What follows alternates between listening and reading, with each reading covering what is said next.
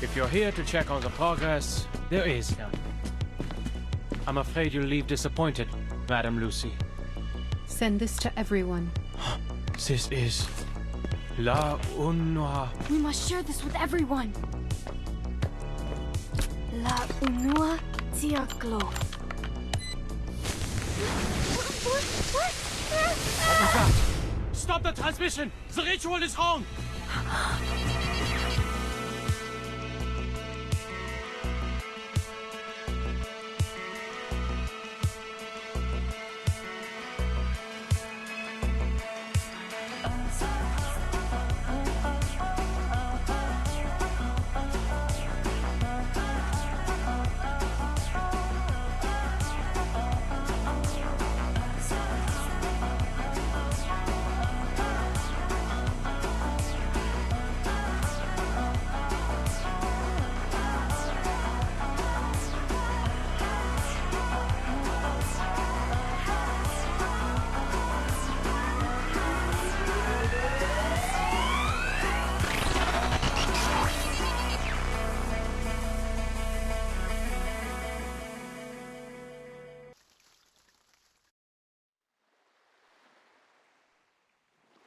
Mama, I have a question.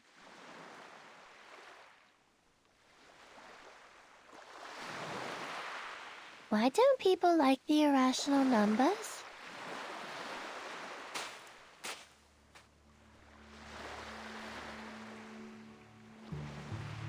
Do you feel the same about them, 37?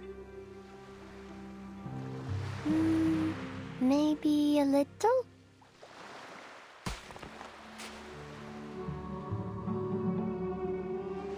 You see, Mama, I can count to 3 and to 17, but I can never count to something like 0.01000100001, let alone use it in calculations.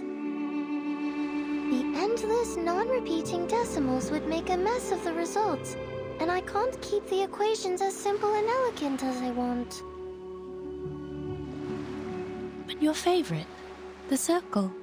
The ratio of its circumference to diameter is also an irrational number, is it not? Pi is special. I know how it was found and what it represents, so I trust it and use it in my calculations. The same with e, logarithm 2, and root 2. But not many irrational numbers are this convenient to work with. Some have no patterns, no simplest forms, and no end. I can't work out their digits, write them out, or calculate them. Not only are they impossible to pinpoint on the number axis, but there's an infinite amount of these irrational numbers.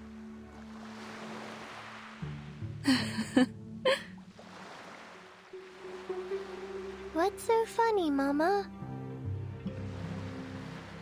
You're a clever, silly goose, my dear. You don't dislike them, You just don't understand them enough.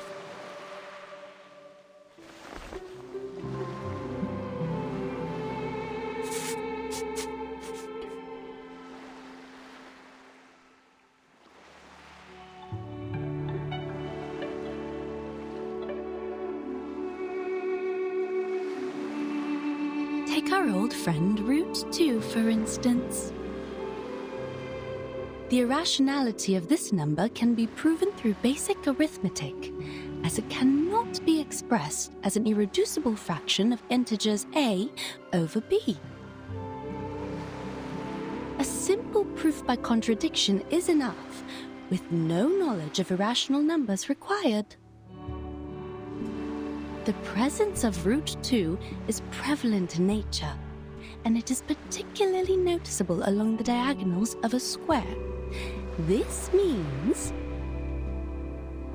Oh, I know! This means the system built solely on the ratio of integers was flawed.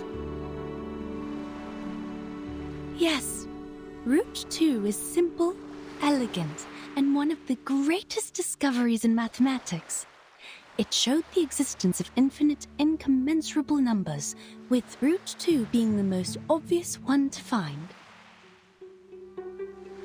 This was how the Tower of Old Ideas crumbled, paving the way for revolutionary breakthroughs that catapulted mathematical analysis into uncharted frontiers. We discovered a kingdom beyond our traditional methods, one that's immeasurable, incommensurable, and inexhaustible. And the key to its gates is hidden in plain sight, in the diagonal of a square. A kingdom of irrationality.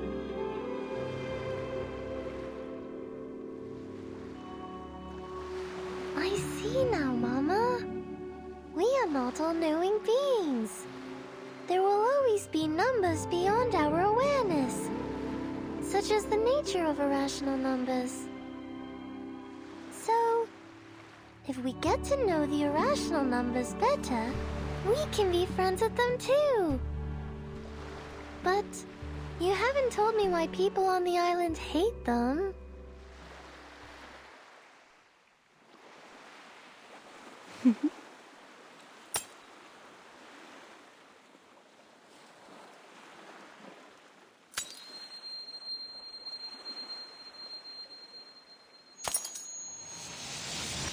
Mama?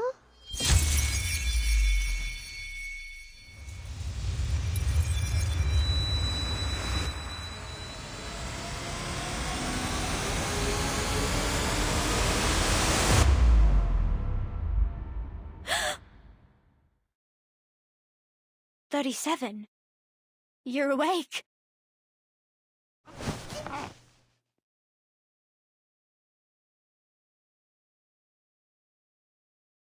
Sophia? How long was I out? You've been in a coma for a week.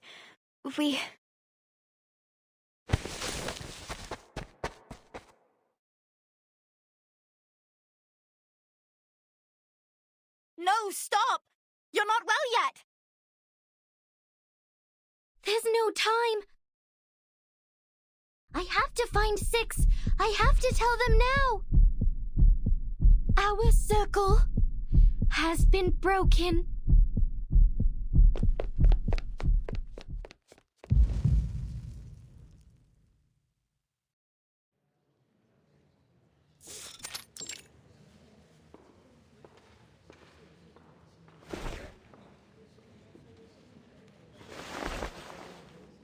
Nothing's happening.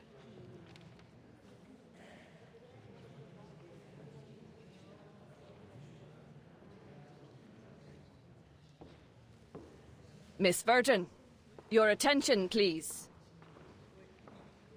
This is a public inquiry, and your answer determines the fate of you and your friends.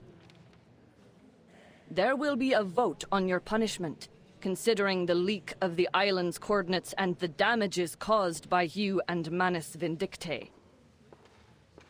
Yet, In the past 2 hours, you've looked at your watch 10 times. Forgive me for being blunt. What could possibly bother you more than your sentence? My apologies.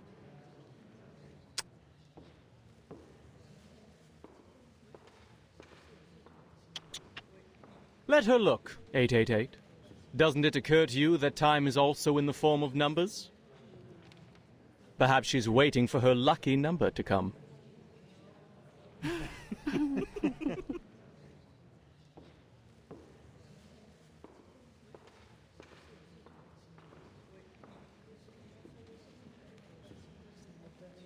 Besides, what conclusions have the good people here made? We were brought together in this great hall today, for misfortunes have struck us in the past week. Manus followers were found dead in our sacred place, the Gorgon current was cut off, and a human army has invaded our land. There are also the territorial disputes, the threats from external powers, and the conflicts between our guests. As you can see, our guests have brought us quite the unexpected gifts. They will give us their explanations. But whose words should we trust? Those of the Foundation or Manus Vindicte?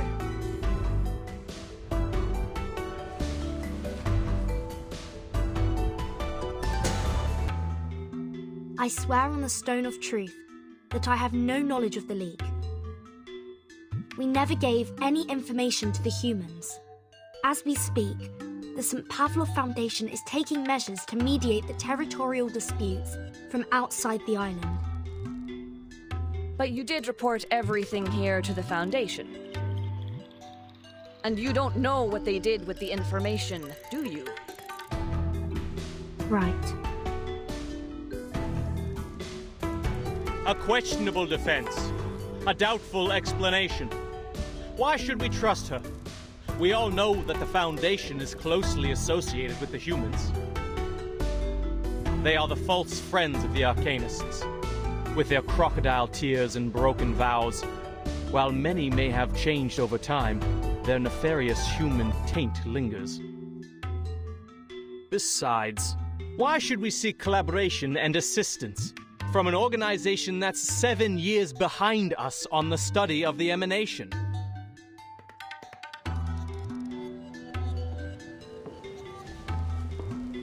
But rush not, brothers and sisters. The moment of decision has not yet arrived. Let's give our old friend Manus Vindicte a fair and equal hearing before casting our pebbles into the pot.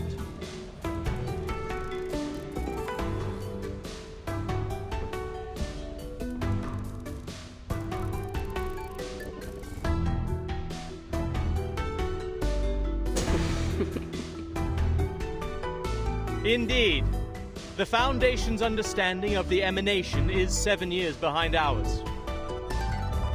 However, our Manus friends here are unable to speak at all, let alone understand complex mathematical principles. Please enlighten us, Miss Arcana. Why were swaths of your followers found dead at the door of our sacred place? Did our math lessons drive them to madness, causing them to bash their heads against the gates of truth like martyrs? So it would seem. What?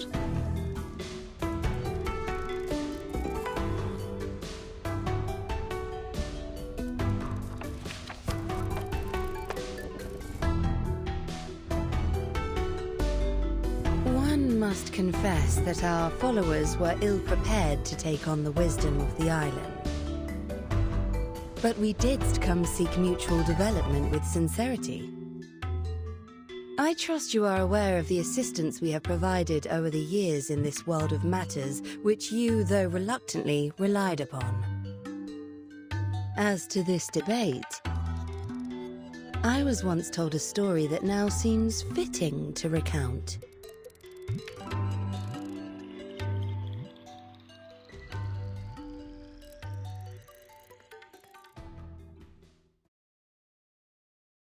Pray, share with us.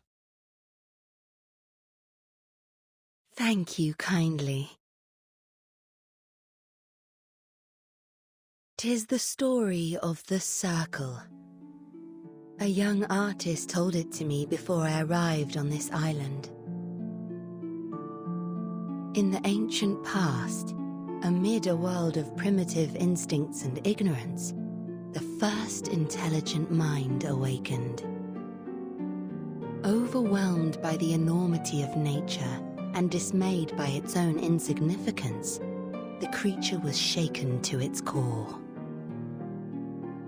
In an act of defiance, it drew a magic circle, shielding its powerless self from the formidable world beyond. This was the first magic, when the primitive man mastered the pneuma within and wielded it against the relentless forces of nature. In that process, man hath gained a deeper understanding of the boundaries and limitations of its power. This is the tale of the first circle.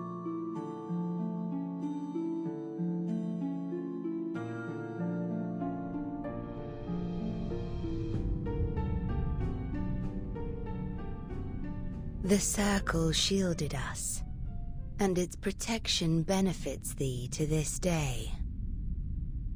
What I find intriguing in this story: man hath established its existence, recognized its boundaries, and learned the purpose of life, all by relying upon this very circle.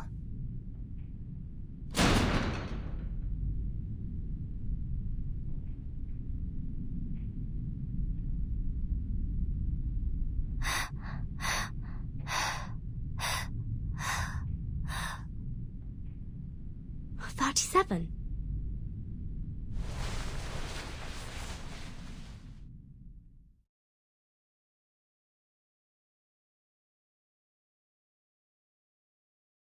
What's wrong, 37? The island.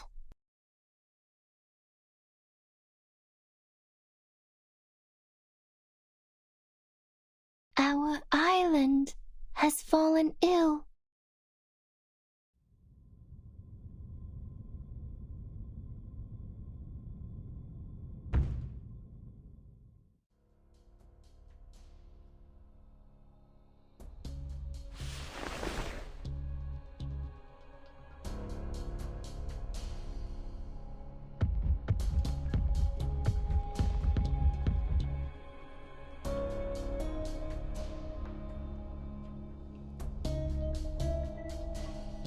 Ah!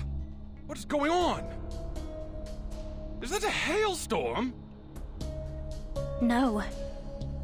I don't think so.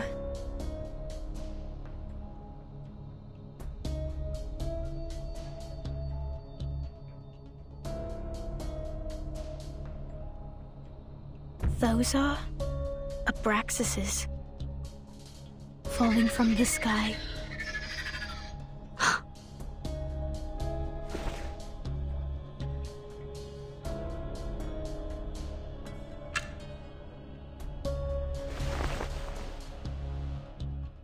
It's the storm. The storm of this era is here.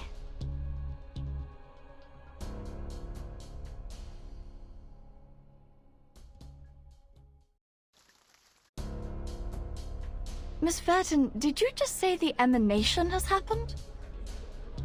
Just now? More precisely, its 24-hour countdown has begun. There's always a buffer period before the storm, during which the storm syndrome gradually spreads from the critical point across the globe. The symptoms are different every time, and we have yet to discern a pattern. With the help of Laplace Scientific Computing Center, the best we can do now is to send a 24-hour warning prior to the storm.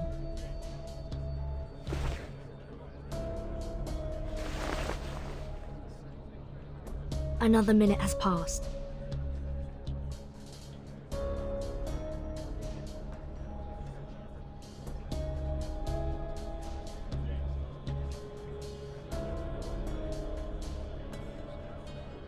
Please remain seated, everyone. We are still in the middle of a vote. The emanation holds no influence on this island.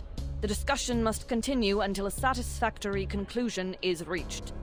No other subjects shall be brought up until then.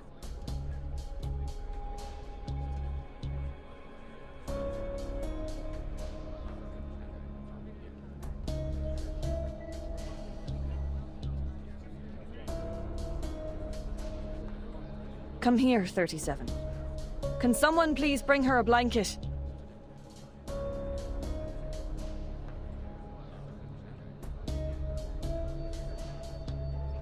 "42. Go with Sophia and check on those Abraxases.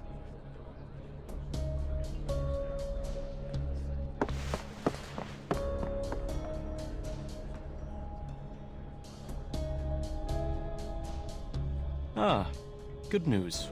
Good news indeed. We are freed from the pain of choosing whom to blame, are we not? What?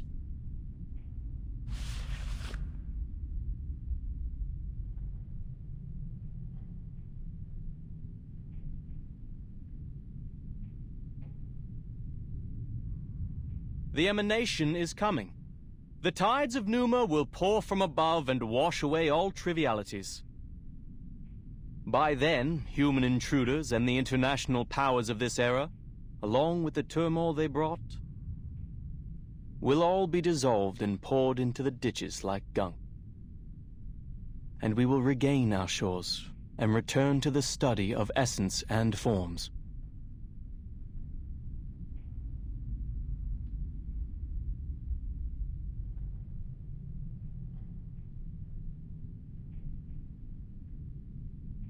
No, it's different this time.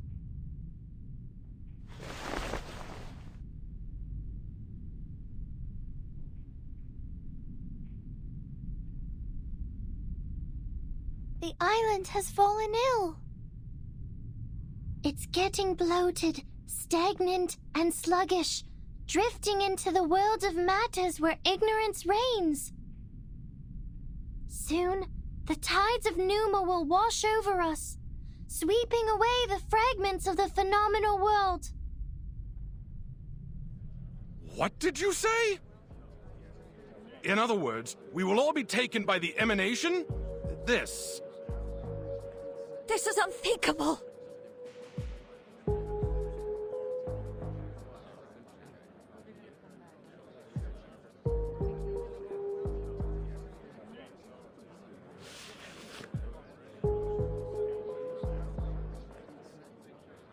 "37, you just woke up from a coma. You're not well. Why don't you take another rest?" No time for that. I'm here to warn you. The Piron is gone. I can no longer sense it. This has never happened before. Why are you so surprised, 37?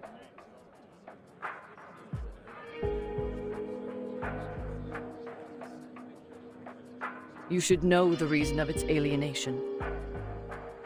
You brought outsiders to the sacred place. You betrayed the scripture's teachings and angered a Piron.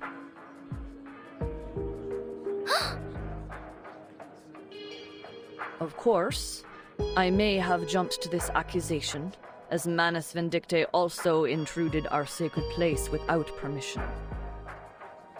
People, as of now, there's no proof that the emanation will influence the island. 37's account is lacking. And we are still plagued by suspicions, accusations, and the damages done to our home. We are to proceed with the hearing and reach a final verdict on both the Foundation and Manus Vindictae.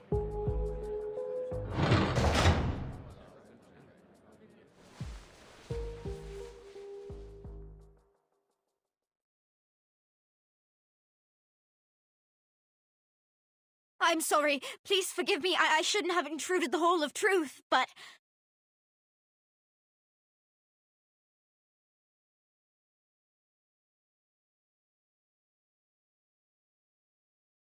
Sophia, Weren't you and 42 checking on the Abraxases?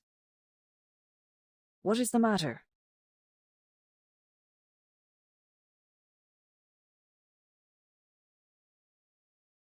The Abraxases don't look right.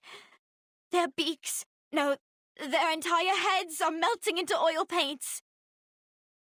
And 42, we were on the beach, suddenly he...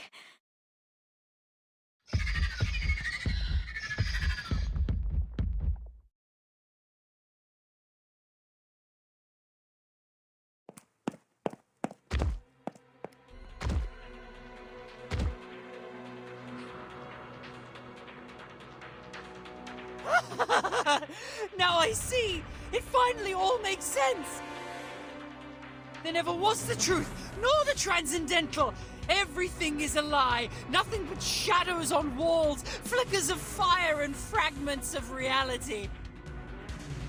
No one will survive the oblivion! The island will be destroyed amid its conflict!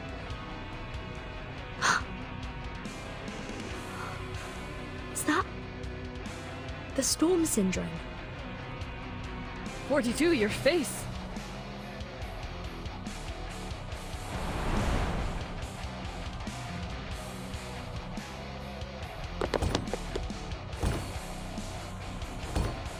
No one!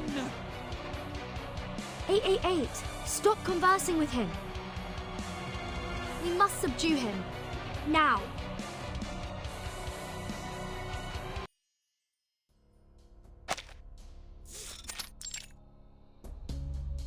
He has the storm syndrome. Please, listen everyone. 37 is right. Something's changed on this island. Your immunity to the emanation has been weakened.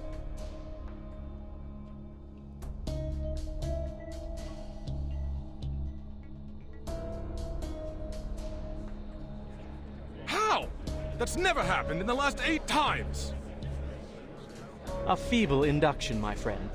Just because you've never seen a purple cow doesn't mean it doesn't exist. Must we talk of logic now? 42 has literally been emanated. First the army, then the emanation. Everything's been falling apart since the outsiders arrived on this island. The Foundation and Manus Vindictae. One of them must answer for this.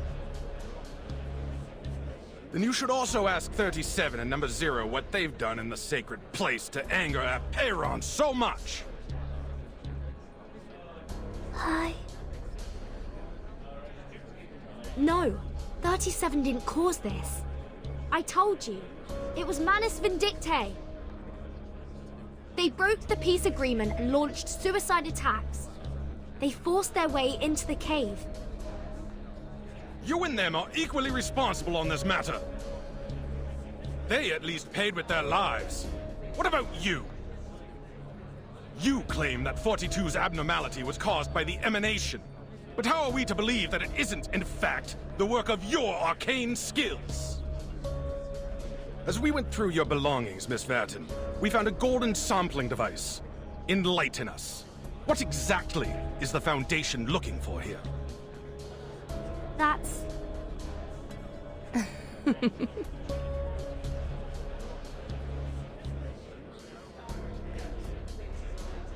Good, Vertin, good. Let the confrontations be louder and the struggles be harder. I wonder what shall come of this. Silence.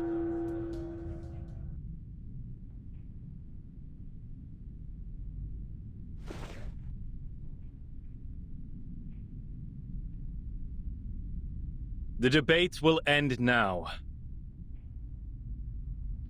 Since we were unable to come to an agreement, further discussion is pointless. There are more pressing matters to attend to. This will be the end of the assembly, and my decision will be the final ruling. I demand that both parties leave this island at once.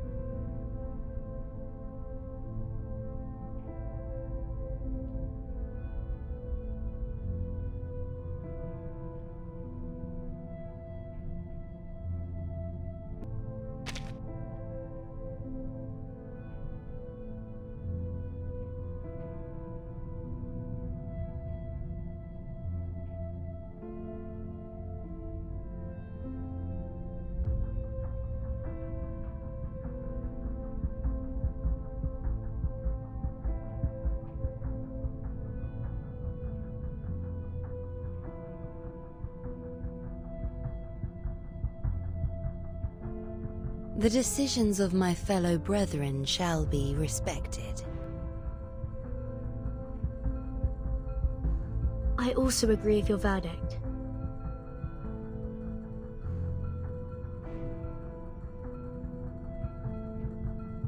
But may I ask for one small doubt to be dispelled? Miss Vertin and I will depart ere long. Do you truly not desire aid from us? You're kind to ask, miss. It is true that our circle has been disturbed, but we see it as a mere turbulence of the phenomenal world. He who holds the compass decides the circle. This will not shift the center of our focus, nor change the shape of our beliefs.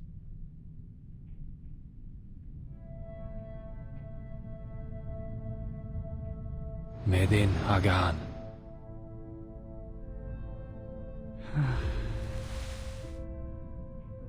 He purged the storm syndrome with an arcane skill. I never thought it would be possible.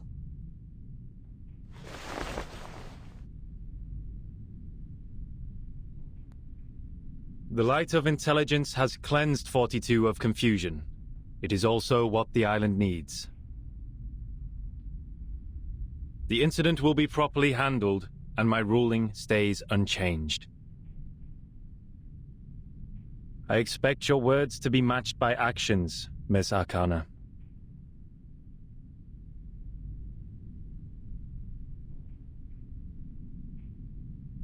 Certainly.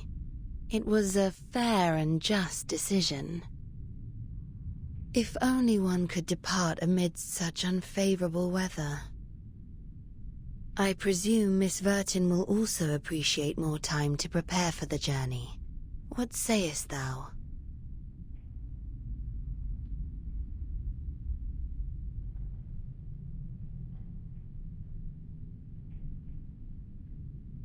The hourglass empties in 2 hours. Please leave before that. Thank you for your thoughtful consideration.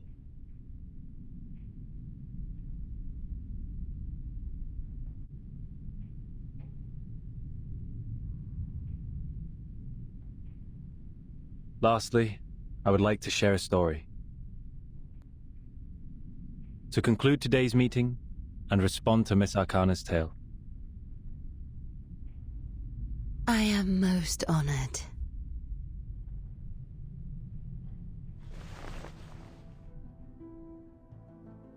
I too have heard the story of the first circle, but in my version, more followed. The first of man were intimidated by the enormity of nature and constantly tried to defy and escape it. Our ancestors, however, had the opposite reaction. They found solace in nature, which welcomed them with a nourishing embrace, sharing its vastness and sublimity without reservation. It was the perfect harmony, the moment the circle ceased to represent confrontation and avoidance. As we bathed in Apollo's illumination and wandered the tranquil shores, our souls resonated, and we were lifted to a higher wisdom. This was how we conquered our fears, emerged from ignorance, and allowed ourselves to indulge on the essence and forms. This was the rise of the classic man.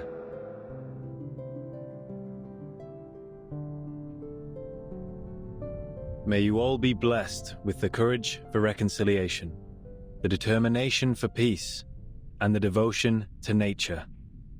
Qualities no less noble than caution and defiance.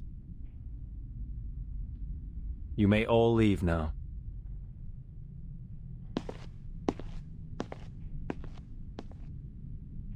Please, just a moment.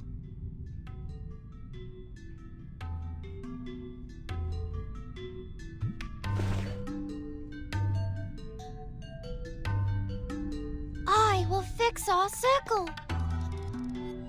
888 was right. I have enraged Aperon. I am responsible. I will go back to the sacred place, pass its test, and ask it to share the divine light of Gnosis so we can learn the truth about the essence. I will make up for what I've done. I promise.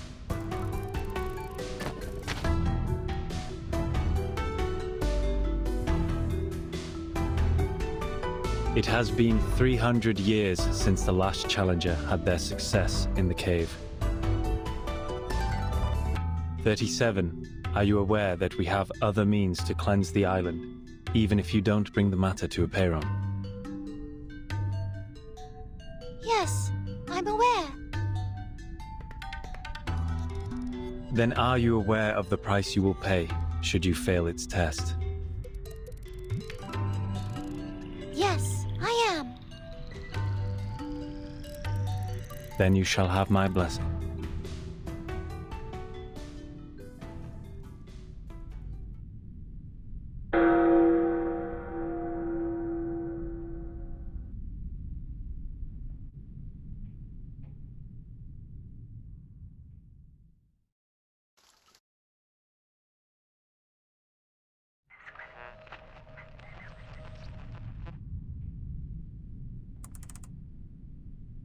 The headquarters has issued a notice. The critical point of the storm is in Vienna.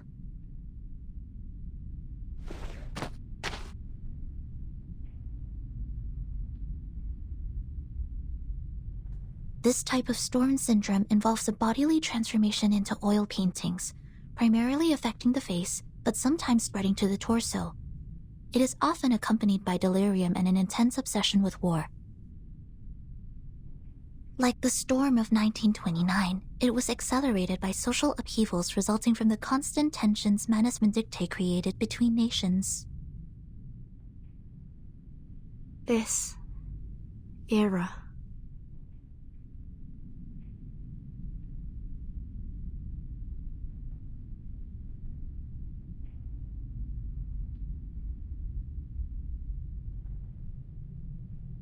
This is absurd.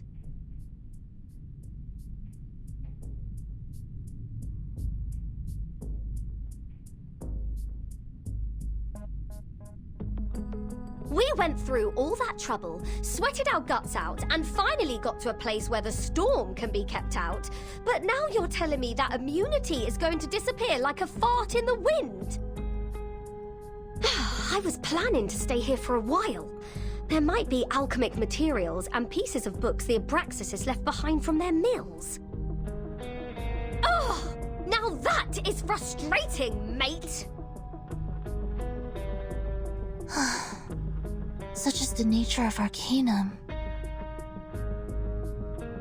The immunity hasn't disappeared. It's just waning. For now, only the beach has lost the effect. We're still safe around the Hall of Aperon. But there's no guarantee that we'll be safe here forever, right? Reminds me of Xeno's survival test. Sinetto and I talked about this. We think the island is protected by a large-scale arcane ritual.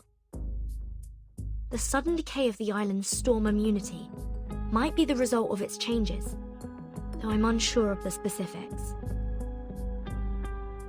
Those people are doing something about it, right? That leader with the rockstar hair, shouldn't he be taking action by now? Six has gathered all integers after the assembly. They're going to perform a mass cleansing ceremony. 37 also mentioned a test. I think they have more than one way to deal with the changes. To the best of this apple's knowledge, secluded pure-blood arcanist groups often have rituals that they keep to themselves. These islanders impart truths based on intellect and rationality, yet their doctrines are highly religious. Perhaps their arcane skills are passed down in a religious manner. Oh, very mysterious, very arcane. I hope they're not all huddled together doing a math at a time like this. And I'm more worried about us, Capitan.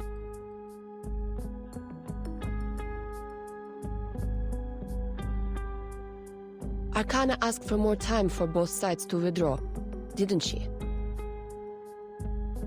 Yes. 6 gave us 2 hours to leave. That is to say...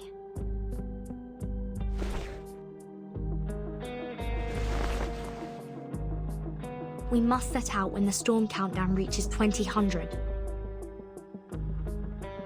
And before that, the stone bangle on your wrist still works, right?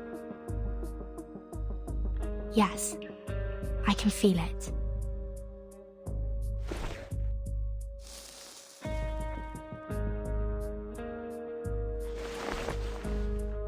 It would scold me whenever I thought about going to war with them. Huh, I see. So we only have 2 hours for the plan. Plan? What plan? Aren't we sneaking away from all this? Sorry, Regulus. Your accommodation was a long way from ours, so we haven't given you the latest updates. To put it simply... Where are you going?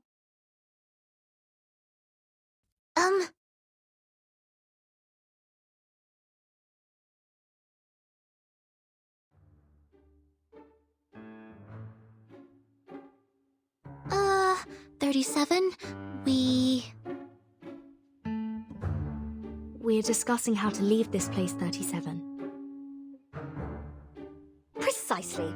I was just about to say, your chief wants us gone in a jiffy, but we don't even have a piece of wood to sail with. Vertin is sizing us up to see if we can fit in her suitcase. She's going to swim across the Aegean Sea using her tiny arms. Right, Vertin?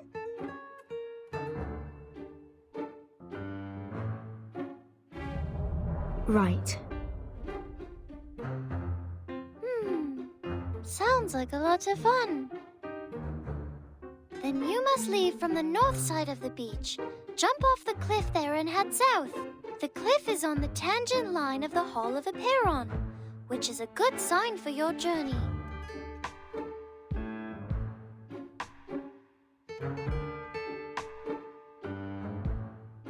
I will show you where to jump, but you'll have to wait till Vertin and I return. Me? Where are we going? What kind of question is that? The only place worth going.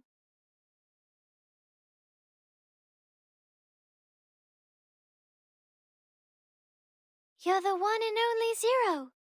We'll go see Aperon together.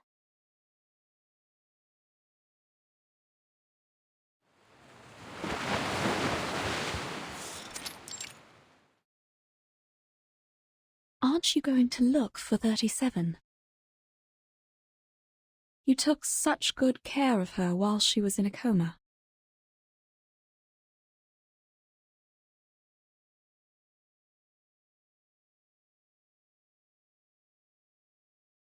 I don't know.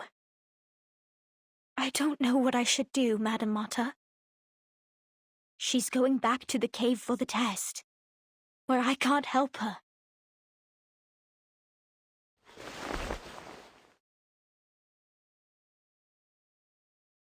All I can do is pray for her, for I have no adequate knowledge or power to assist her. As ever. Perhaps you needn't worry so much. 37 is the one favored by truth. She will be fine. I know. It's just...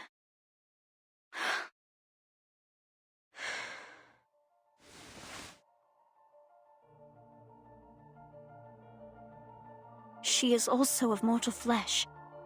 She could get hurt, bleed, or die.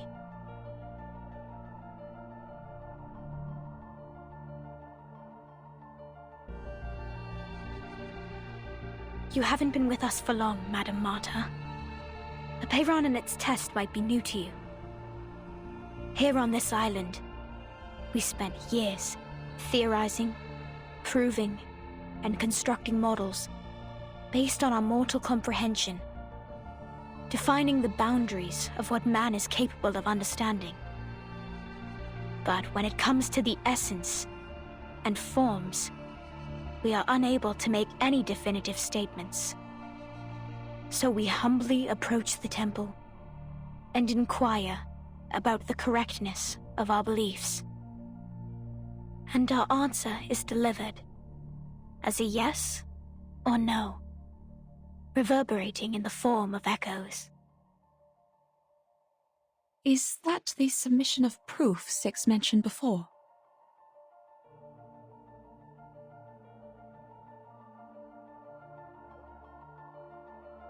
Validating one's essence and soul with a number, and verifying the authenticity of one's claims are simple feats for us. But Apeiron's test is different. Those who succeed will obtain the transcendental truth. Those who fail will pay a terrible price.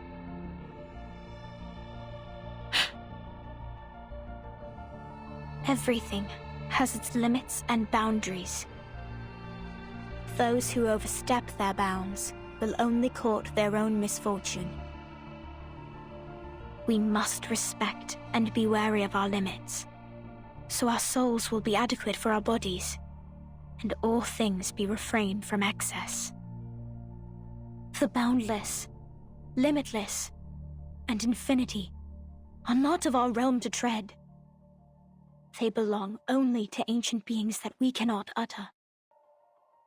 We can only stand in awe, offering our admiration, humility, and reverence. Now 37 is going to knock on its door and ask to be indulged with the transcendental truth.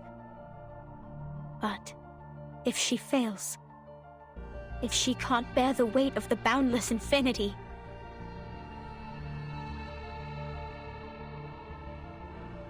I wish I knew a better way, or could even do it in her place. But only she can do it.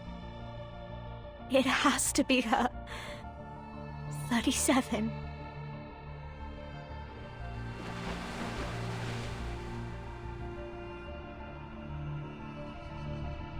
I'm sure this is the perfect solution to finally put an end to all our problems.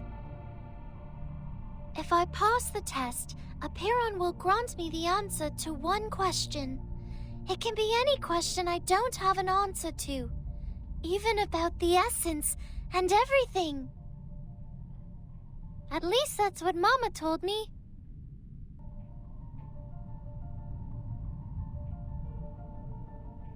I just have to choose the right question to ask, and we will be rid of all the troubles, whether it be the emanation, the turmoil of the phenomenal world, or the dangers threatening the island. All will be gone. I have Six's blessing. He agrees with me. So, Vertin... Not so fast. You can't just steal away our helmswoman like that. This thing, it's too good to be without any risks, don't you think? What if Vertin doesn't make it back, huh? Who's going to swim us across the sea then? It could be risky, but not for Vertin, only for me. 0 multiplied by any number will still be 0. And we have validated that proof. Well, that's not good enough for this pirate. Besides, Vertin doesn't seem like a 0 to me. It's okay, Regulus. I think I'll be safe there. But 37, isn't this a sacred test for your people? I've never taken the oath. I'm not one of you. That does not matter, Vertin.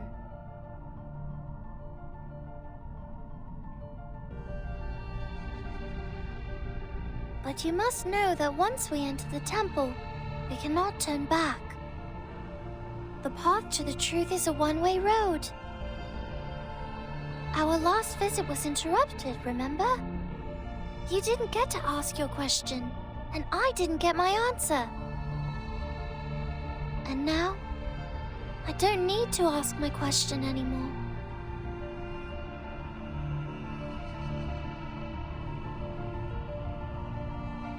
You and your friends were right, Vertin. The discord in the phenomenal world does have an effect on essence and forms. No one can argue against this when facing the emanation. But there's more I'd like to know, and I believe you feel the same. I will tell Six that you're coming with me. I will tell everyone and persuade them, because this is the right thing to do.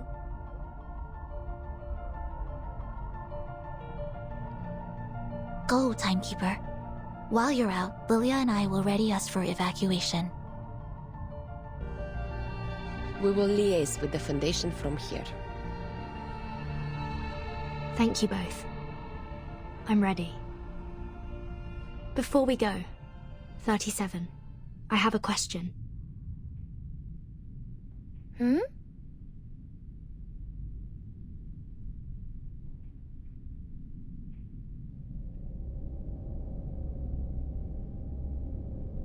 You just said that a Piran will grant an answer to whoever passes the test. Will it answer my question? If I asked for a way to become immune to the storm?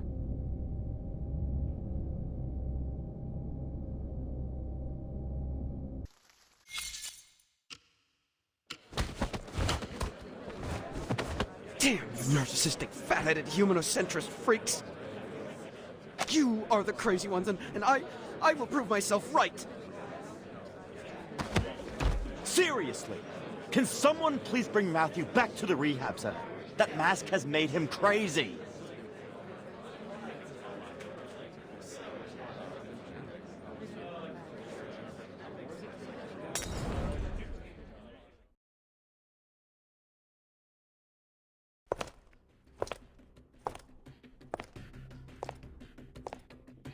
Any progress?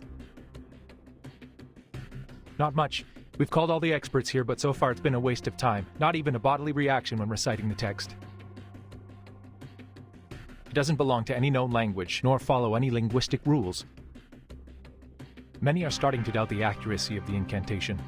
After all, it was copied down by a novice investigator with her arcane skill, not her supervisor.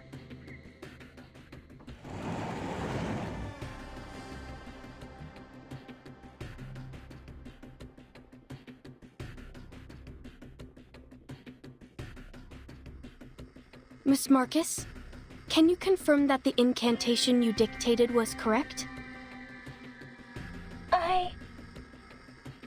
We also learned that you witnessed a visual recording of Arcana performing her arcane skill, depicted through images recreated by a pure-blooded arcanist.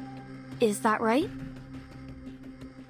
Yes, to be precise, I saw it in the memories of Isolde, a former member of Manus Vindicte, using Miss Cacanya's arcane mirror.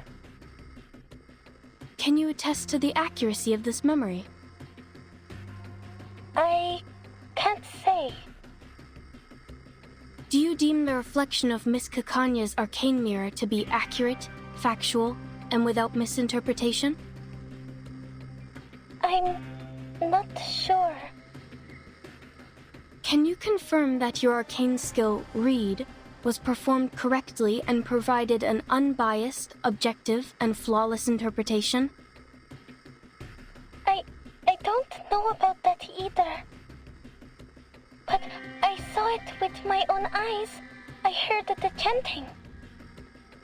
I don't know what language that was, but that's how I heard it, and I've written it down phonetically. Please calm down. We are only verifying the details. The Foundation has dispatched a special operations squad to you in Vienna. Please make sure the 2 other arcanists involved will return to the Foundation with you. I understood.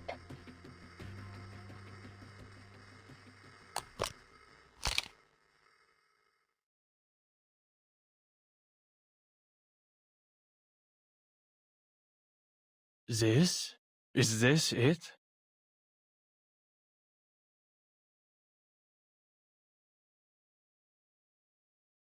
An ancient miracle, a circle of salvation. Euna seco. Atuna psycho? An inexplicable incantation transcribed by an arcanist based on what she saw in the memory of another arcanist recreated by yet another arcanist. That's as convoluted as a dream within a dream within a dream. To think they wanted an objective restoration.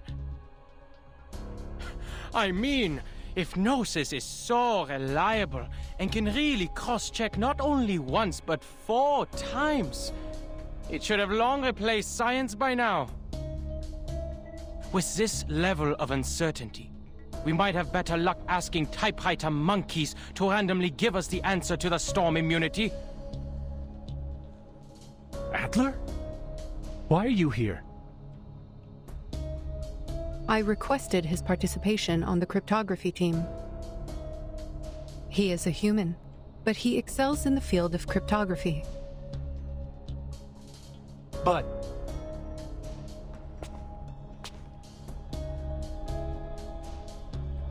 And why can't I be here? Is it because Greta Hoffman's my sister?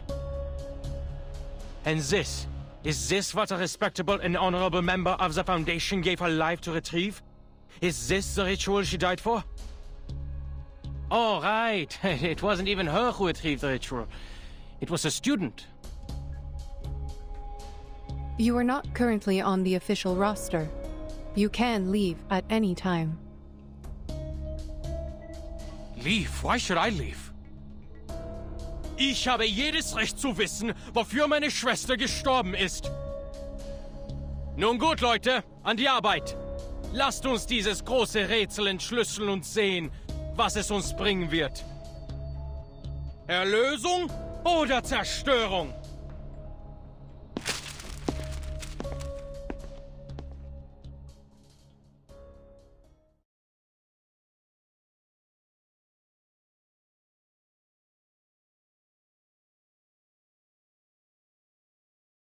Return to your stations, please. Let us not dismiss its credibility until we have exhausted every possibility. Also,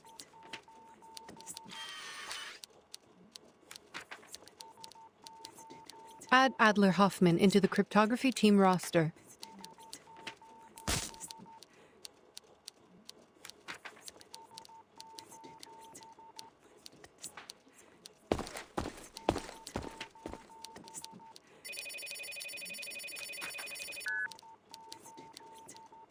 Storm Observation and Research Center. Noted. I will make sure Miss Lucy is aware of that.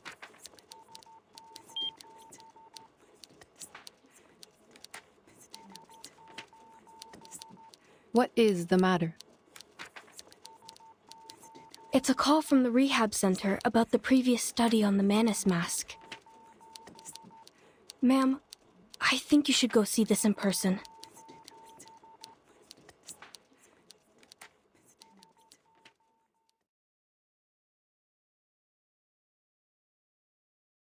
Very good, Matthew. Now tell us, what did you hear?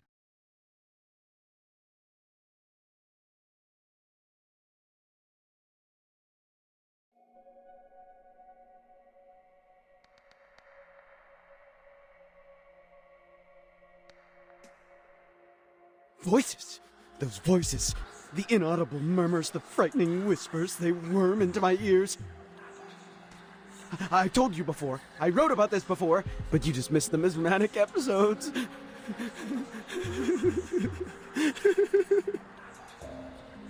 Did you put on the mask? Yes. How else would I know that I was right? And now I know. And never ever heard them so clearly. They are screaming inside my head. They're temptations. They're promises. I just have to let go of my brain. Can you hear it? The benevolent mother is speaking!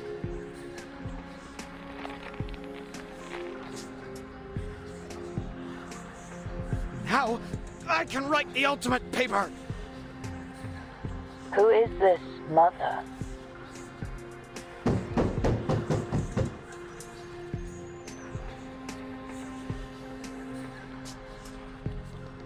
No! I can't say anymore! They see me! They've come for me! Kill me! Kill me now!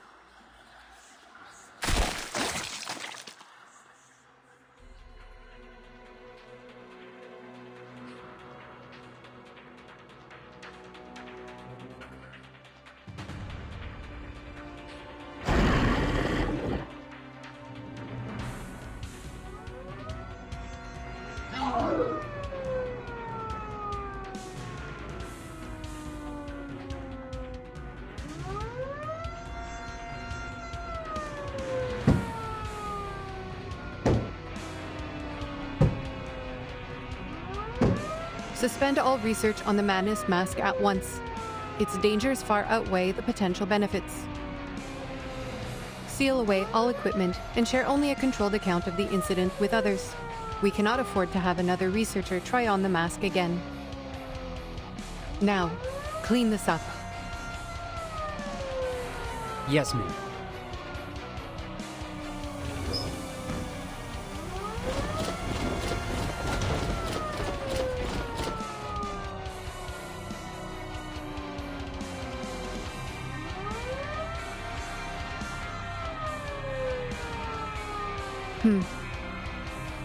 Another dead end.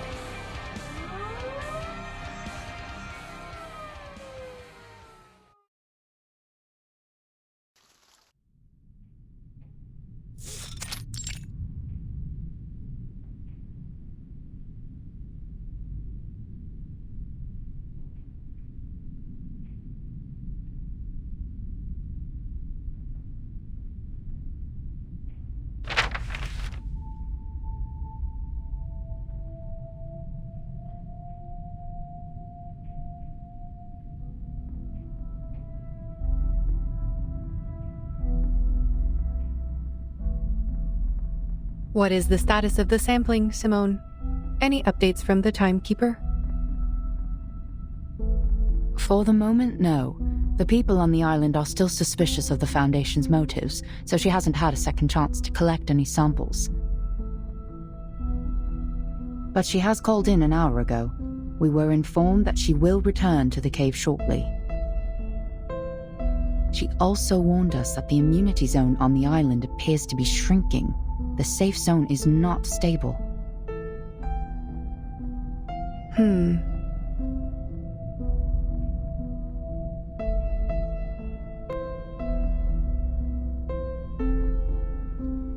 Mom, have you noticed something? They are unrelated, Simone. The mask and the incantation are indeed related to Manus Vindictae, but they are unrelated to each other.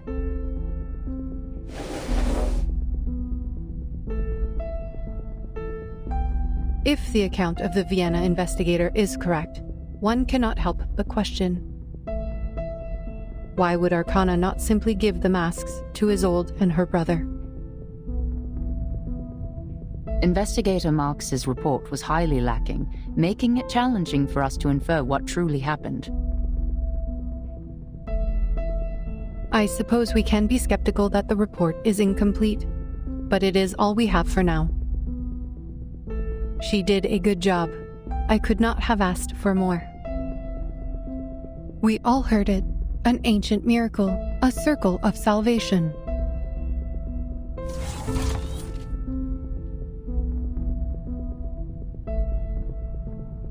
The leader of Manus Vindictae promised a miracle, but the mask is far from it.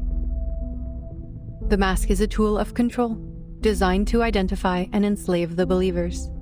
Matthew has demonstrated its effects for us. But this ritual is different. Do you mean the ritual is more sophisticated than the mask?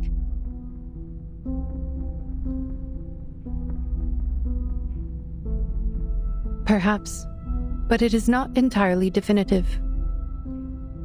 The investigators in Vienna completed their mission spectacularly, and now Matthew has proven that the mask is useless for our purposes. Its immunity was only a cover for its other functions. And the mask has powerful and irreversible side effects. Even if we find out how it protects the wearer from the storm, we cannot use it on our colleagues.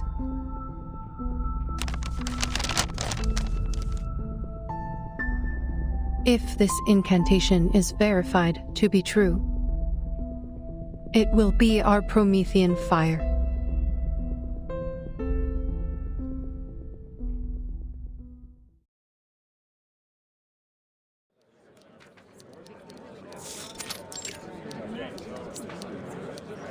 This ritual is useless to us. Save yourself the trouble. We're not getting anywhere with this. What?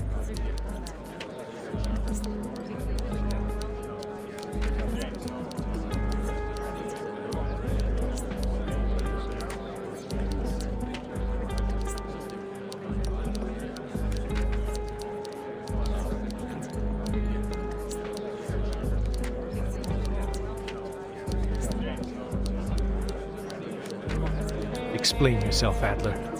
What do you mean the ritual is useless? You barely sat down. My coffee's still hot.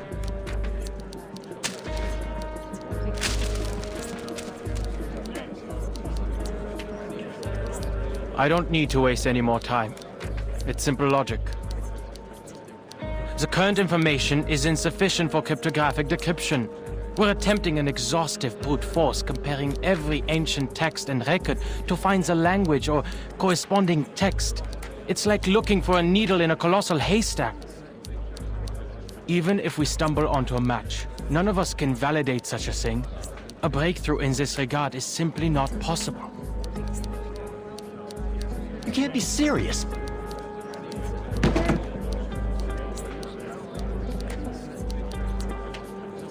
And what is the basis of your reasoning? Have you figured out the mechanics behind the ritual?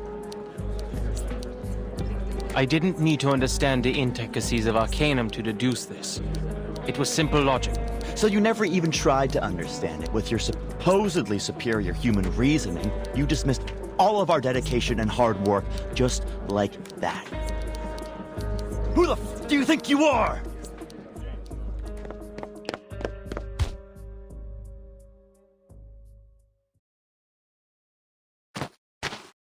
What?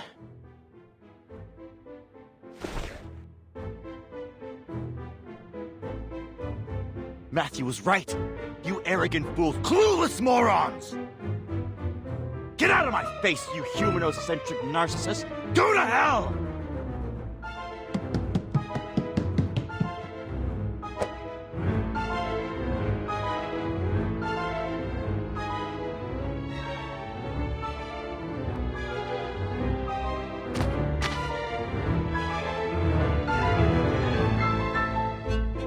Was this really necessary?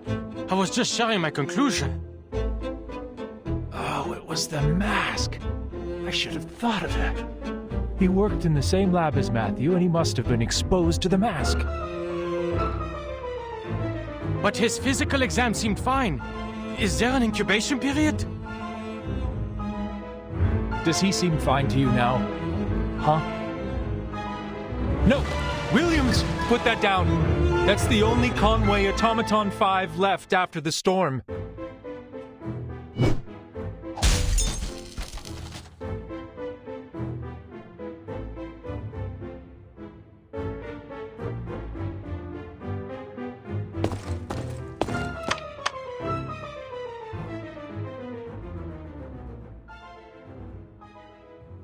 Security! Security! We've got a code red!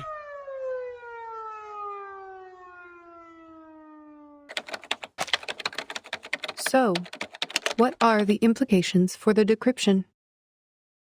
There were no unintended consequences. We were able to control Williams in time, and the Conway Automaton 5 he destroyed wasn't useful to our work anyway. I am glad you kept the damages to a minimum.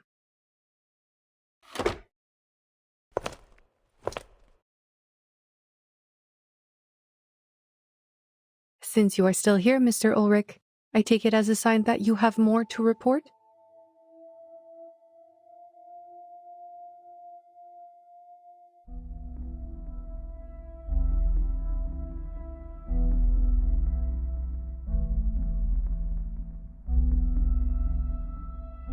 Williams was merely an accident, ma'am, but Adler is a loose cannon on the team.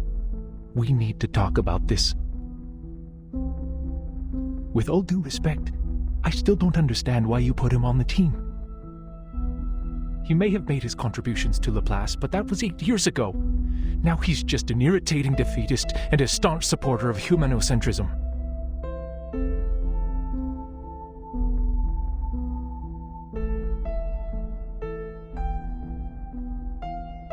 He never understood the Arcanum, or tried. He's still stuck in the time before the first storm and refuses to acknowledge that his small, beautiful world is gone. How can someone like that help us?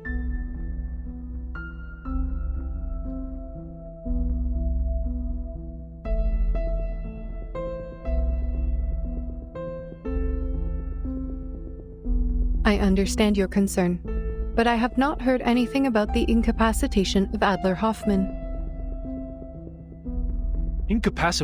What? He got a few scratches at most. The guy barely touched him. So he is fine. I am glad we agree. Is there anything else you would like to report?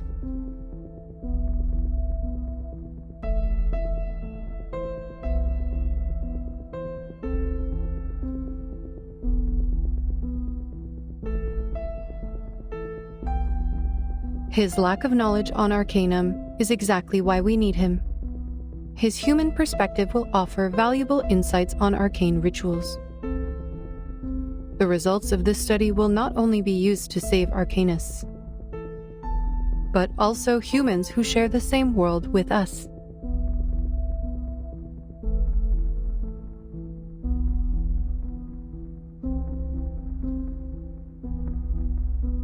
We are racing against the clock, mister, and your report on personal disputes and racial conflicts has wasted 2 minutes and 37 seconds of our time. If he refuses to cooperate, you have every right to remove him from the team. That is your responsibility. Oh.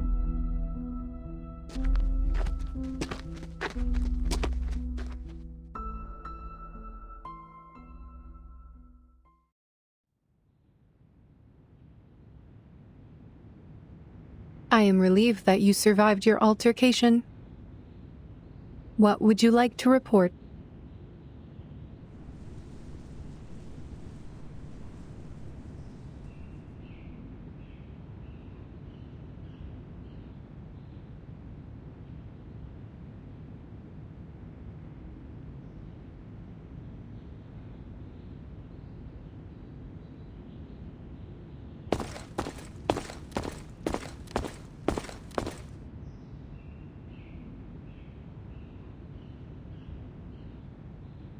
I'm fed up with wasting time, ma'am.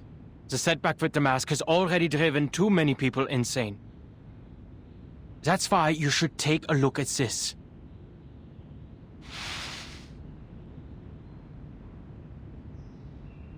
I can logically deduce that our current direction is another dead end. The incantation isn't long enough for cryptographic decryption. We will have to turn to ancient records. Perhaps we'll find something in age-old manuscripts, in tablet inscriptions, or in the memories of powerful arcanists.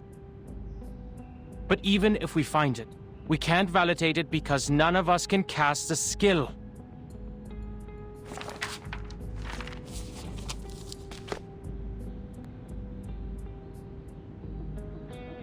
Low-ranking arcanists can't cast high-ranking skills, even if they know the exact pronunciation and meaning of the incantation.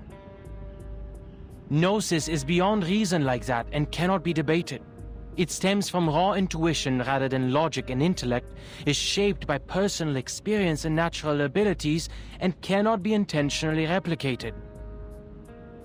And the most determining factor, it relies on the arcanist's purity of blood.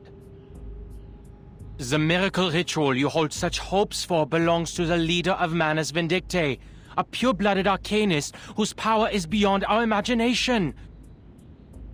It's like asking a toddler to solve Goldbach's conjecture. It's completely beyond the boundaries of our limits. But you are not an arcanist. Why should you play by their rules?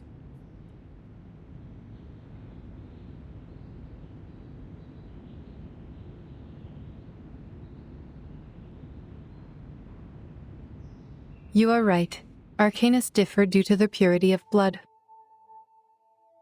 Researcher Medicine Pocket has already reported the linear correlation between the bloodline of an arcanist and their abilities, and has drawn a conclusion 10 times more extreme.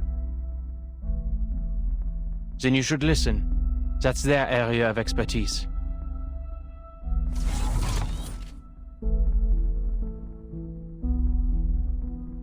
We know that our cryptographers do not have the power to validate the ritual. And we do not expect you to do that. All I ask of you is to come up with a feasible plan and to do it as a team.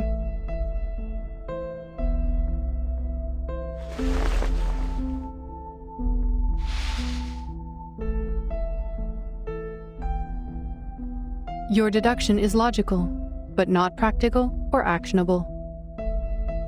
So I should return this to you. What?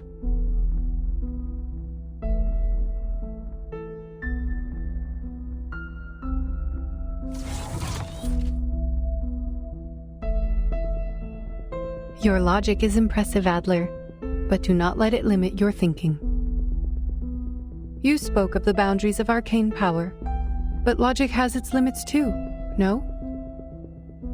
Knowledge can be obtained through various means, such as intuition, logical reasoning, empirical observations, and teachings from others. Your team is not the only one cracking the ritual through their own means. If you fail, we will turn to the others, and if that approach is wrong, we will try another. If no solution is found before the storm, we will simply wait for the next one.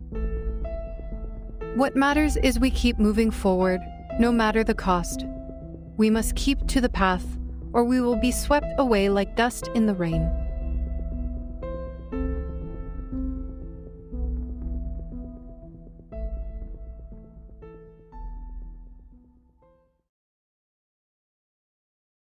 If one team fails, you can still turn to the others. Warum denn? Warum musste es Greta sein?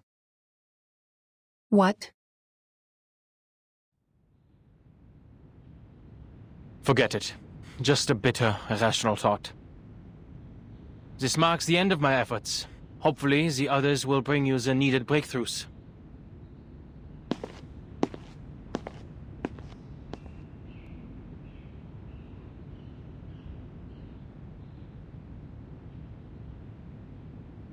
You've been waiting here for a while. Are you expecting someone? You aren't the type to waste time listening to us whine, so there must be something here worthy of your attention. Is someone close to a breakthrough? Nothing of the sort. I am recharging. We have a public power outlet here.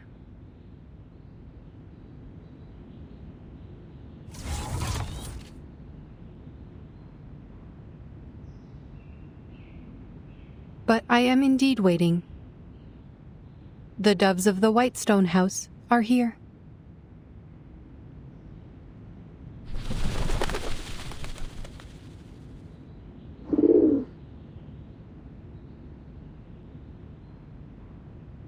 Good. Someone closer to the limit has given us aid.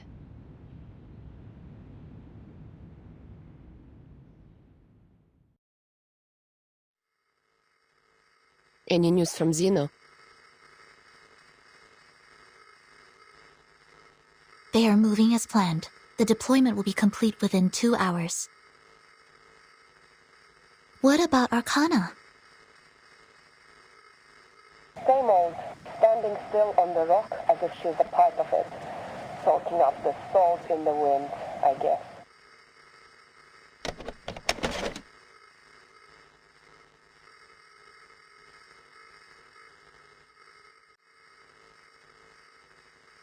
She's found herself a good spot, overlooking all of us from up there.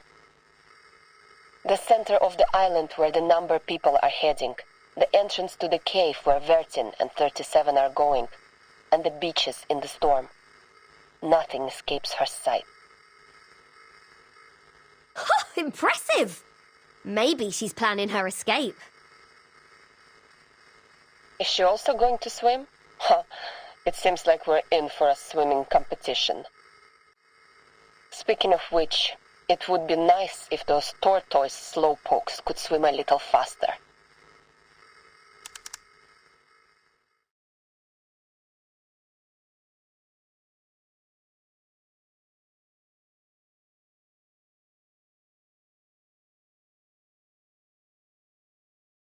Look, Sonetto, I understand your plan now.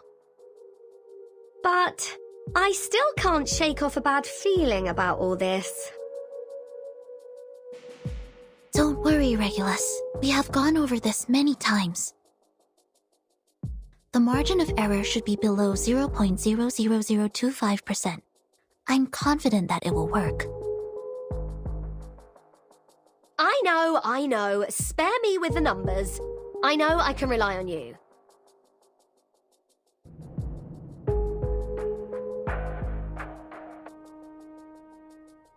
I'm still worried about Vertin. Will she make it back in 2 hours? If she doesn't come back in time, who's going to take charge and guide us? We'll have to steer our own course, won't we? Yes.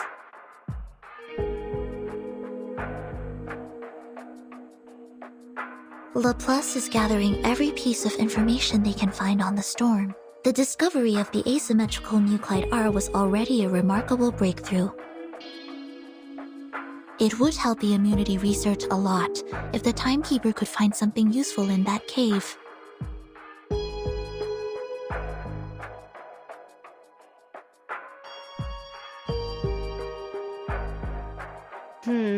I don't think she's going to have a lovely time there, judging by what happened to me last time.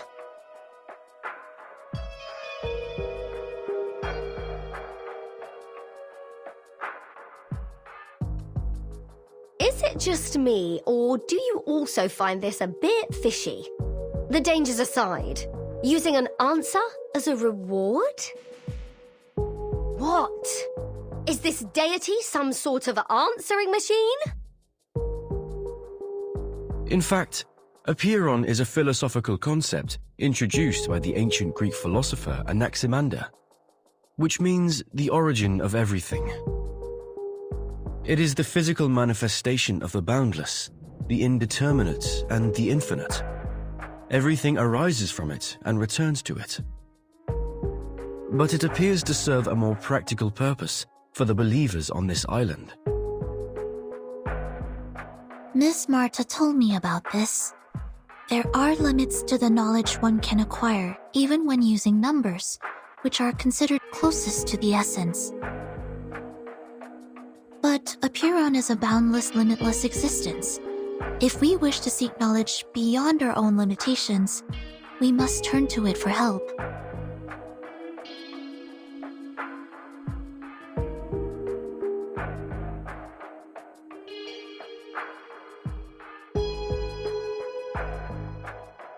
To the best of this apple's recollection, the more ancient, abstract, and intangible an entity is, the more likely it possesses arcane powers beyond our fathom. By communing with the supreme existences through sympathetic magic, worshippers could gain the guidance of their transcendental gnosis. They would, of course, exact a price from the worshippers as well. Price?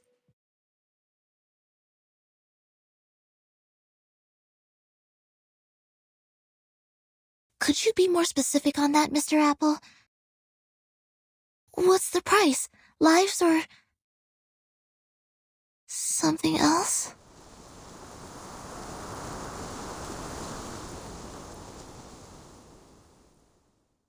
Vertin! Jump over here!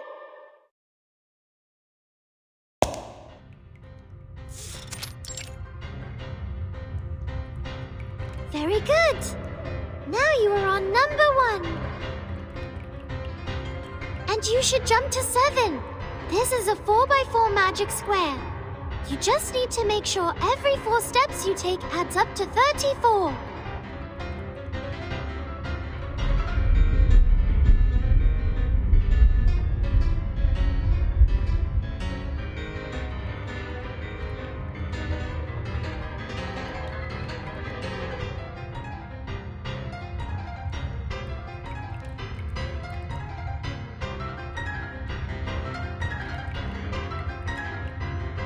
I don't understand, 37. This place was different the last time we were here. It has changed because the test has begun. The path to new knowledge is always harder than verifying a known result. Don't worry. This is like a labyrinth with a Minotaur. There is always a way to the center. But weren't those labyrinth walkers offerings to the Minotaur?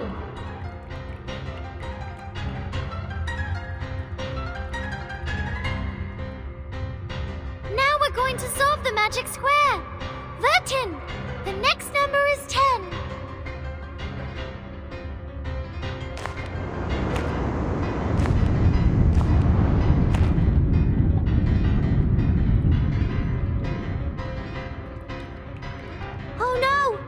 It turned into a magic circle. We have to calculate again. This one's easy. The sum of the numbers on each circle should be equal to the sum of the numbers on its diameter plus the number in the middle. We're just going from a square to a circle. It's not that difficult. You are now on 32. We need to find 17 or 21.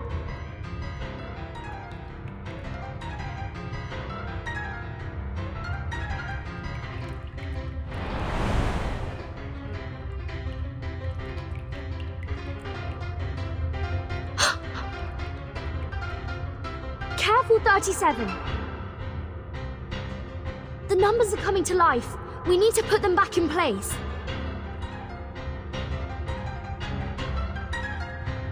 Das comrades.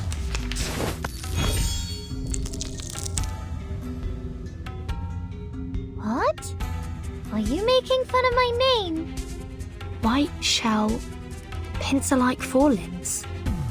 Ah! It deflected my arcane skill! Burton, it's no use attacking 21. Just focus on 9 and 33 instead. Start with the number that has the largest absolute value. 33.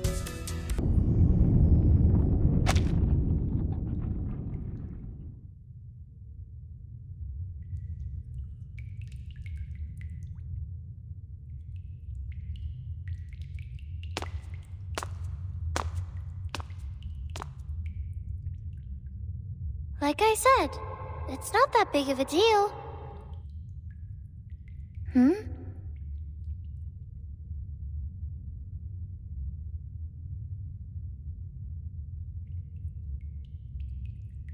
I thought the next question would be the Ford Circle, the Monster Group, or Hilbert's Infinite Grand Hotel. I never thought it would be 6. Hello, 6. Are you the real thing?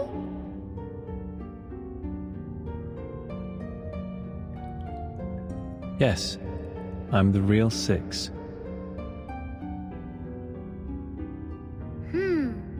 I wouldn't be so sure.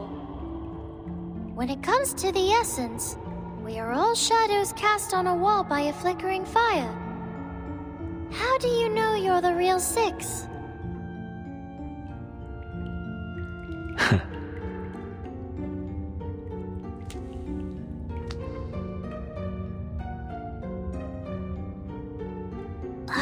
Did you just smile?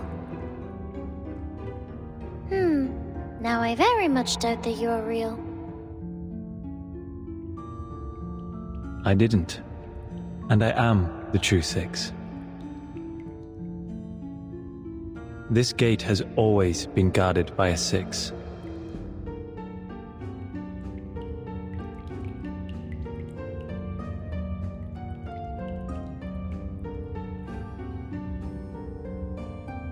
I have a bad feeling about this. I think the question we're about to answer will be very simple. It's just a formality, isn't it? You'll ask a question and let us through. I've seen you do that on other tests before. Formality is also important. No, only the essence is important. Only the forms are important.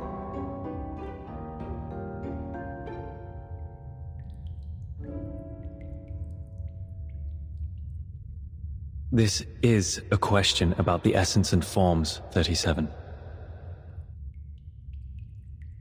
Please pay heed to it. As for Miss Vertin, we only expect you to lend a patient ear. Very well.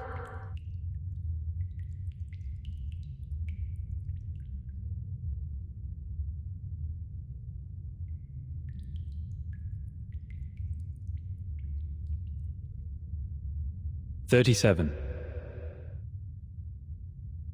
If your pursuit of truth were to lead to the destruction of your faith and beliefs, would you still keep going? What?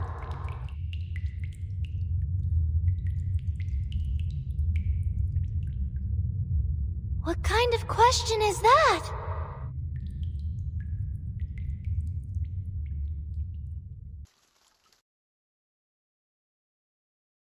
If my pursuit of truth will be the destruction of my beliefs...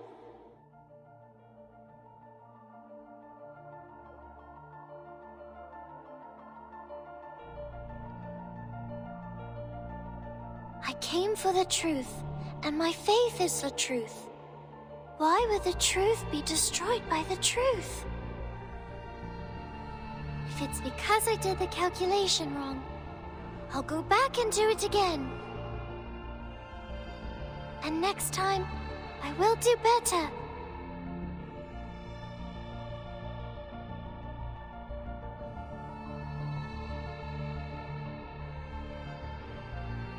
What if the essence of truth is there is no truth? Isn't that also a form of the truth? Its non-existence is an answer in itself, is it not? You're speaking like 210. Are you really 6?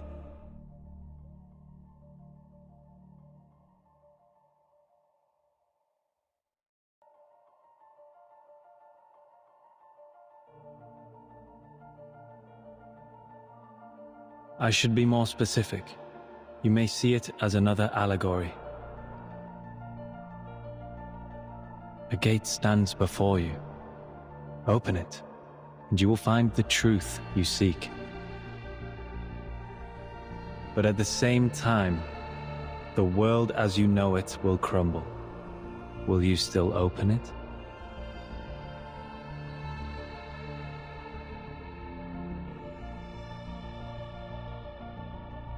Yes. If my world changes because the truth is revealed, doesn't that mean my previous understanding was wrong and should be corrected? If what's behind the gate is really the truth, why would I give up the truth for falsehood?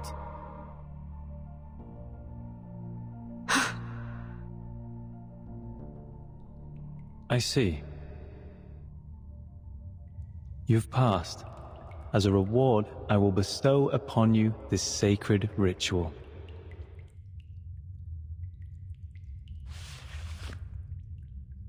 It will bridge the gap between you and the Supreme Existence during communion.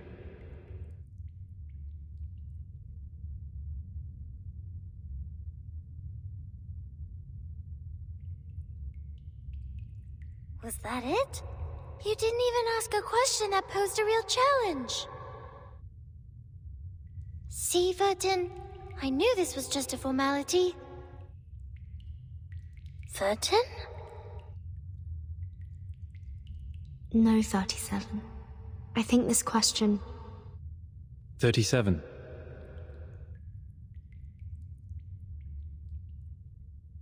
There are some words I'd like to share with you. Not as 6, but myself, who used to live under the name Atticus. We know the story of Socrates' life, how truth and politics are at odds with each other.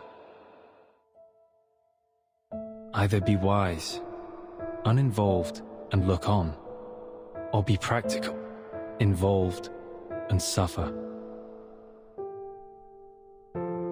I hope you will remember your answer when the defining moment comes for you.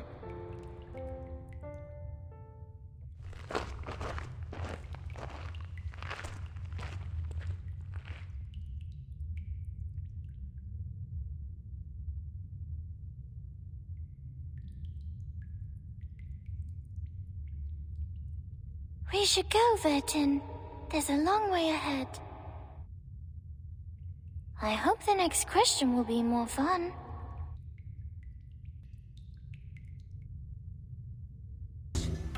Yes! 73! A good number.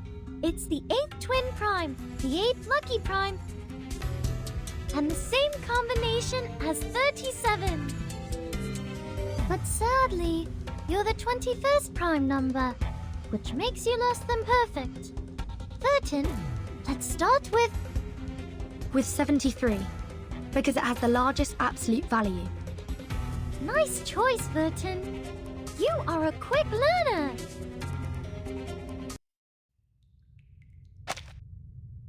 Nothing I haven't expected so far. Just like what Mom told me. They're just games, like skipping rocks, katabos, and hopscotch. I've always been good at games. Look, there's the gate, Vertin. We're almost at the end.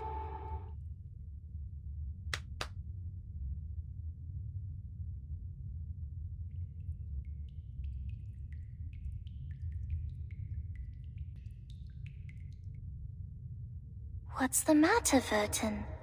You've been quiet since we met 6. But you're number 0, not 6. You have no common factor with him. No. I'm only thinking... What's the question you're going to ask? We've only got one chance.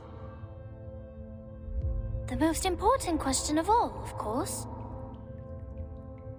About the essence of the emanation, right?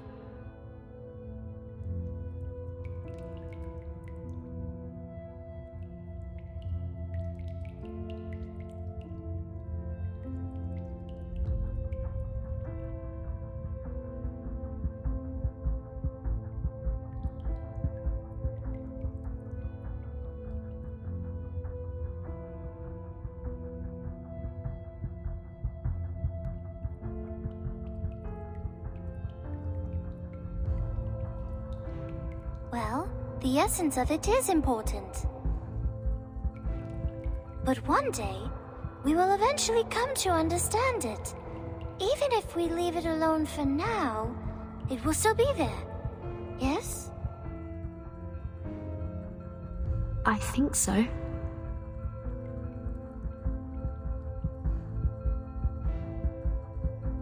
I can't stop thinking about Regulus. Despite being so close to the answer, she turned back in the cave, determined to earn the answer rather than receive it on a silver platter. It's like covering your ears in front of the oracles at Delphi. How typical of an irrational number. But she was also right, wasn't she? None of the precepts forbids one from doing so. People like her may fall behind or get distracted along the way, learning at a slower pace. But in the end, we will all converge. It doesn't matter if some arrive sooner than others. So, are you going to ask something else?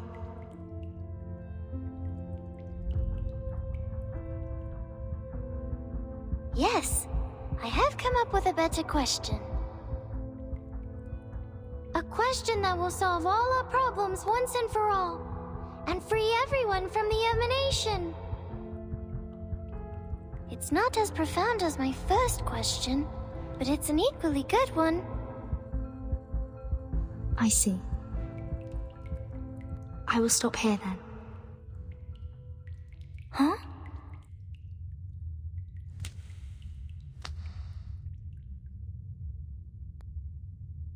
Vertin, are you turning back like Regulus? But you're a zero. You're not an irrational. No, I won't go far. I will wait for you here. This is your gate to open. It is your question, your answer. I will stay here and watch over you. If you encounter any danger in there, I will come to your aid at once. But don't you also have a question to ask Aperon? Aren't your doubts unresolved? No, I don't need to ask anymore. The question you're going to ask, the one that will free us all from the emanation, is exactly the question I want to ask, 37.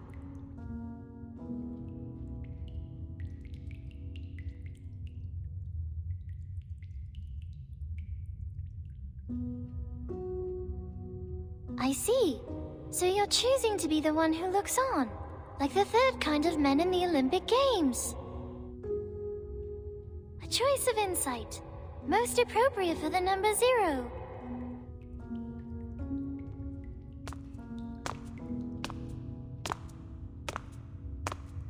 In that case, I will see you later then, Vertin.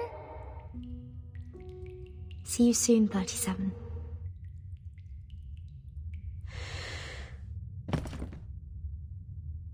Will this really be the collapse of her world as she knew it, like Six said? If that happens, I'll be here to hold the umbrella for her.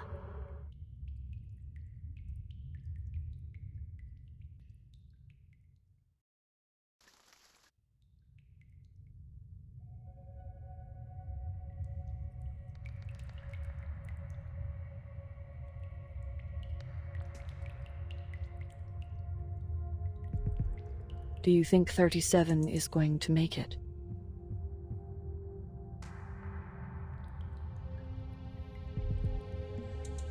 Who knows?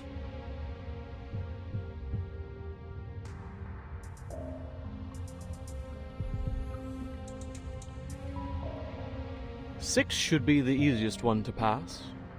The math puzzles in the labyrinth shouldn't be a problem for our little star either. The only tricky question is from Aperon, and no one knows what it will be. It is a fair game. Answer Aperon's question and it will answer yours. But if you give the wrong answer, oops.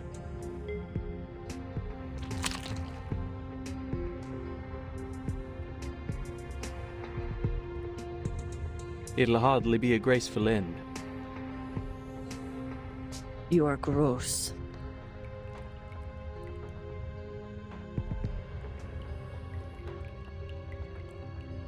We know little about the test. The last person to pass the test was 300 years ago. The price of failure was high. For the longest time, the Sixers forbade people from risking their lives for it. Well, Six lied. Someone passed the test 4 years ago.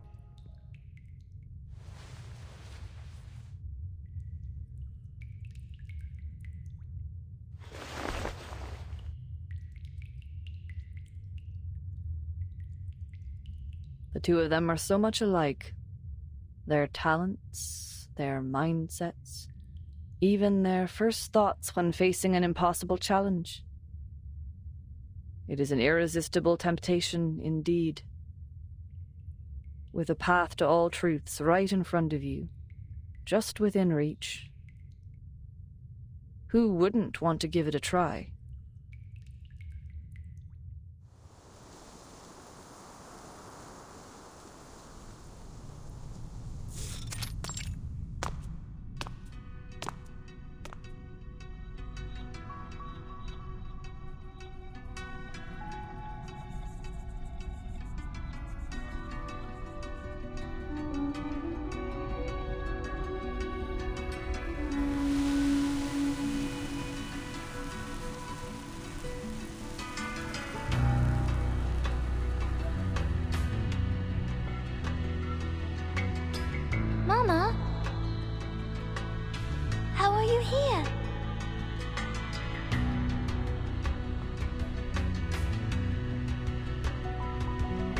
No, I'm not who you think I am, child. I'm but a shadow, a flicker of fire, a projection before you. The finite cannot comprehend the infinite. Your limited senses cannot imagine what you've never seen, nor fathom what you've never heard. I am the answer to your desperate prayers. I am the blindfold before you see daylight. I'm the reflection of your confused, hollow faces in the water. I am the lingering echo of the last visitor. But you look just like Mama.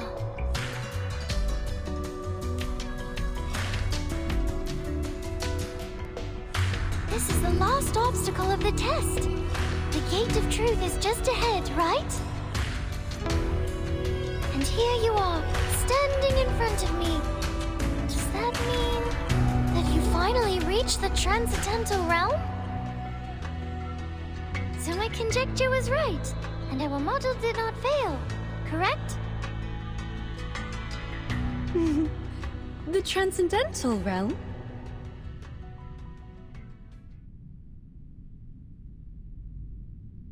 You speak adorable nonsense, my dear daughter. Did you really believe what I said?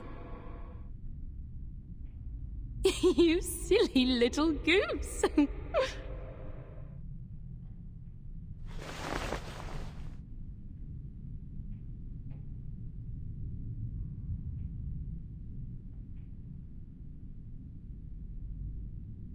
Have you not doubted, even for a moment? You did. You wavered when you strolled the shores at night, when you inevitably gazed at the geometric bodies. If they really are manifestations of the transcendental world, why can't I find Mama's number in the broken pieces? You thought. Why can't I hear her voice? Why can't I see their patterns? The darkness blinds me. I miss you, Mama. Huh. Oh, my poor, sweet daughter. You are too young and naive, too attached to what is familiar and too trusting of your teachings. You should have continued doubting instead of following my outdated footsteps. Was the conjecture wrong? Was the model correct?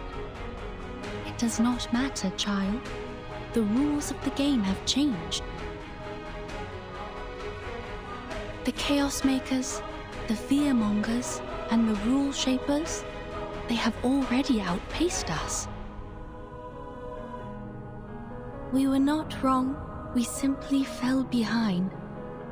We were blinded by the dream of the transcendental realm and could not see through reality. But worry not, my daughter. You have made it here, and that is all that matters. We will do the calculations together. This time, the results will be more accurate than ever. Mama!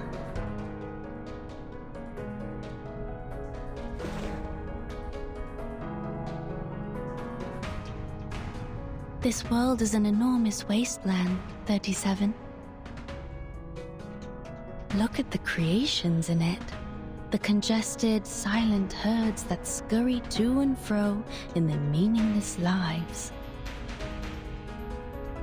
Never have they looked at the stars above, nor bent to smell the flowers. The melodies of the patterns above go unheard by them, their souls unresonant to their wisdom. They are the prisoners of their bodies, complacent in their dulled senses, and conceited over their success of ruling the planet through violence and bloodshed.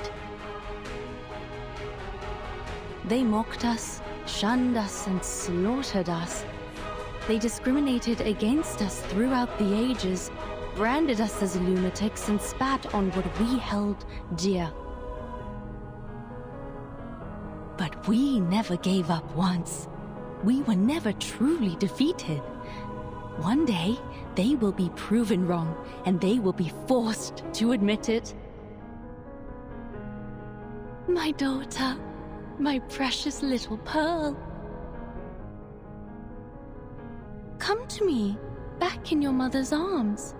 Let us return to a time before disputes and disasters, when it was just you and me wandering the boundless beach.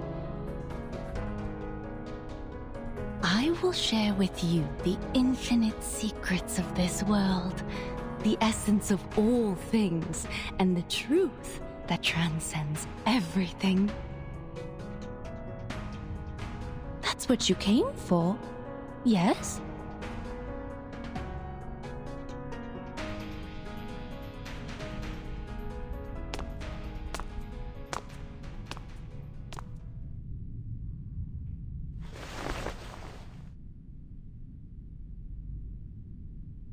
But Mama, I am 37, not infinity. Why would I want an infinite number of secrets?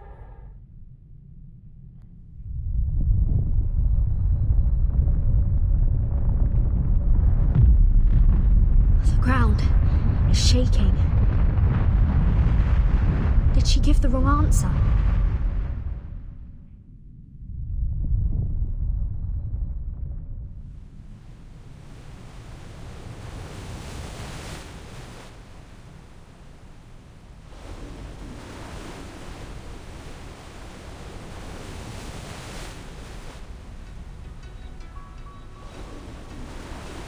I don't long for the infinite secrets, for it is not within the scope of my number.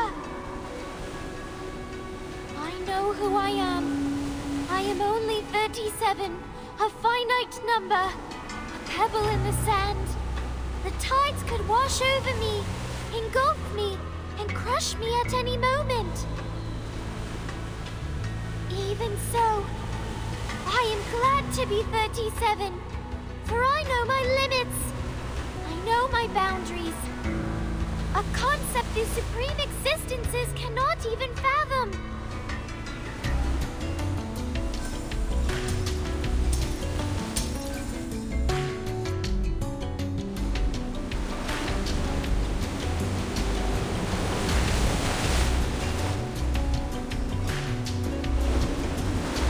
Appear on the Boundless One.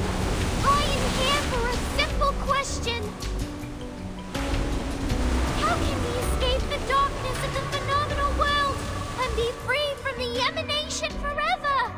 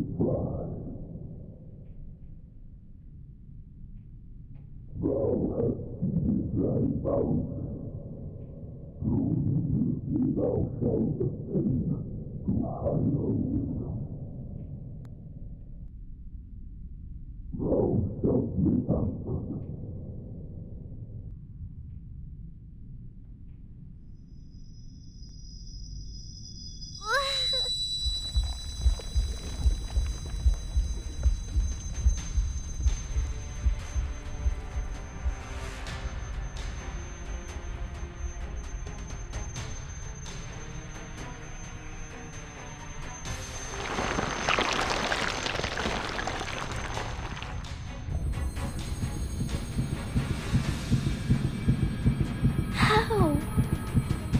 It clearly promised me an answer.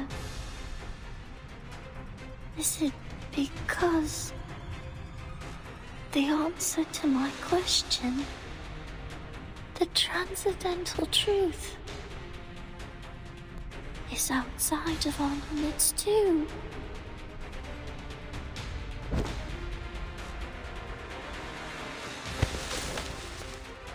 Make way! Move! Madame Lucy, We have the right pronunciation. The script you gave me was correct. This is the arcane language of the incantation. Where did you get it? Very well. Give it to me. Inform all research teams that we are moving on to the next phase of the project.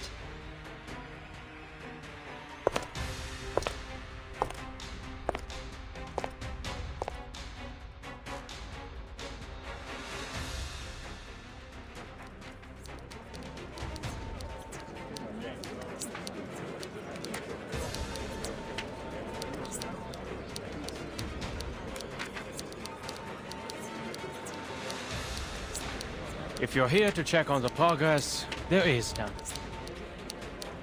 I'm afraid you'll leave disappointed, Madam Lucy.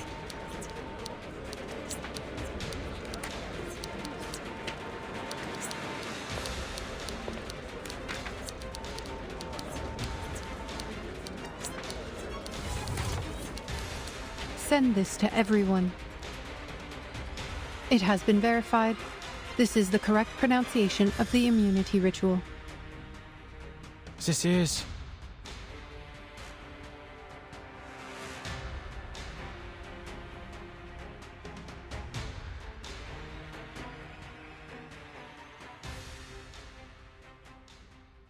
La Unwa.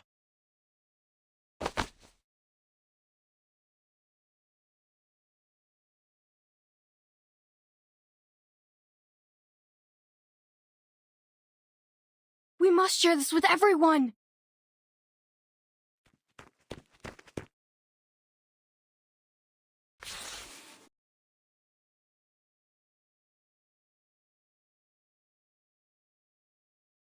La Unua Circlo.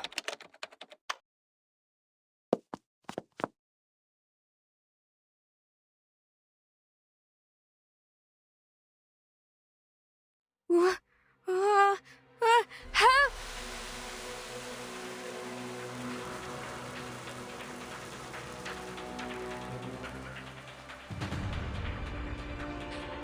What was that?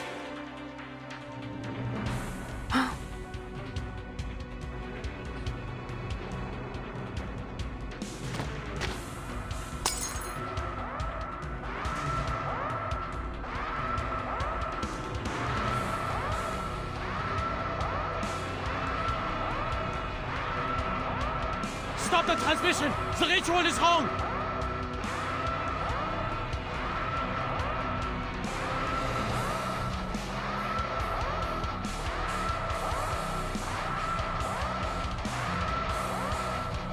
No. The incantation is indeed correct.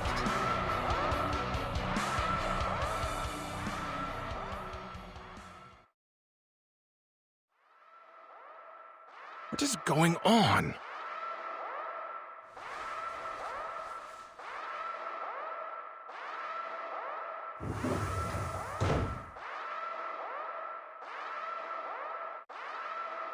Warning. Warning.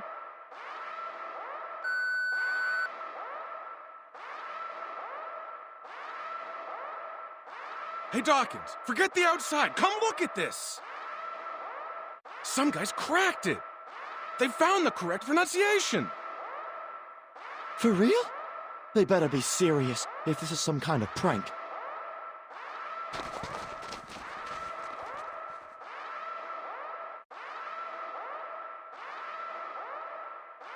La una circlo?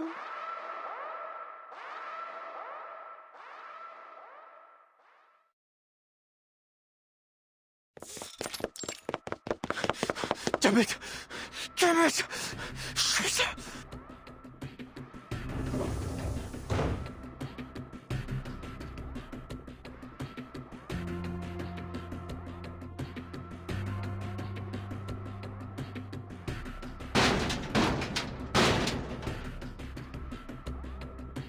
Ulrich!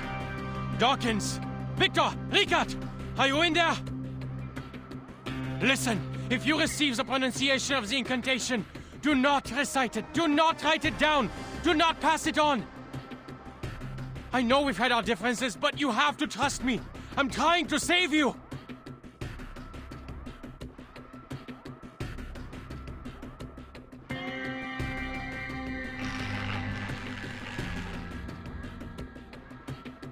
Warning.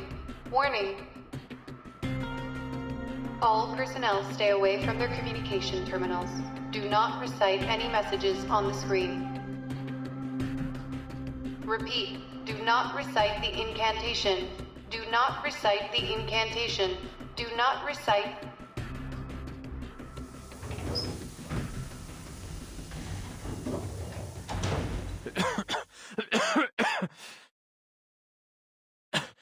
Richard?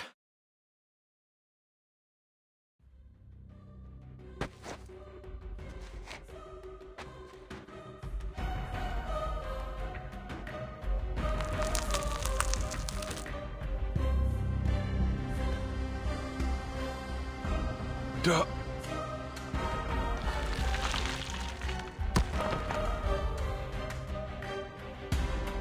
Richard!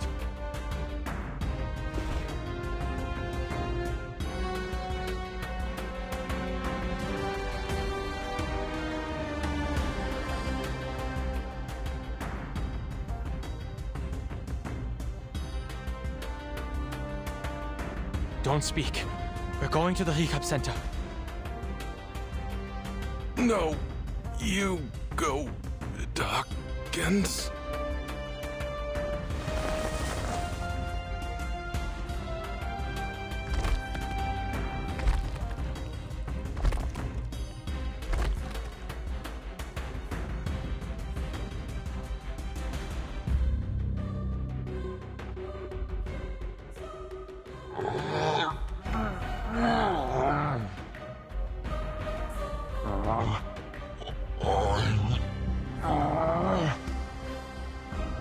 Dawkins!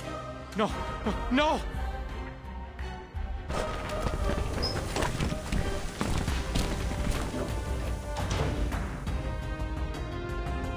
Researcher Adler, please evacuate immediately. We will take over from here.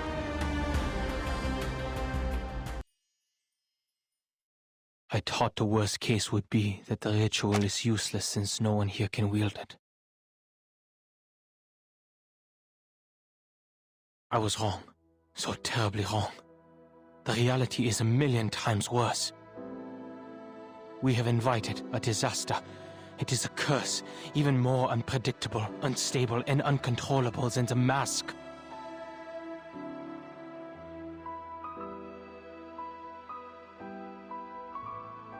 Dora crumbled to dust. Richard cracked like dry land, and Dawkins turned into a statue of mud. And Victor, he vanished. We've tried everything, but he's nowhere to be found. Yet he's here, typing, sending emails, getting the door for me. All of these catastrophic events, and only 3 words were uttered. 3.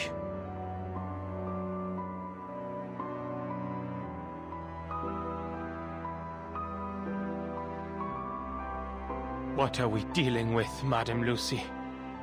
Which deity are we provoking and stealing from?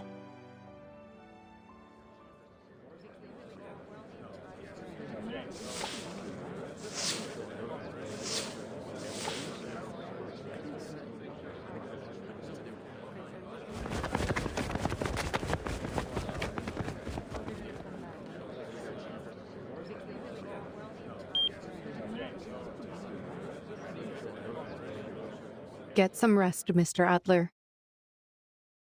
Your mission is complete. Other researchers will take it from here. You what?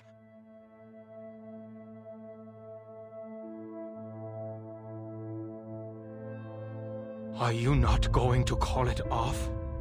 After all that's happened? The research must go on.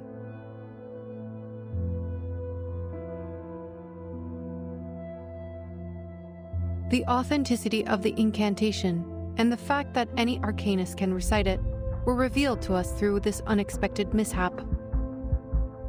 Now, a new question arises. How can we eliminate the side effects? From now on, We no longer require the help of human researchers.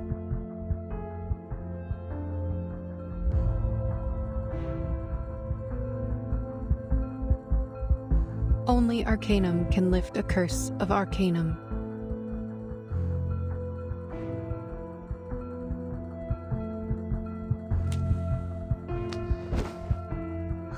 "37.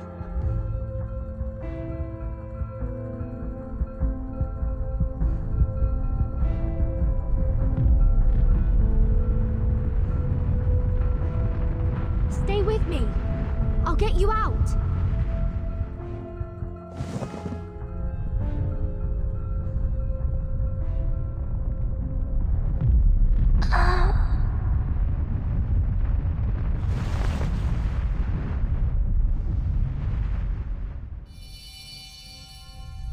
Is this Six's scroll?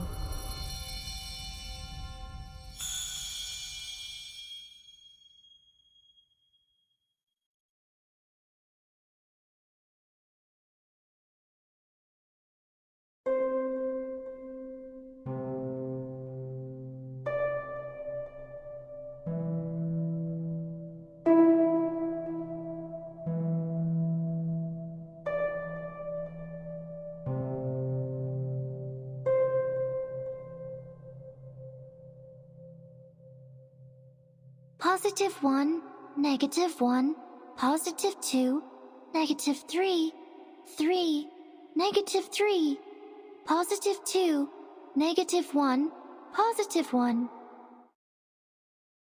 I see. I understand now. What did you say? 37. Are you feeling better now?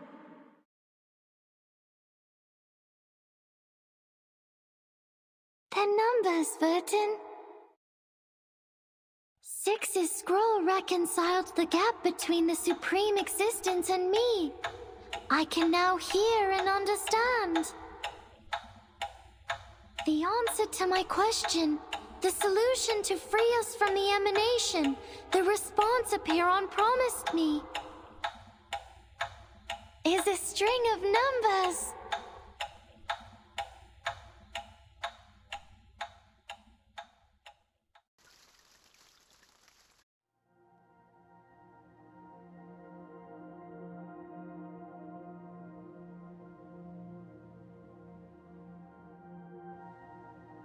We got it.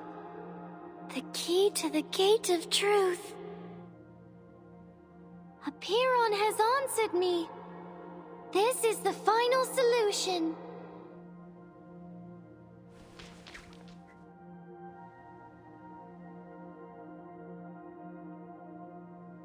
We must leave here at once. We have to tell everyone. I am so proud of you, 37. We will save everyone.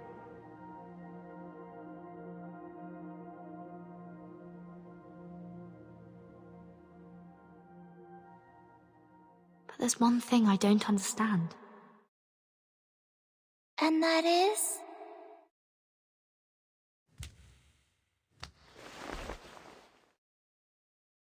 Six.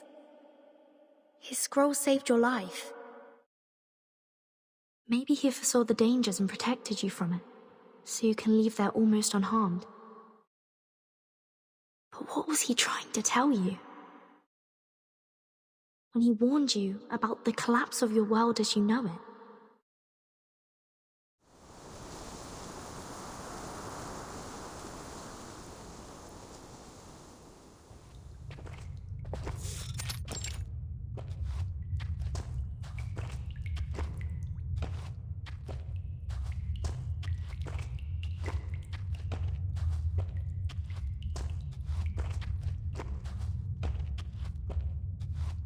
Mind your step, everyone. We are passing the wall of truth.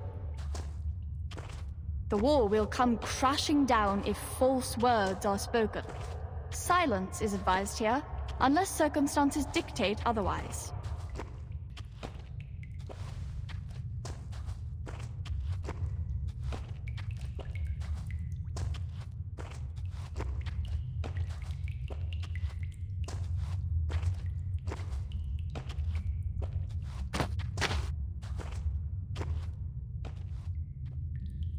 888?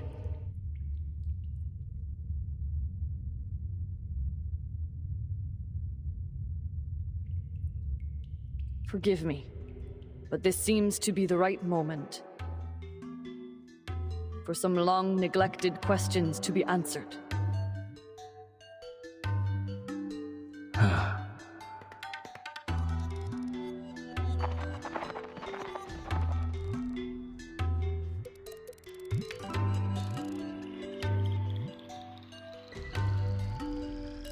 Perhaps, but hardly appropriate or righteous. We will talk of righteousness after you've shared what you know, Six. You've been silent for too long. 4 years have passed since you became Six, and for 4 years, you have been hiding things from us. The long-neglected questions have created a cloud of doubt between us. And now the boulder of fate is falling on us, and we are teetering on the brink of destruction. It's time to be honest and true to your people, while you still have them. We are the seekers of truth. It is unjust to keep us from it.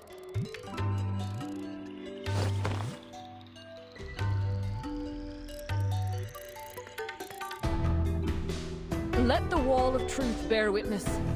I want nothing but an answer from you. I am not here to provoke untimely conflicts.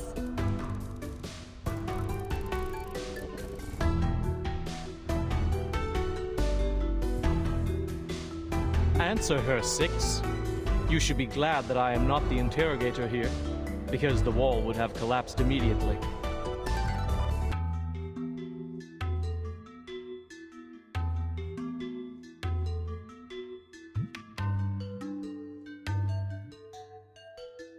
You may lie, but the wall will fall. You may stay silent, then I will lie to break the silence and the wall.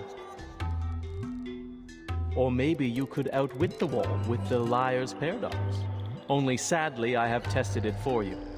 One cannot deceive it by stating, I'm lying. After all, it's a test of morality, not logic. It needs your honesty, not your wit or anything else.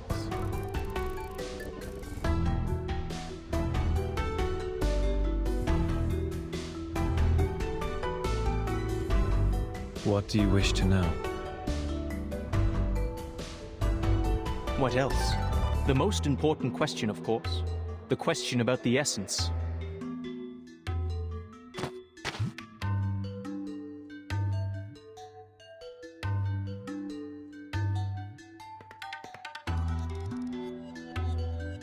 Why has our research stagnated for the past 4 years? Why did we fail to predict the emanation in 1929 and again in this time? Have we misunderstood the premise? What if the emanation is not a manifestation of the transcendental law at all?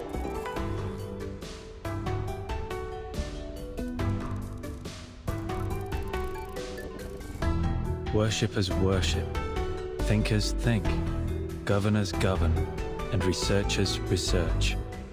Your questions are not mine to answer, 210.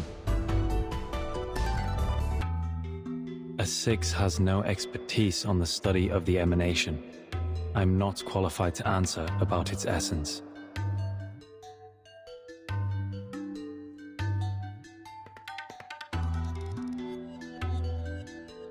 Your question is too abstract, 210.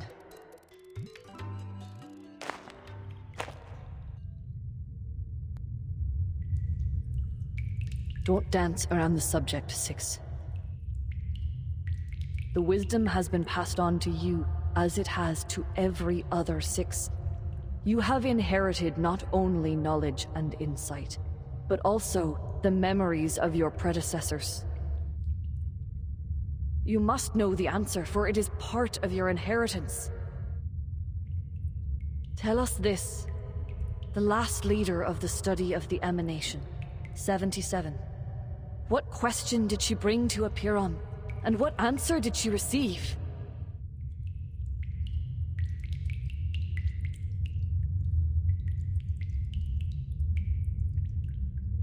I watched her walk into the cave and come out unharmed.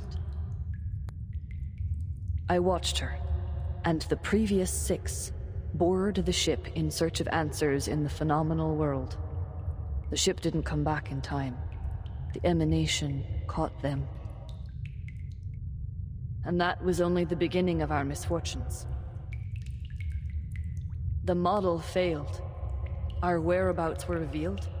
Hysteria now poisons the minds of our people, and the empirical knowledge accumulated over the years suddenly no longer applies to the current situation. Why? What did she find out? Could it be that something's happened to the transcendental law above? Has the truth we believed in changed?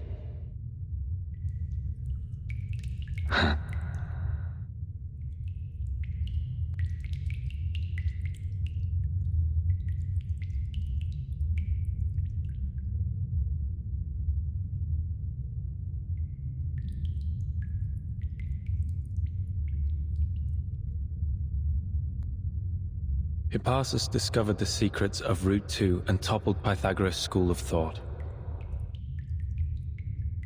The controversy surrounding Newton and infinitesimals presented a challenge to the groundwork of calculus. Russell's self-referential paradox sparked the third mathematical crisis. Though said theory was eventually perfected, the lessons on self-referentiality remained. In the end, Gödel's incompleteness theorems showed that proving or disproving everything is impossible. Therefore, absolute knowledge is unattainable.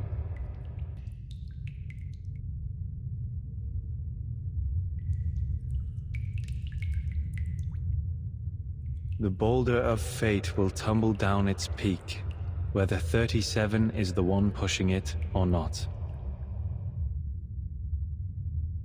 However hard Oedipus tried to defy destiny, his path to tragedy remained unchanged. You're talking in riddles again.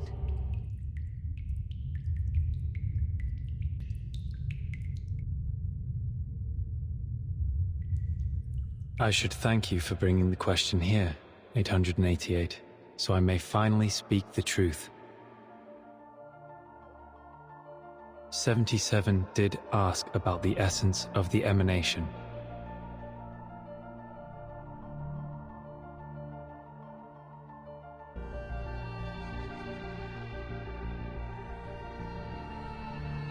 She asked, what happened to the supreme existence?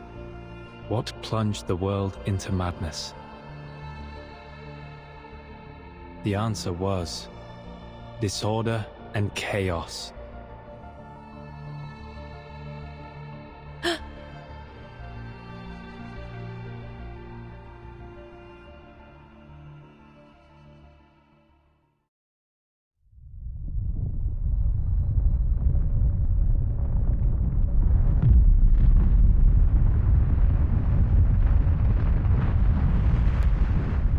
Blasted!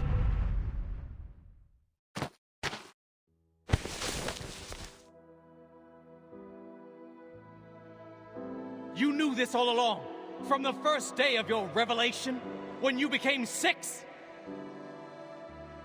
You knew that the emanation was not a manifestation of the transcendental law and patterns above, but rather a symptom of its utter disorder and chaos? And you knew that the transcendental realm of numbers was no more, and that the essence of Pneuma, the one true form we believed in, had become an ever-changing existence like the irrational numbers?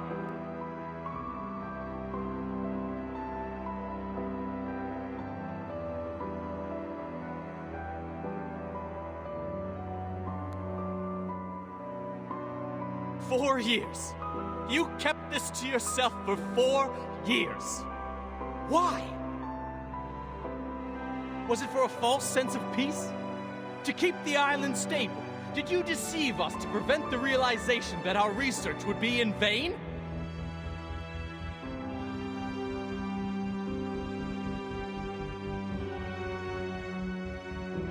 It's time to halt the bickering.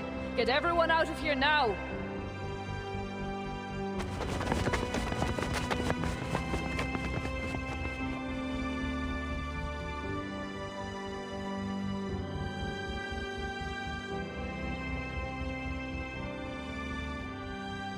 Pray to the gods for what you are about to do, and pray that all goes well. Once familiar with this practice, you will understand the constitution of both eternal gods and mortal men.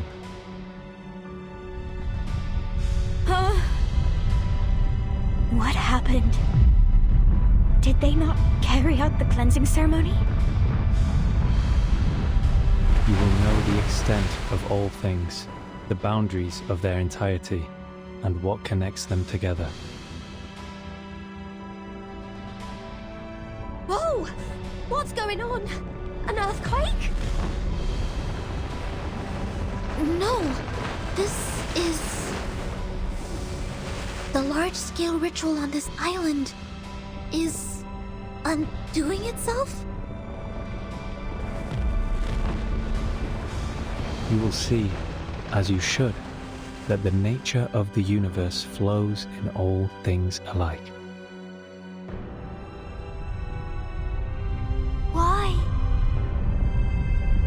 Why is our circle gone?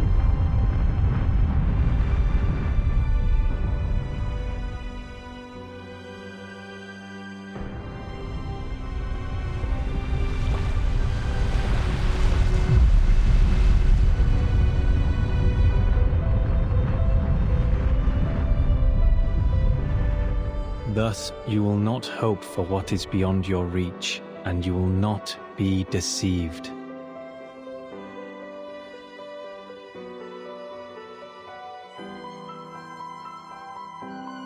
Pray, my friends. Pray for yourselves and pray for everyone. Pray for all the suffering and misery around you. Reach into the unseeable darkness and pray to the unknowable Supreme. Speak your hopes, for you are a finite creature yearning to transcend its own existence. The determination that once helped us overcome our insignificance and touch the light of Numa should guide us once more.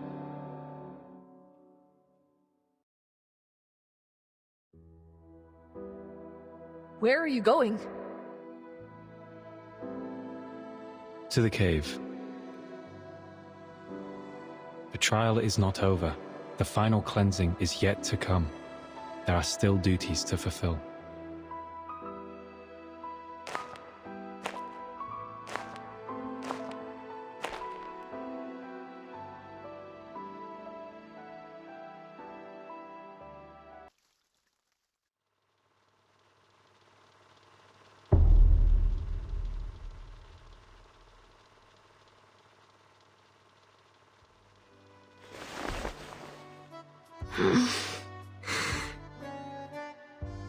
Where am I?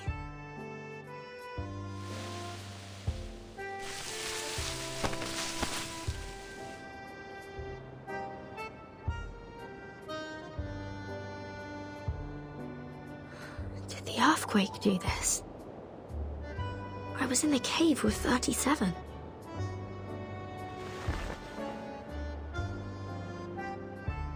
Is the timer broken? Hey, Vertin! Here you are!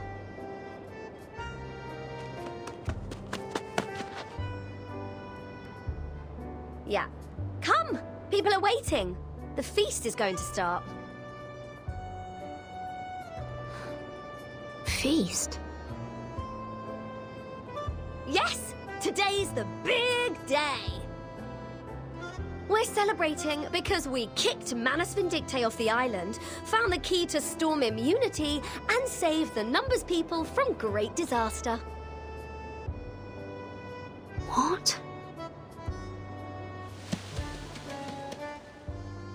Come on, Vertin!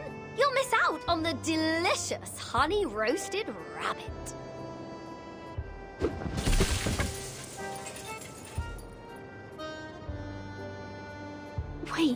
Regulus, you just kicked over something. What? What is it? Something for the cattle?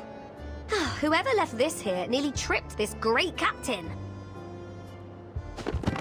Forget it. Come, Vertin! What are you still doing there?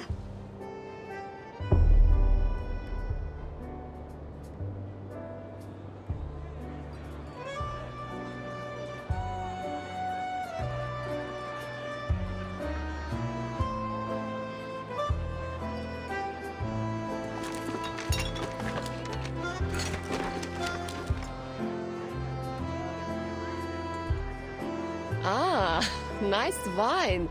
Did you make it yourself? Careful, Miss Lilia. Too much wine can corrupt one's body and will. Besides, you are already halfway through our stock for the year. But this drink you brought is pleasant to the nose. Coffee, you said. I have heard many things about it. Oh. Bitter. Poor guy. I was expecting more from a man of your size.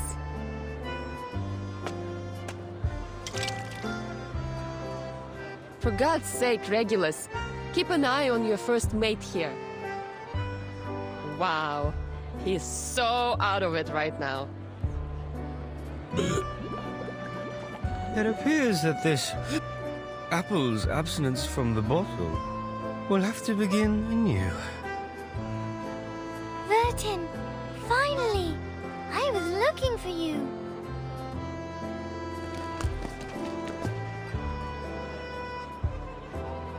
Hello, everyone. We have a big announcement to make. Sophia's just completed her proof and found her number.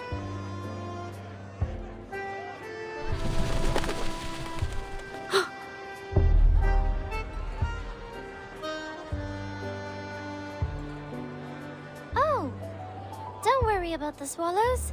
They're going to fetch 6 for us. He's napping in the Hall of Aperon, an excuse to not join the party. Not so fast with the announcement, 37. People will find out sooner or later. Thank you for helping us, Vertin. We wouldn't have made it without you. And I look forward to our continued collaboration with the Foundation.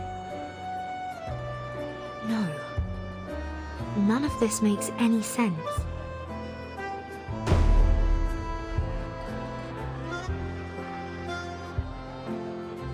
Oh, enough business. People are having a party here.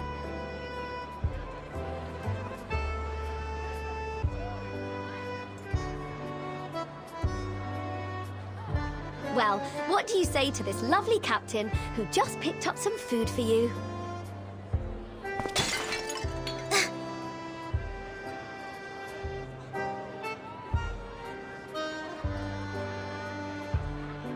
My apologies, Regulus. I was too focused on linear regression formulas. That's all right. Wasn't me getting stuck in the kitchen roasting rabbits all day anyway. Unlimited supply of honeyed rabbits all day today!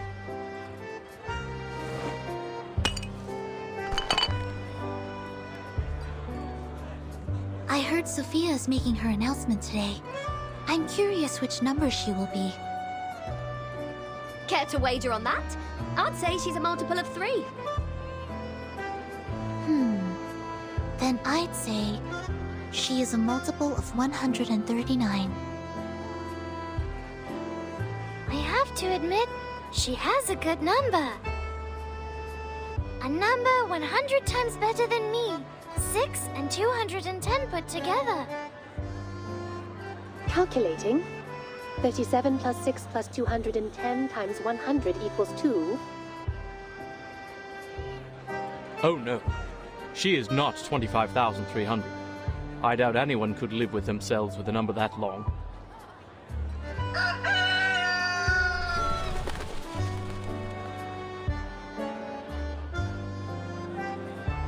You haven't met before. This is a moo, my white rooster.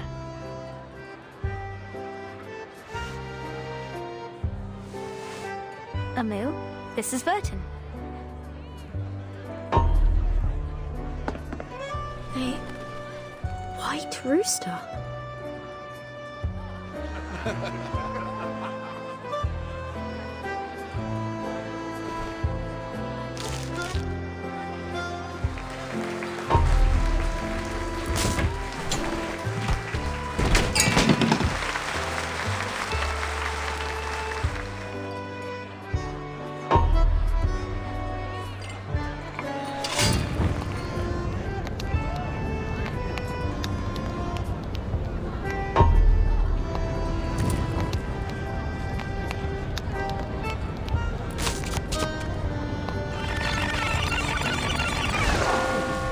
Something's not right. None of this is right. Something's happened on the island. I must still be in the cave.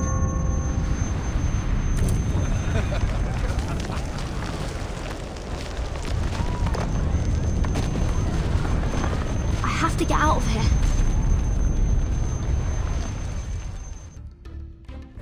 Critters eating beans and a white rooster. These are supposed to be taboos on the island. Is this an illusion brought on by the fog? Or a new trial?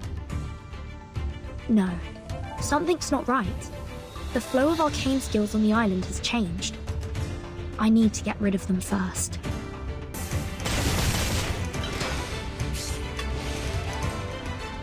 My surroundings changed. Is all this still an illusion? Looks like the way we came, but it's a little different. These signs, are they trying to take me somewhere? The way out, perhaps?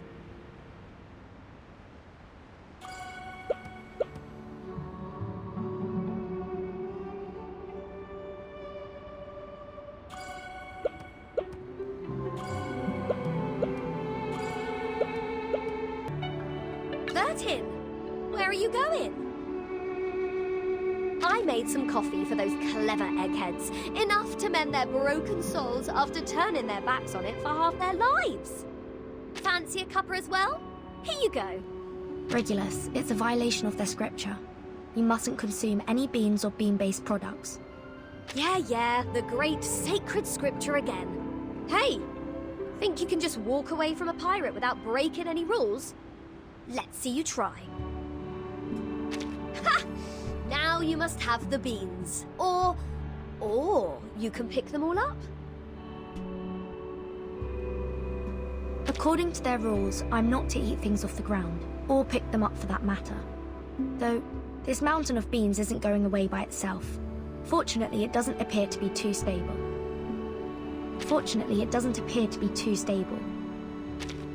An illusion of a coffee bean mountain like this is almost as cliché as a pirate with a hook for a hand. Something like this could never hold up to skepticism. Mankind is slow in learning new ideas. They need new information to be explained in simple terms, using examples and analogies, or reduced to its most basic symbols and generalizations. Eventually, once they've gotten used to the formulas and outlines, they may just see below the surface and find the deeper essence waiting there. What about you? What do you think is your essence? Are you any more significant than a pile of coffee beans?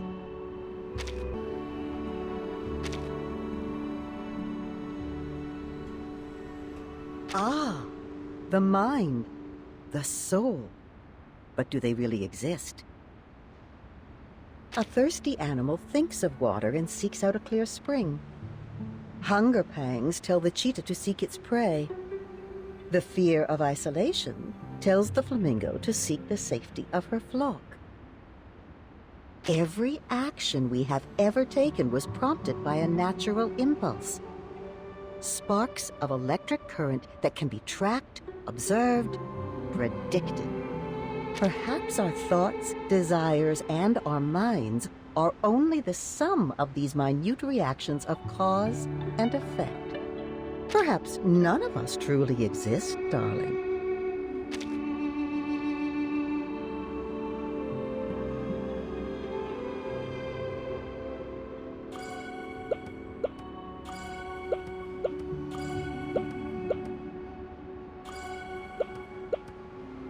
Burton, where are you going?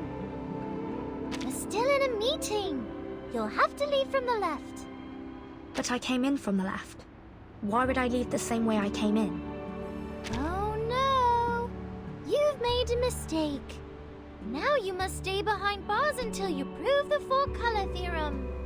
Be careful not to make another mistake, or you'll be thrown into the Gorgon current and confined there forever. You look worried. Don't be. We're friends. I will defend you in court. I will try my best to reduce your sentence to trisecting angles with an unmarked straight edge and a compass. I have to leave, but not from the right. There must be a way to reverse left and right. So then left or right can be reversed as easily as changing your frame of reference. How can we hold people responsible for their actions when we use such malleable definitions? We lead our lives according to these strict rules. Rules that are always changing definitions. It's too much for this old brain of mine. Why not simplify our definitions? To learn about the world like we were kids once more. Let's begin with math. Could it be as mutable as left and right? Could there be a hidden integer between 3 and 4? Is 1 always 1? Or is it just our frame of reference? Then what? Then math itself might just as easily be toppled. But if so, then the argument that toppled math might itself crumble, like so many coffee beans. Whenever a doubt is raised, it too must be open to skepticism. And so, doubt follows doubt, tumbling down. Once set in motion, you cannot escape total collapse, except to give in and find something to believe.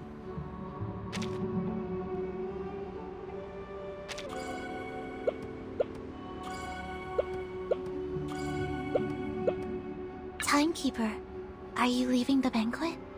Perhaps we might go somewhere quiet. I wanted to speak with you about linear regression. Terribly sorry, Sonato. I really must be leaving. Wait! Perhaps a more impromptu debate? I have some fresh ideas about our past discussions. Could I trouble you to help me refine them? The storm is gone. We have time to enjoy life again. You don't have to keep checking your watch or your task list anymore. But time still is against us, and I haven't any left to spare. Not even to explain myself to Sonato. I hate to be rude, but I need a moment of peace. If only I could turn everything silent. I said, if you are going to stick to your plan, then you must value your time wisely. Don't get caught up in idle conversation. Be firm in your determination, but careful not to go too far. Otherwise, your silence may be taken as a slight.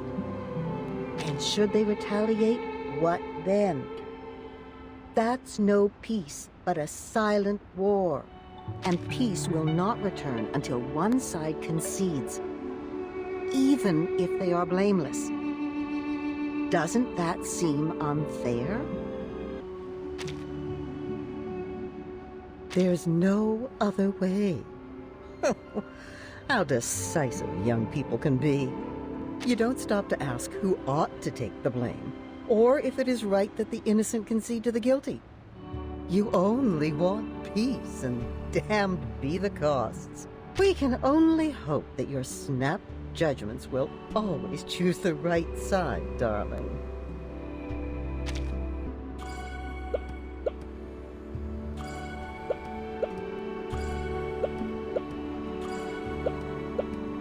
Oh, you're still here, Verton. I thought you had disappeared completely. I was hoping I might talk to you about my number. So sorry, but I really do have to leave now. Please. I think you may be the only one that can help. It won't take you long. Who am I? An old question. It can't be as simple as your name.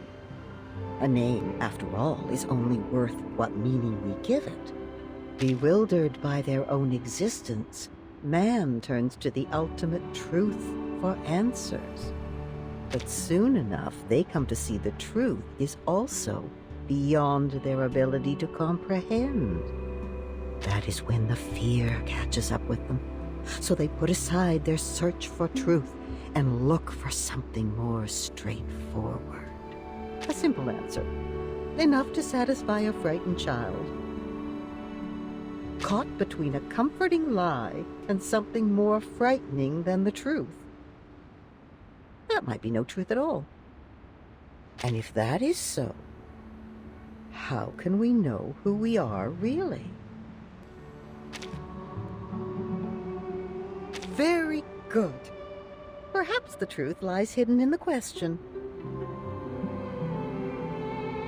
Hold tight to that answer, darling. A bit of elderly advice. There is no greater treasure. One day you might be amused by this idea, when you see yourself from someone else's eyes.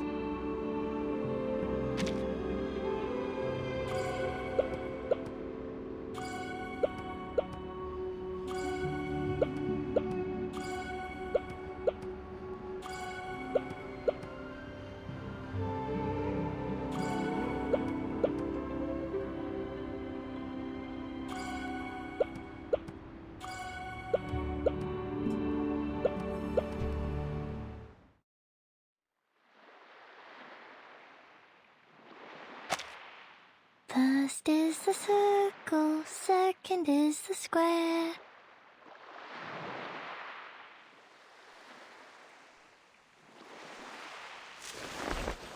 "37? Is that you?"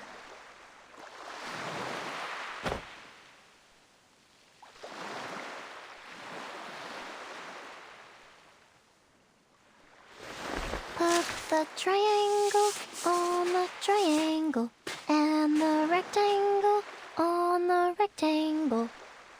Perfect! As things should be. The emanation? Disorder and chaos. This can't be. This isn't right. How ugly! How inelegant! How could this be the revelation from the patterns of the transcendental law above?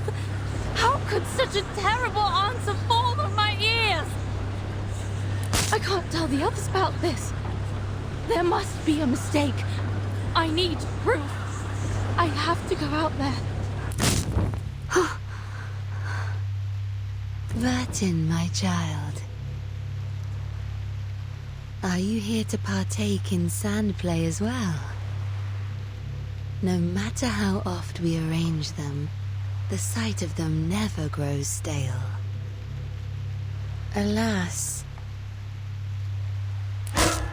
I shall destroy it.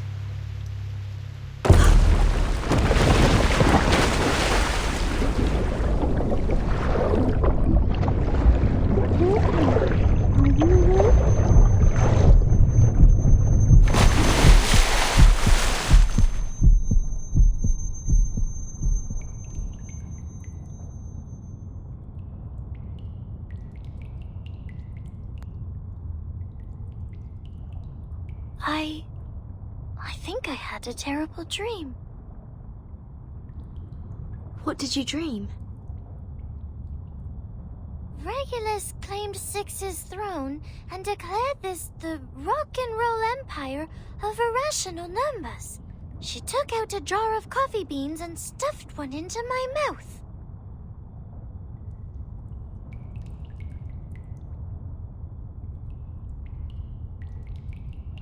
I'm relieved that I woke up in time, and you as well. Let's go, Vertin. We need to tell everyone the numbers.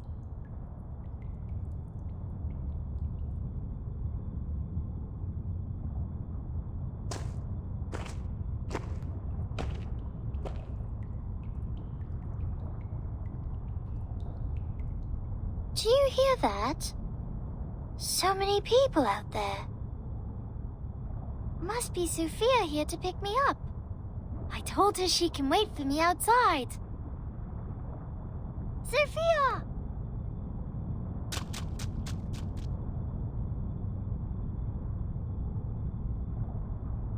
Wait, 37.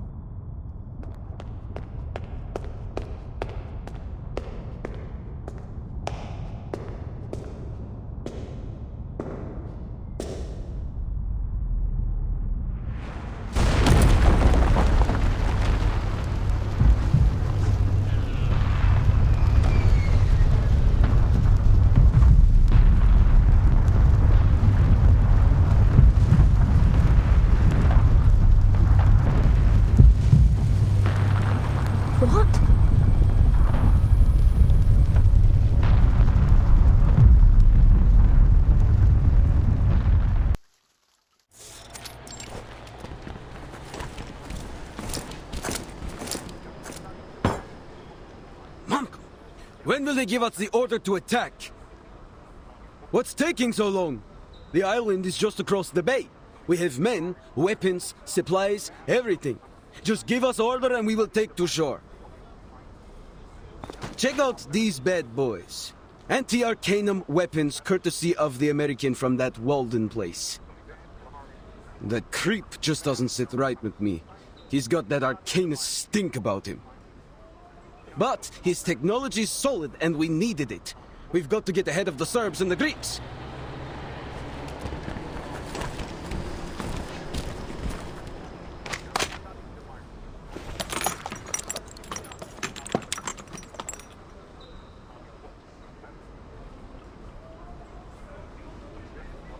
Relax, Georgie.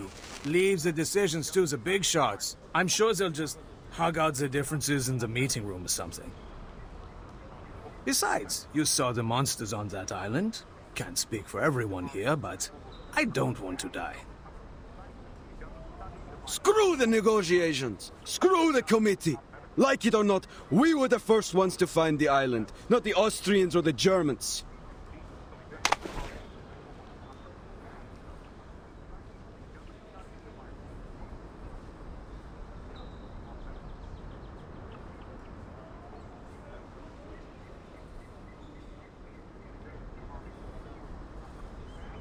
Damn, those Arcanists have gone into hiding again.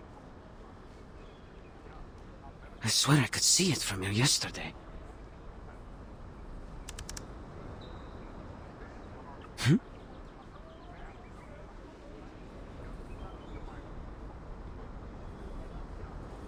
Are those bird-like creatures leaving in droves?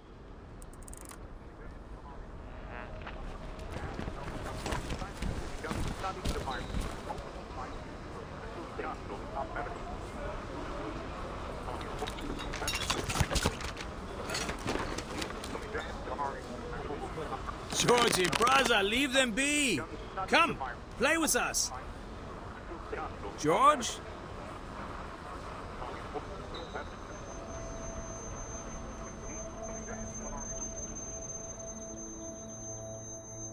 What a good opportunity this is. It's too good to pass up. We've got to act now.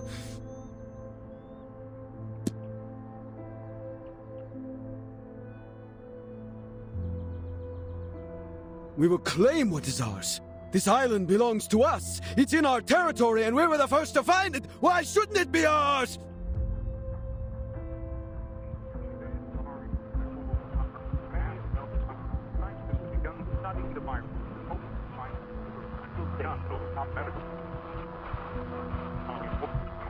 The Austro-Hungarian Empire has officially declared war on Serbia. Russia is mobilizing in support of Serbia. Germany demands Russia to stop mobilizing at once. Germany is mobilizing. France is mobilizing.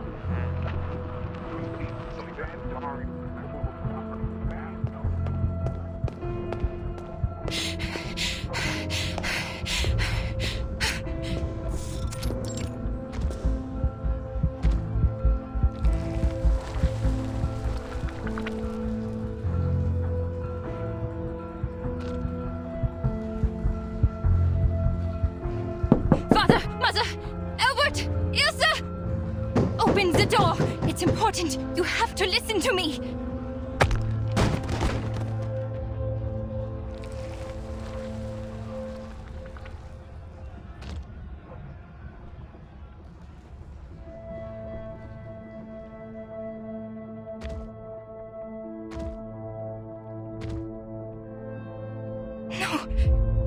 No, this can't be. Albert?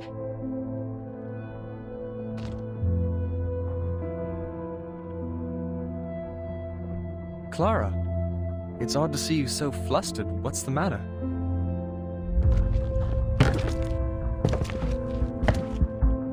I'm headed to the business school. We'll talk when I get back.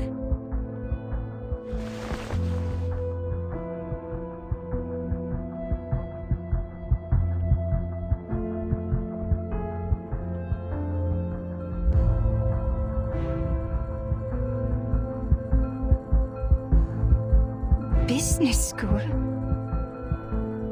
But didn't you swear to never go back? Ever since your human classmate shot your arm in a duel. Wait, what happened to your arm?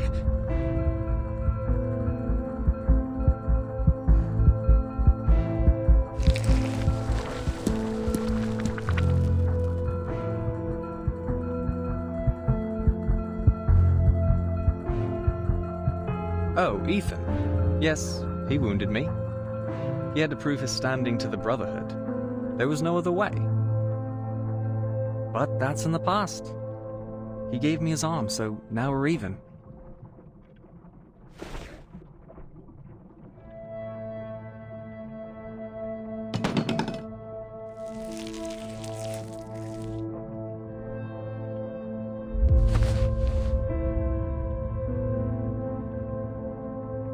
I have to go. I have to find Johnson, Raymond, and Herbert. That little rascal pushed Ilse into the fountain. We have a score to settle. Take care, Clara.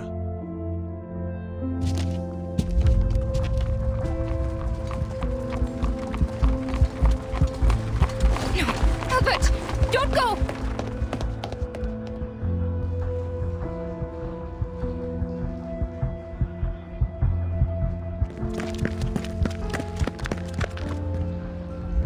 The storm syndrome is spreading, Doctor. Stay any longer, you'll be infected too. Please, leave with me.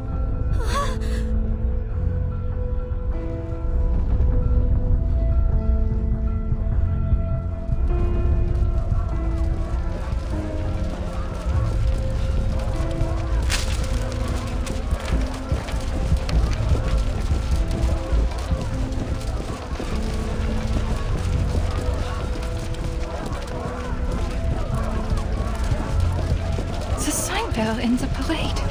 Is that Aurora? I just met her at the coffee house last week. We were talking about her wedding. Watch out, Doctor!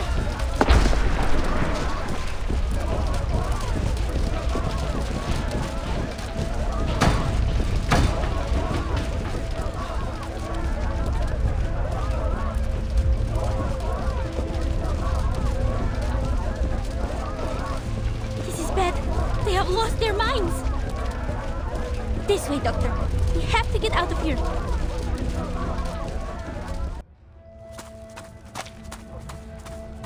This way, Doctor. We have to go back to your clinic. The Special Operations Squad will meet us there.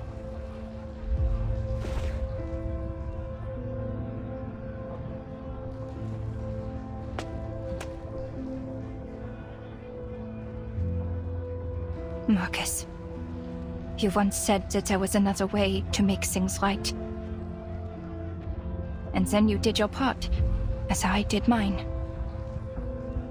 But now, after all that's happened, please tell me, what's the point of us trying? Will we save them in time? Is there any chance that we can turn things around?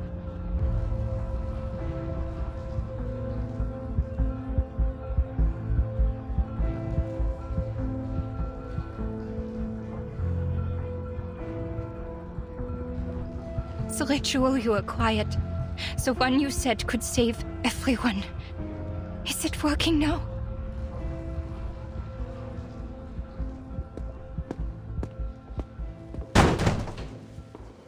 Let me in.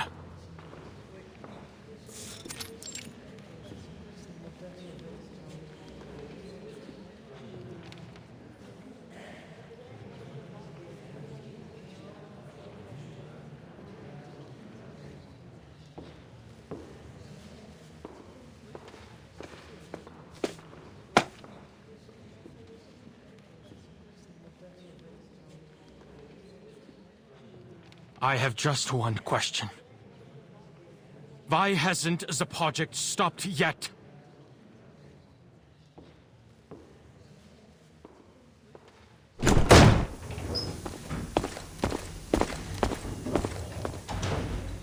Adler Hoffman, you have been removed from the team. You're not authorized to be here.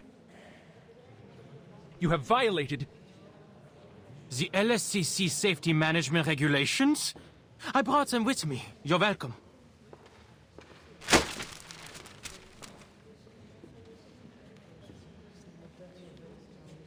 If you cared about the regulations as much as you claim, you'd know that none of what's happening aligns with its guidelines. Even the head of Laplace has no authority to continue the experiment under these circumstances.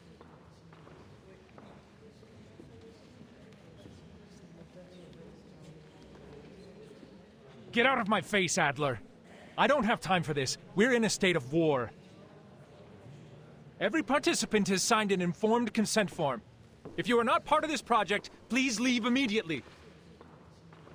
We only have 18 hours until the storm. This is it. The first time we've made such a breakthrough in all 9 storms. Your sister gave up her life to take us this far.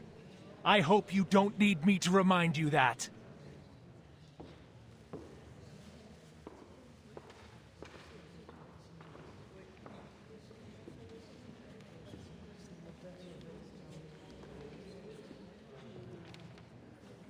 Yes, she made the ultimate sacrifice, hoping that it would lead to a breakthrough. But instead, death continues to rise. How can you let this go on?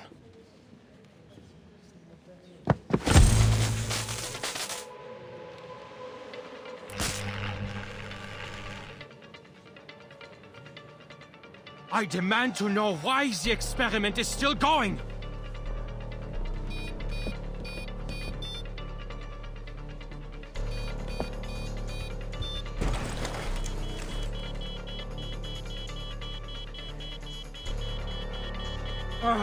Don't we have enough crazies around here? Madame Lucy has important things to do. She has no time for you. Go cry to your therapist, human. Important?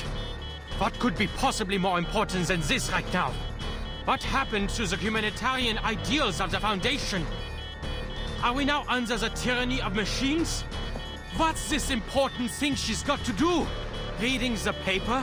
Sipping on oil and charging up in a 230-volt bath?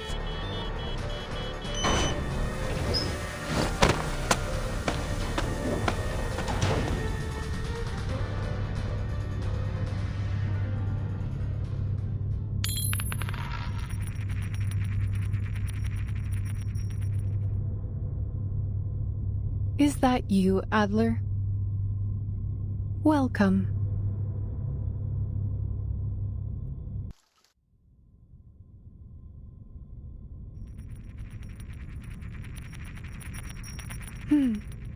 I am not in a suitable form to receive a guest.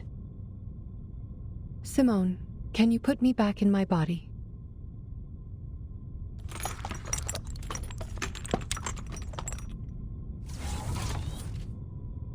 I feel much better.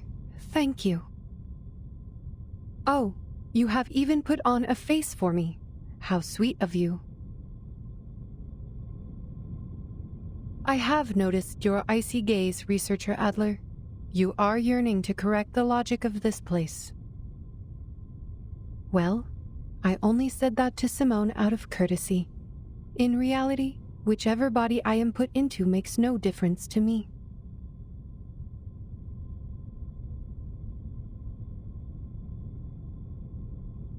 the experiment, ma'am? Why hasn't it stopped? Are you going to pretend that nothing's happened? That no one died? Could it be that you and Ulrich, the awakened, being the tin cans you are, have no regard for actual lives?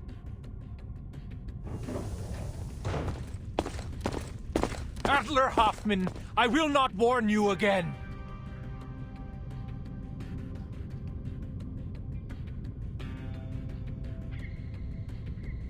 Relax, Adler.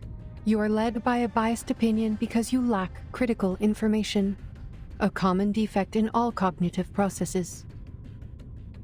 I believe you will shift to a more rational perspective once you receive sufficient information on the subject. A more rational perspective?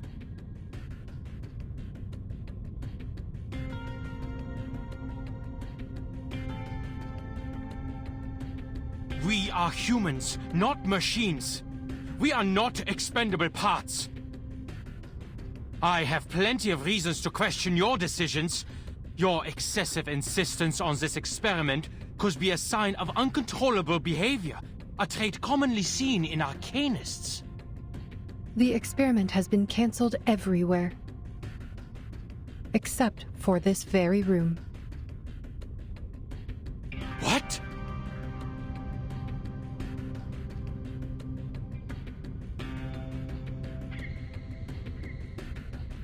As you and researcher Medicine Pocket have said, the ritual is beyond the limits of almost everyone here.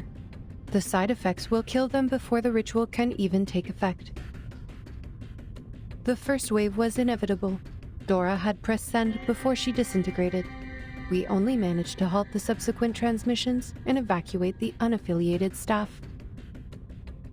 We kept only a few arcanists on the team, and each has signed the consent form.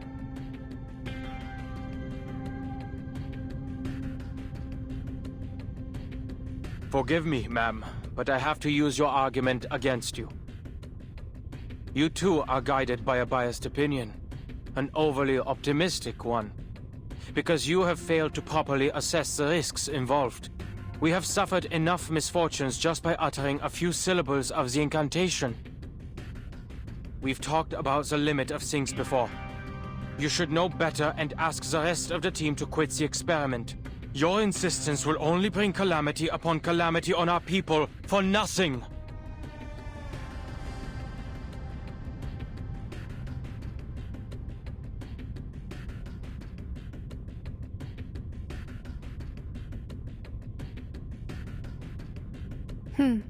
You might be right. But how is being right going to help us? Huh?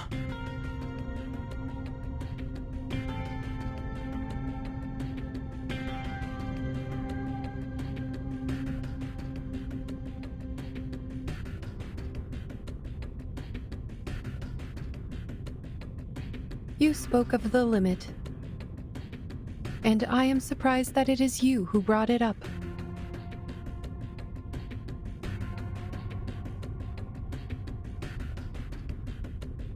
The physical appearance of humans has remained relatively unchanged since the Neolithic era, but their thoughts and civilization continued to evolve and underwent significant transformations. The achievements that humanity enjoys today were not given to the species by any one person with godlike powers, but were the result of the collective efforts of all human beings. Limits and boundaries must be pushed, or there would never have been room for development. There is no reason to believe that the limit cannot be challenged, especially when we already have the tools to do so. We must make progress happen. Grandiose lies. Lies?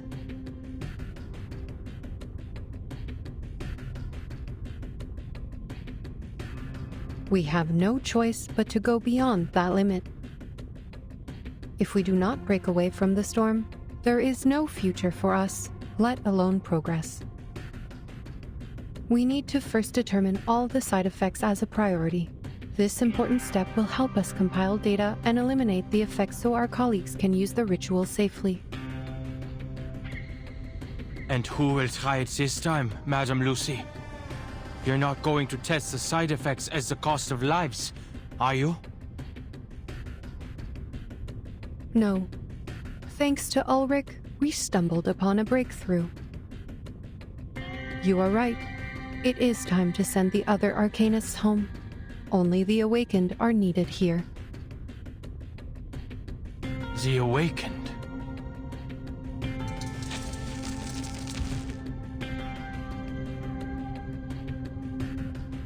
The power is back, Mom.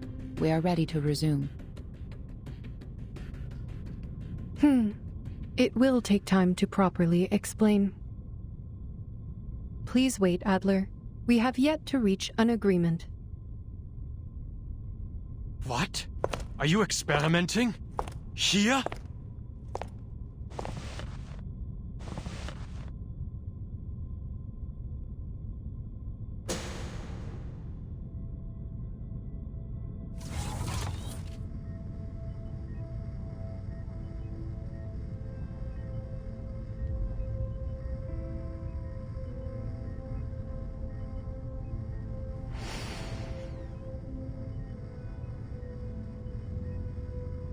La Unwa.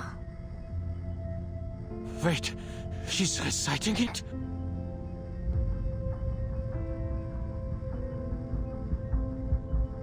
She's read the reports, right?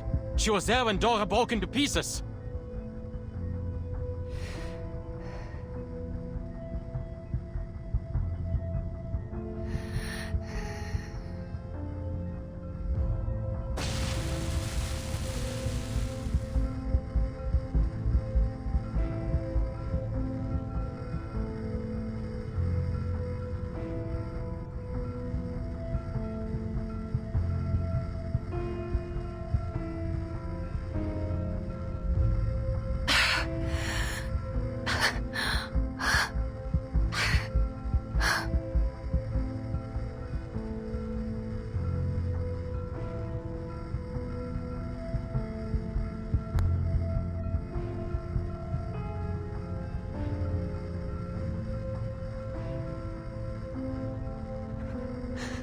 No.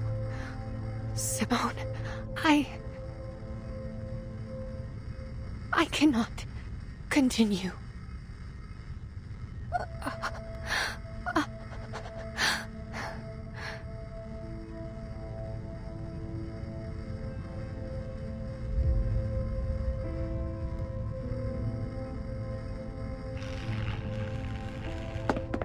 You fools! Don't just stand there! Stop her! Now!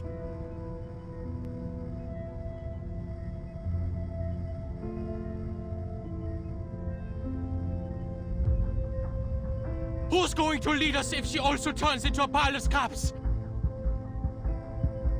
Stay where you are, Enigma.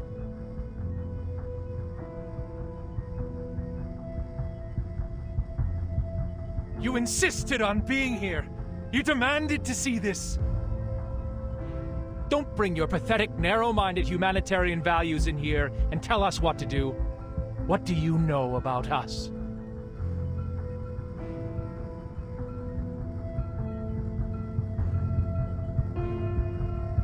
You can do it, madam. This is just part of the established procedures. Just a few more syllables, madam, and it will be over. Established procedures.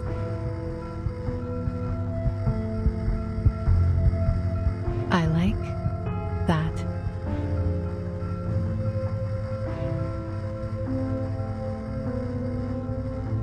Sear Clo.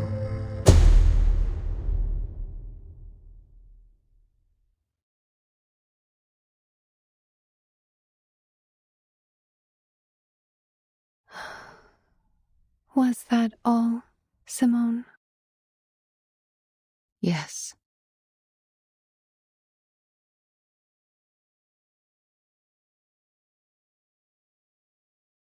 Good.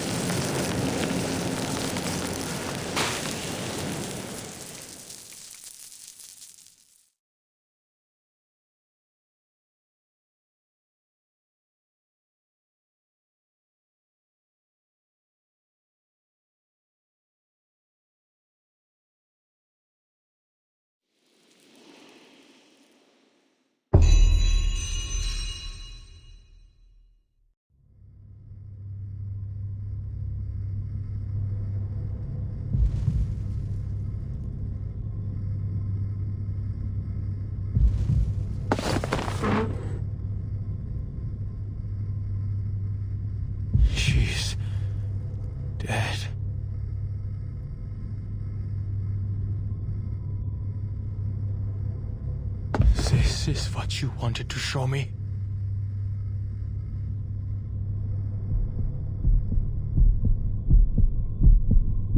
To watch her utter a curse that's always brought death, only to die in vain? And you just let it happen?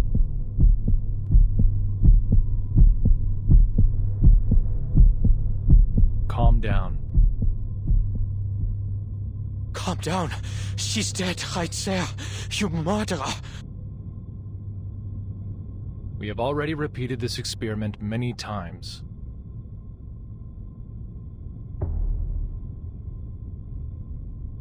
Many times? What? You've sent people to their deaths over and over again?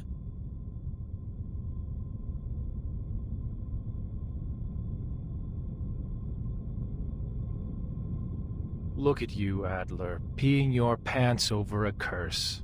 The human boy is so scared that he forgot to ask the crucial question. Did the ritual work? But what do you mean? The curse, the side effect killed her. The experiment failed.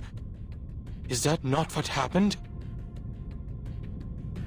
No, triggering the curse and failure are two separate things. I was the first one to recite the incantation, way before Dora. When I read it aloud, it worked.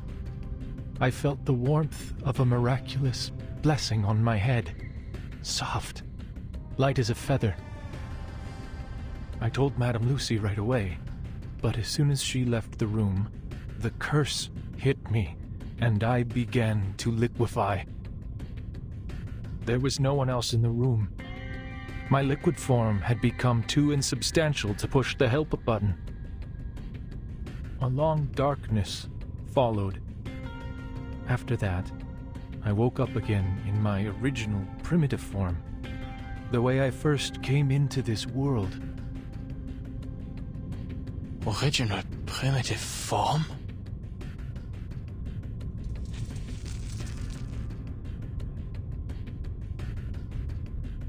Unlike humans, the awakened have neither flesh nor nerves.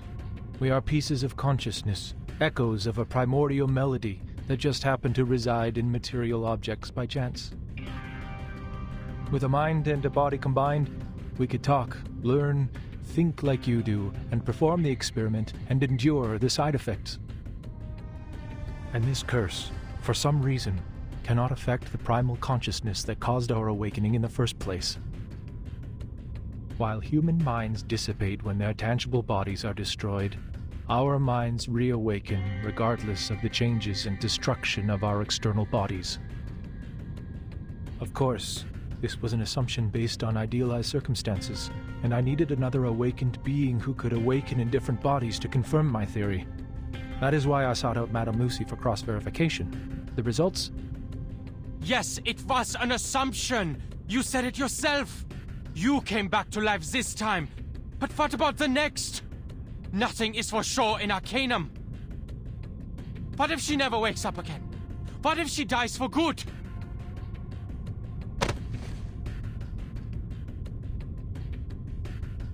We know what we are doing, human. Stay out of this. Only the awakened can carry out the experiment, so we must proceed. This has nothing to do with race. It is a sense of duty that every researcher should have possessed when they chose this path. We have to go beyond the limit. Not out of madness, but out of rationality.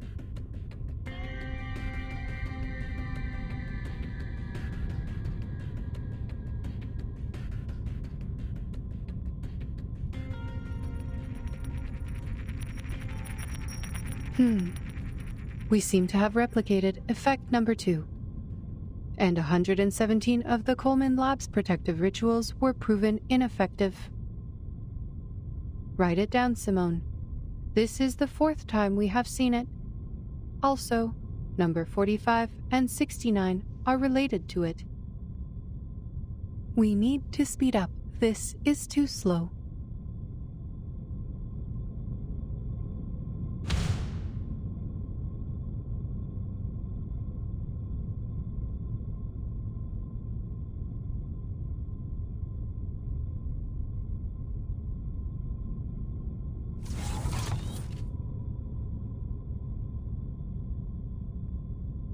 Adler, what are you doing here? I am glad to see you out of your room and working with us again. No, he's not on the team, Mum. He forced his way in here. Oh? My apologies. I seem to lose a small amount of data when I reawaken.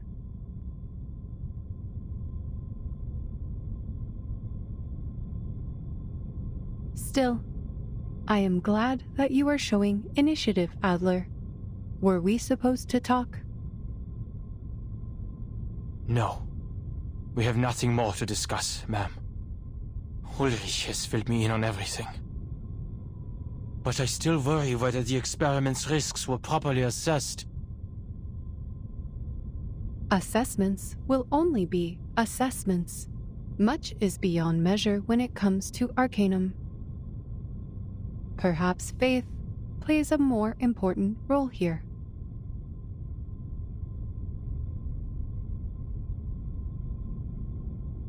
I'm surprised it is you talking about faith, ma'am. It seems we both have the ability to surprise each other.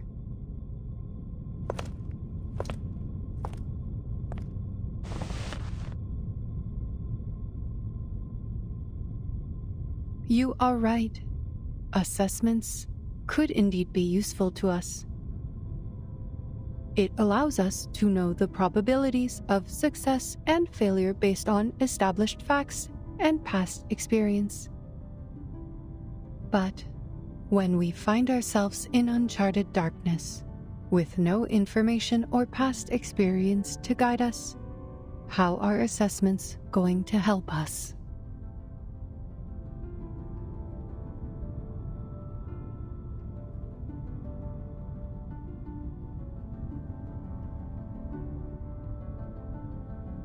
The only thing we have in such darkness is the unwavering faith to move forward.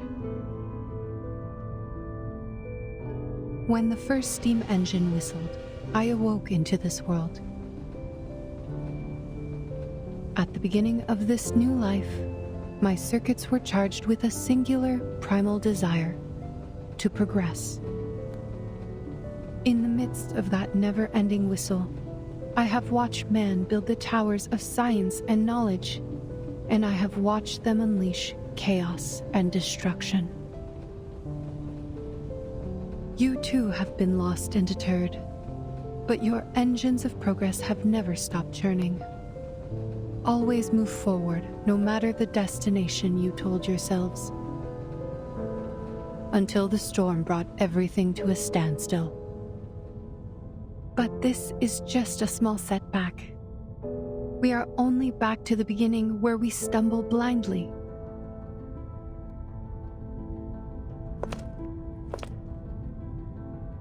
And this time, I happen to have a cane.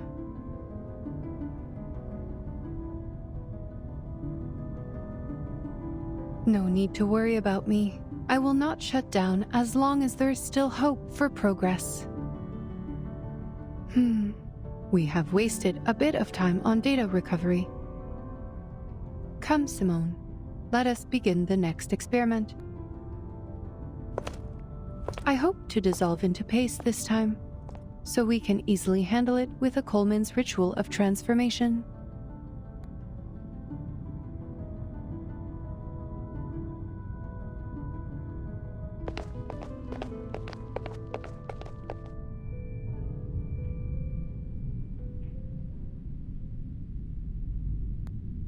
Seen enough? We know what we are doing, and you are of no help here. It's been the same old story in this place for the past 8 years.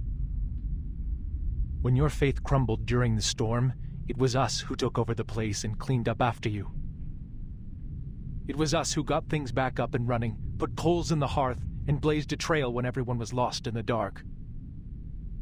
I know you may not understand the intricacies of the Arcanum, but please, show some basic respect for our efforts. Will you do the experiments yourself, Ulrich? Of course. I am not some emotional, unhelpful little punk.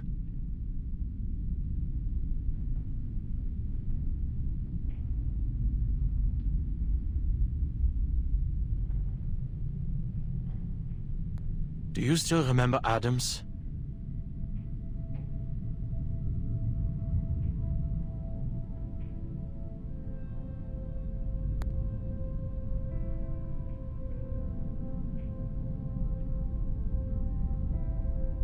Adams, Roman, Adolf, Sylvia, Albert, Louise, those who were taken from us by the rain. Melvin, Francis, Caroline, Leopold. They volunteered for the field, but we never heard from them again. Now we have Dora, Richard, Dawkins, and Victor on the list. Life has a wicked sense of humor. My mentor, my classmates, my colleagues. Each of them deserved to live more than me. But they're all gone now. There's only me talking to you. Alive. Useless. Am I going to see your names on that list too, Ulrich?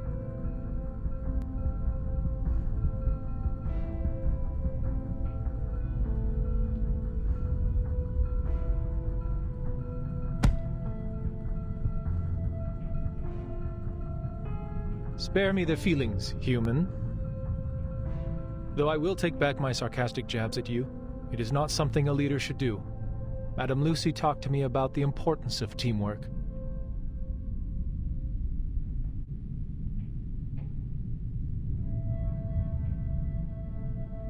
Go back to your room, Adler. The Arcanists will take over from here. Until we get the results, you won't be needed here.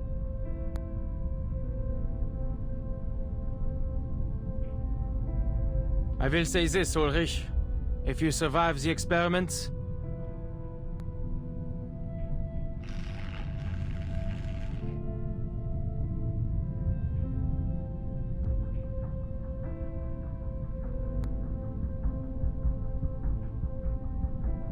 I will submit the sincerest application to never be on the same team as you again. So neither of us will have to worry about teamwork. How's that sound? Haha.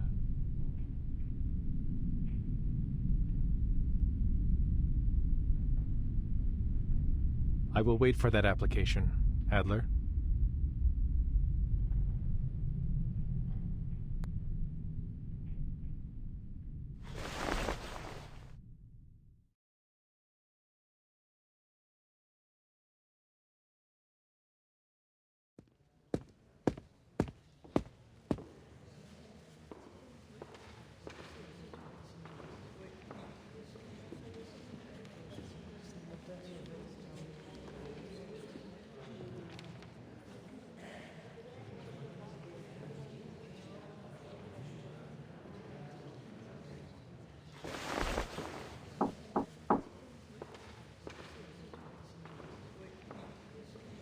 Who's there? Adler Hoffman from the cryptography team. Is Medicine Pocket in? I heard that they wrote a paper on the linear correlation between the purity of an Arcanist bloodline and their power. Can I get some more details on the research?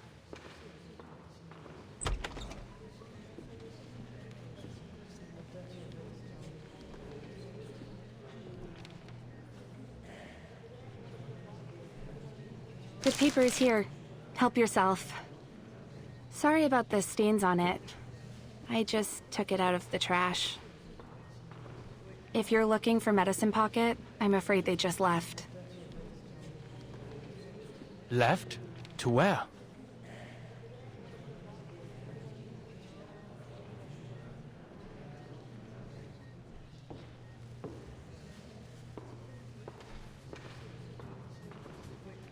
They left the building?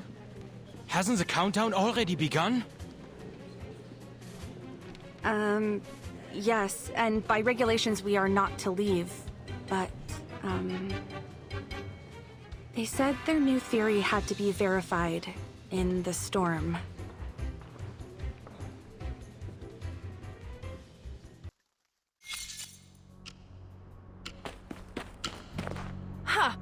fresh air, green grass, the dew, the mud. This is what I'm talking about. A better world.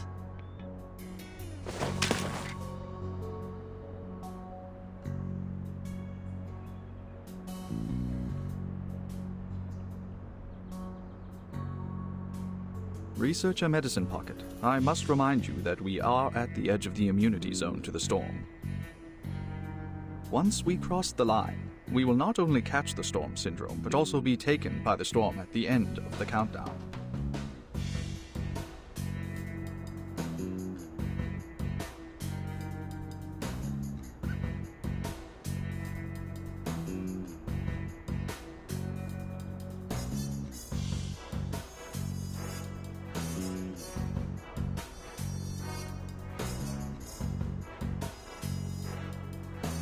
I know that. How stupid do you think I am?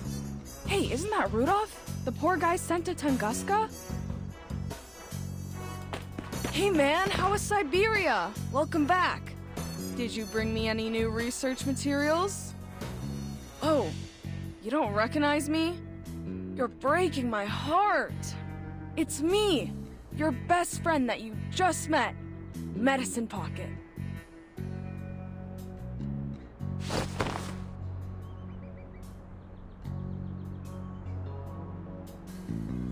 Researcher, I must make clear that you only applied for 15 minutes outside for research purposes. Your countdown starts from the moment when you cross this line.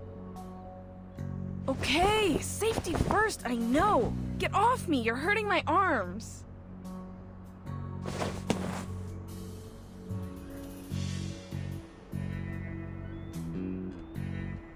I'll bounce as soon as the storm syndrome hits. Even if I catch it, look at the syndromes of this era. Distorted faces, murderous intentions, obsession with war, rampage.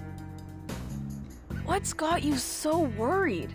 They aren't that bad. Well, the melting faces part is kind of gross.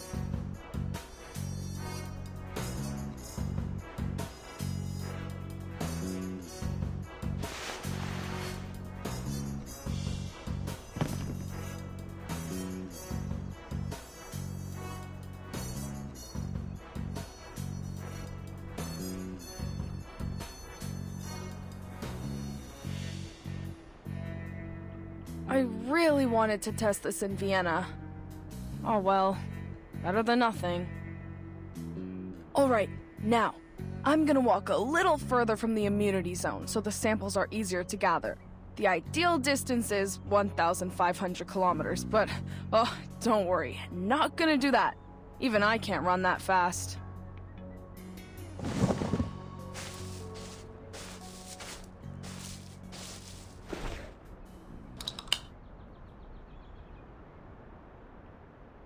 Now behold, the important moment. When I prove the dorks in Laplace wrong about asymmetrical nuclide R.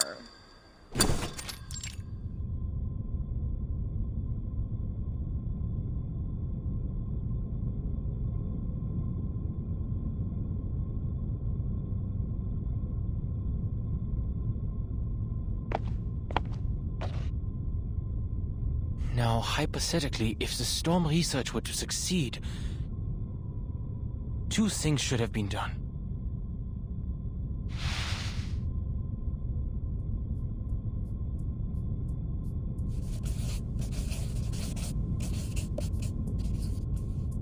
And to find out the safe way to use it, we have to... This is what Lucy was thinking. The Awakened met the casting requirements of the incantation, and Ulrich succeeded, while the other Arcanists did not feel the same miraculous blessing like he did. So as long as we eliminate the side effects, they'll be able to inscribe the incantation and mass-produce it for the humans. One problem is, only the Awakened can carry out the experiments, and there's not many of them around. It'll take too long. There's no way to do this in 24 hours. Heck, it could take months or even years. There must be something else we can do.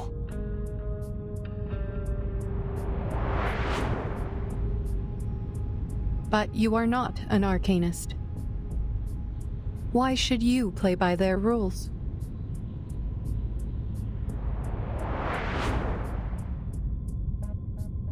Yes, that's right. Let's try a different approach. What if we start with the desired outcome and work backwards to the question?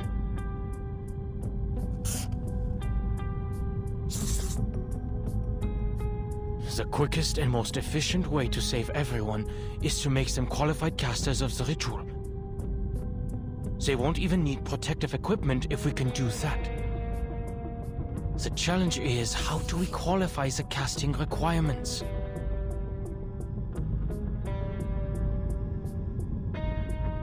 Medicine Pocket's theory is correct, and there's enough data and supplementary experiments to back it up. The power of arcanists is directly tied to the purity of their bloodline, which is associated with the special cells in their bodies. Using arcane skills reduces the activity of the cells, but the Picasma extract can reactivate them for extended casting. However, the extract only provides endurance, not power. It is physiologically impossible for a low-ranked arcanist to cast a high-ranked skill. That's the reality of it.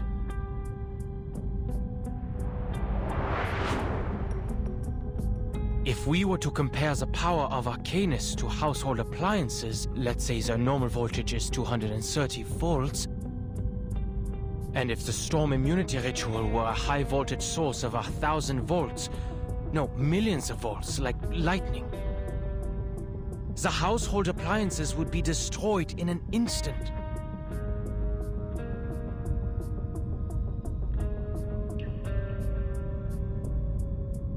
As for the humans, they're not even in the picture. We cannot cast to begin with, and I personally didn't feel any blessing or curse when I recited half of the incantations that day.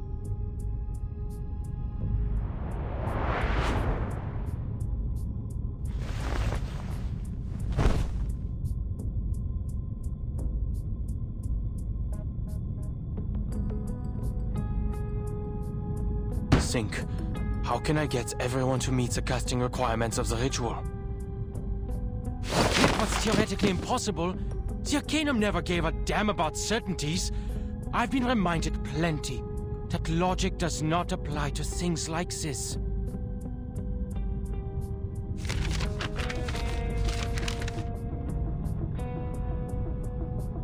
What about shortcuts? Are there records of transcendental rites? Significant celestial events, sacrificial offerings, or even Numa emanating ingredients that could boost the user's casting abilities? Wait, Numa emanating?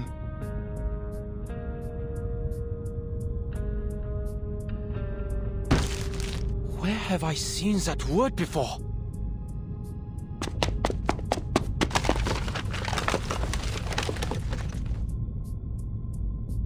It was in the files Ulrich told me to read. The Timekeeper's report from the Aegean Sea. Those islanders call the storm the emanation. Why? The emanation. Emanation. Just what is emanating out?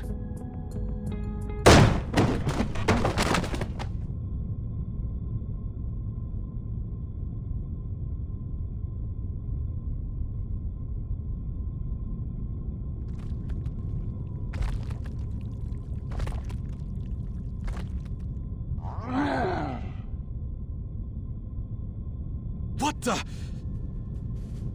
Dawkins, I hope you know this is not the time to catch up. That is if you're able to talk at all. No! Let go! I've just come up with an idea! Leave me alone!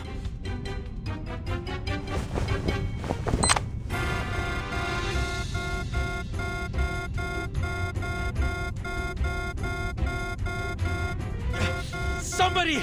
Help!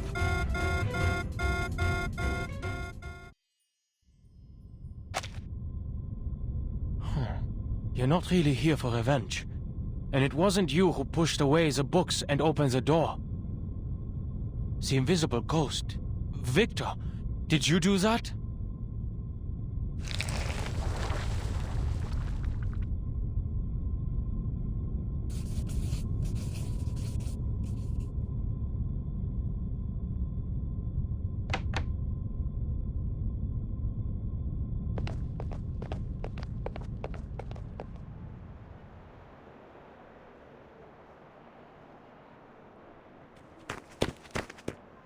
Researcher Adler!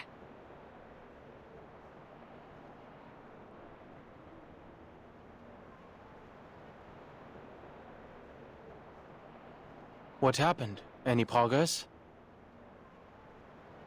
Yes, researcher Medicine Pocket has proved their theory right. They have successfully found the asymmetrical nuclide R in the air before the storm, even if only a trace. What did you say?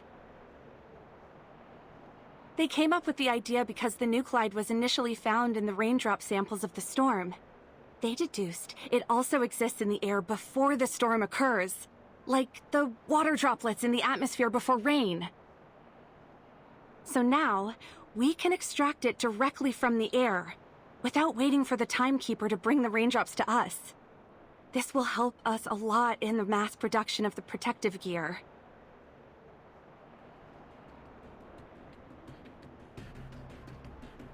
No way.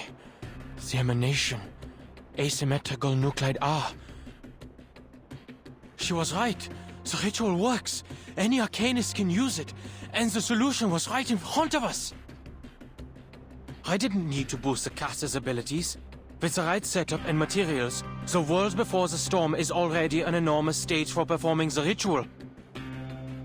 It's like a charged pylon just needing a cable. Mr. Adler?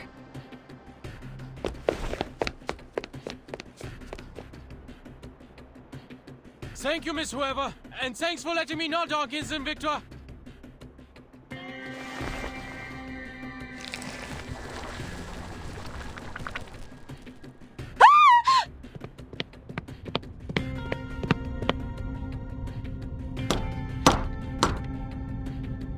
It's me, Ulrich. Let me in. I need to see Madame Lucy. Tell her, I found a way to transcend the limit.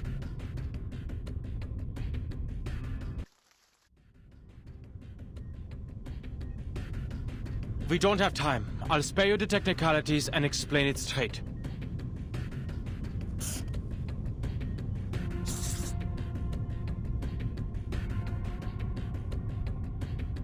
Our biggest problem is the limit of the bloodline. Low-rank arcanists can't command high-rank arcane rituals, similar to how household appliances can't withstand what's beyond their designated voltage. In most cases, the caster can only use their own arcane circuits that run through their inherited bloodline. But what if the caster were in a special electric field?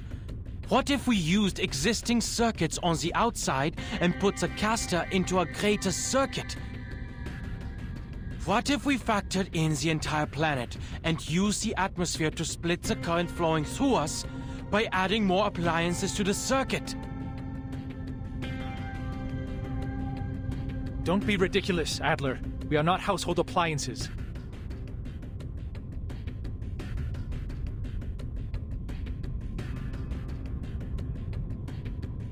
Hold on, let me finish.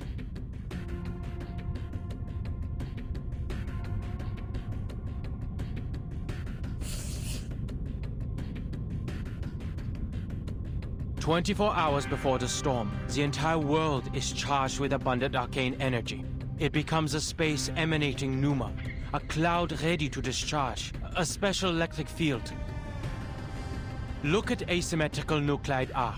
The key to the storm immunity was inside the storm all along. And look at how the Mandragora is the antidote to its own poison. The solution can be hidden in the question itself.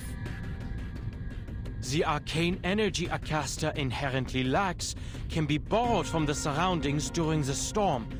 We just need a way to induct that energy. And Laplace happens to have all the data for the calculations. The observation systems we've built over the past 8 years have not been in vain. First, we derive a formula to determine the pneuma needed from the storm based on the Arcanist lineage. Then, we'll design a converter to transform the external pneuma into what they can use. They will no longer be bound by their limits. With just one calculation and one conversion, we can turn anyone into a capable caster.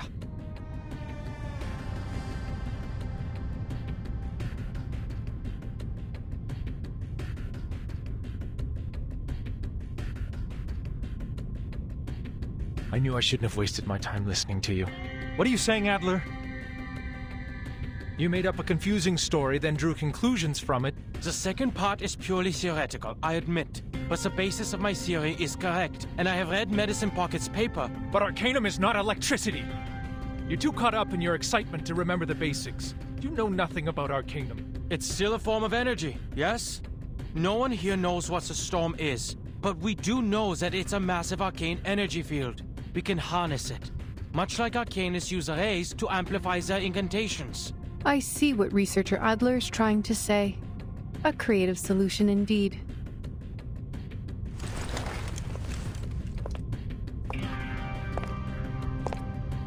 But ma'am... Do not worry, Ulrich. I also have noticed that humans could be smart and stupid at the same time. Perhaps that is why they need to have their work peer-reviewed. Thanks?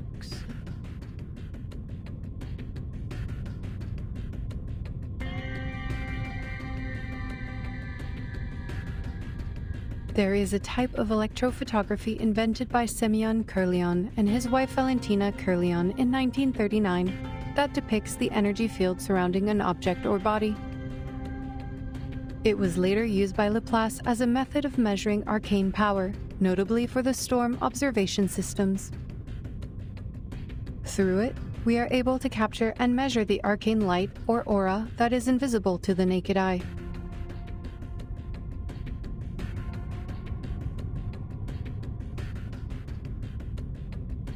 The plan of researcher Adler is feasible. Laplace also has the technology to support it. We have the storm observation stations, the capable casters, and the best mathematicians. Ulrich, please ask Miss Tider to lead the calculations, then experiment outside the safe zone and record the Pneuma constant needed for casting the incantation. And do not give the incantation to anyone. I doubt they can resist trying it.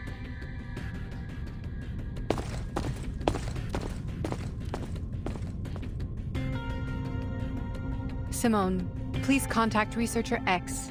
His balancing helmet could be the prototype for our converter. That helmet balances the energy field in and out of our bodies, and was once used to protect researchers working with dangerous arcane skills. We could boost its power and use it as a substitute for Adler's converter. But we should postpone their testing request until we have completed our experiments on the side effects.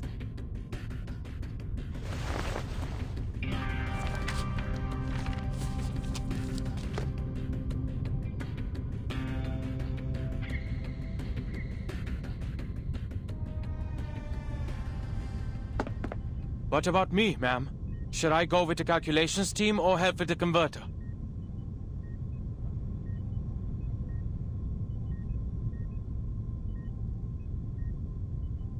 Right. I wanted to talk about that. You have proven to us the value of human thoughts and perspectives. I am glad that your struggles with the bottle did not damage your brain, Adler. I am confident that your discoveries will save many lives in the storm once implemented. The bottle? But it's been 7 years.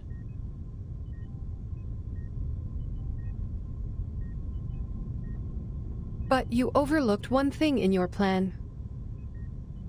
What about your people, the humans who can never cast incantations?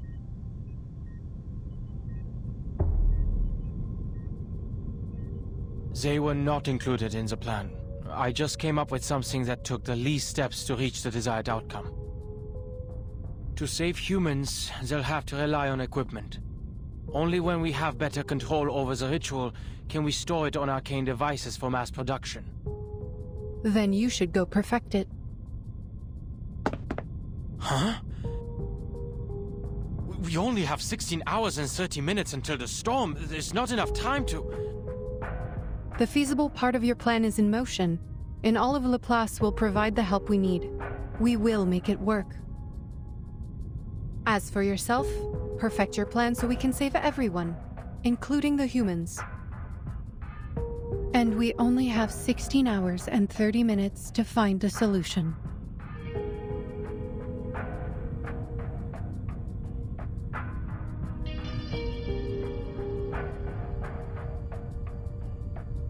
Understood. I will think of something. You're right about this one.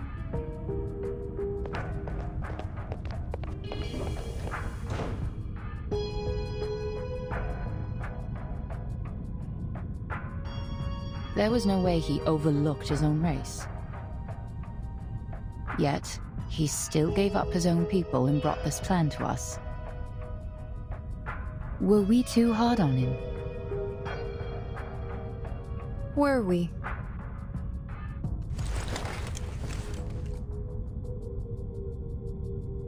But I made the right decision.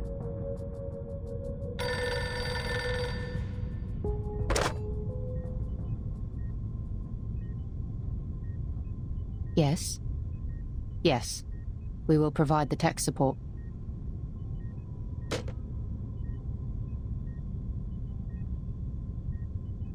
It was Xeno, Mom.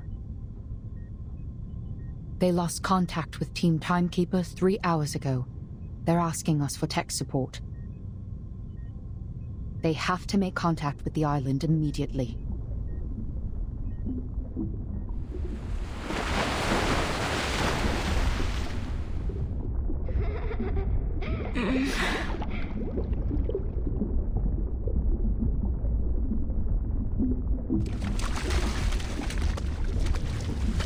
Don't worry, Sophia. It is just a game.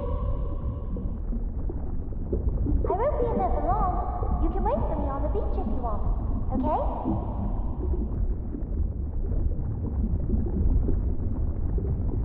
No!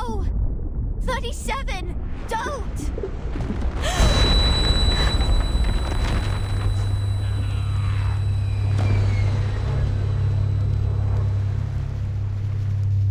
Where? What happened?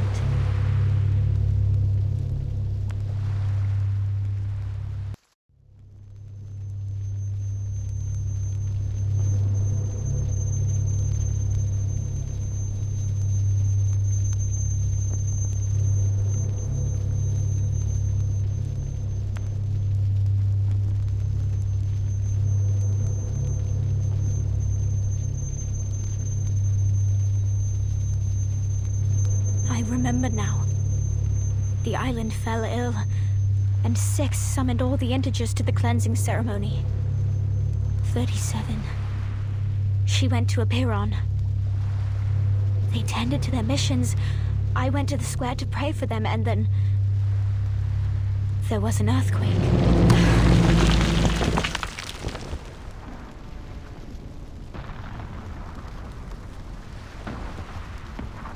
The human army? Wasn't the Foundation mediating the disputes? Did they betray us?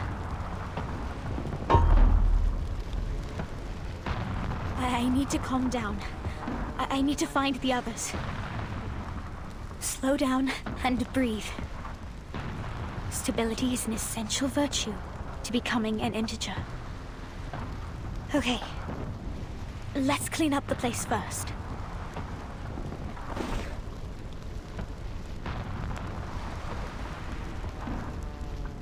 Ena eftegromot mima. Schematizete otan anosume diosimia.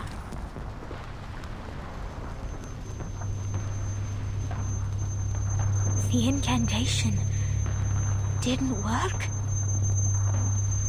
Did they fail to perform the cleansing ceremony?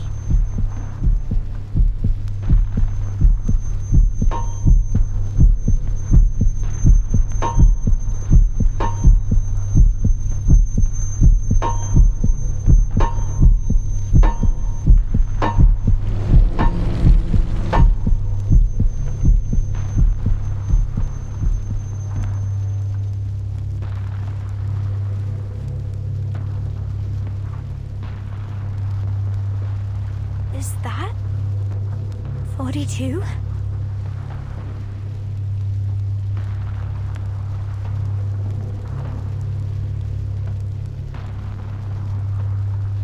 No one survives the oblivion. His hysteria is acting up again. I should help. Die, you lunatics! This is our land! Right from the beginning!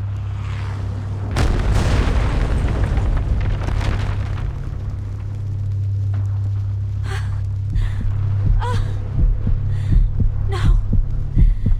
No! Be calm. Be stable. Think.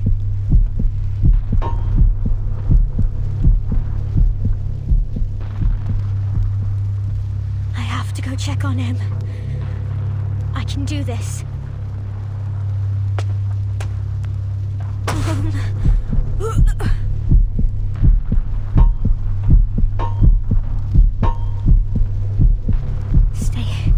Stay calm.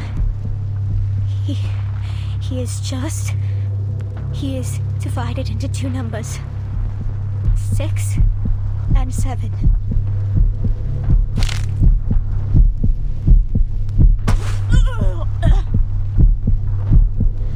I have to find the others. I have to tell them about 42. Sophia! What are you doing here?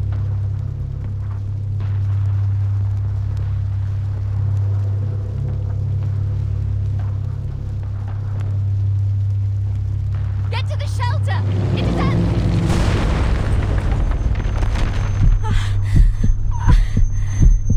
Miss 18. No.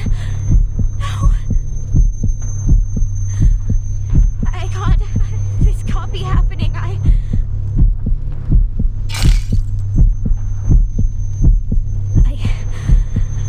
have to keep it together. Move. Sophia. Get to the cave. Find Sophia.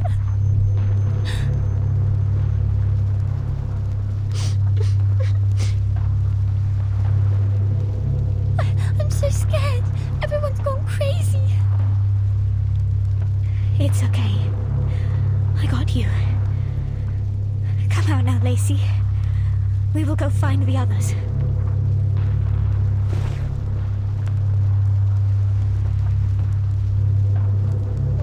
No, I don't want to see them. They will go crazy. Everyone. Lacey, your face.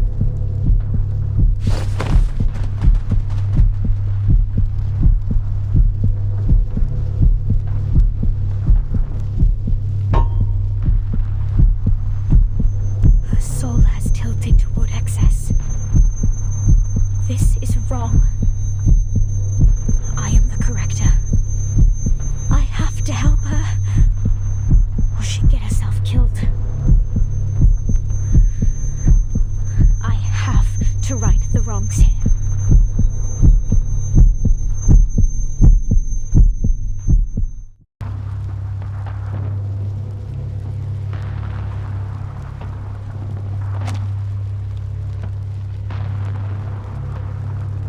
Come on, Sophia. Keep yourself together. Keep your soul in balance.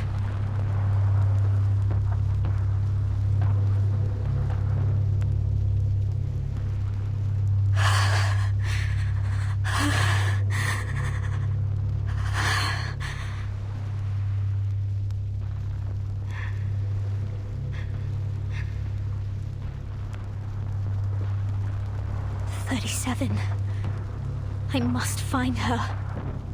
I promised it to her. She is going to be fine.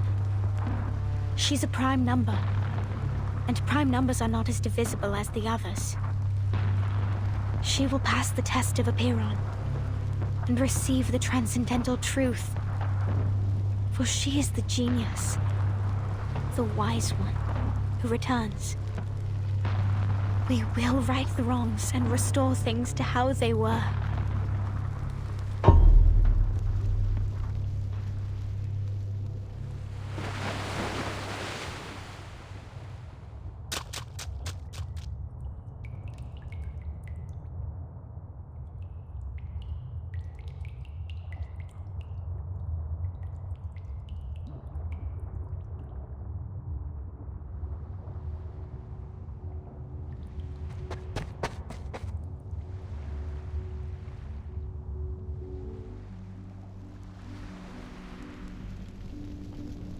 Sophia! You really waited for me! What happened to your clothes? Did you fall on your way here?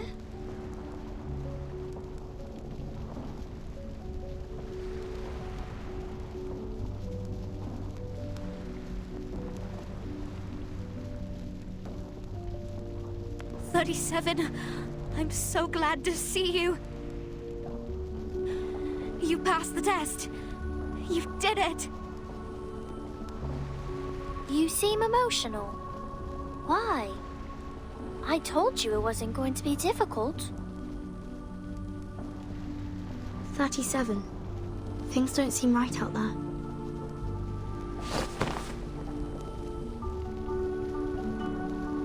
You have seen a Piron, right? You asked the question, didn't you?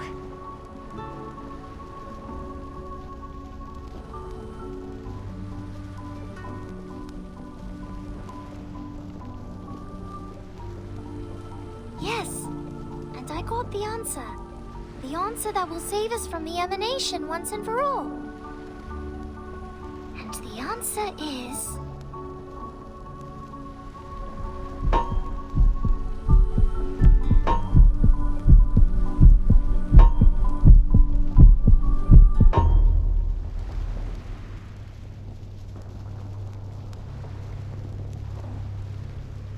Is that it? The one true answer from a Piron is a string of numbers?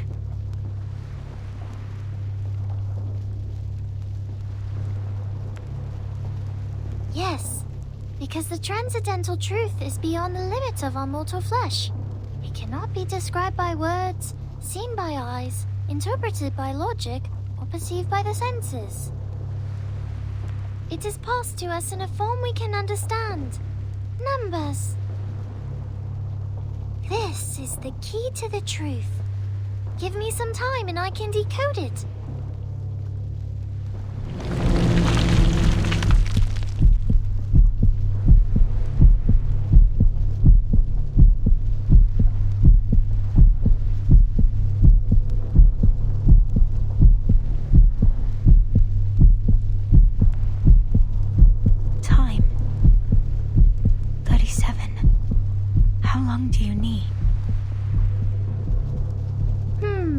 A month or a week.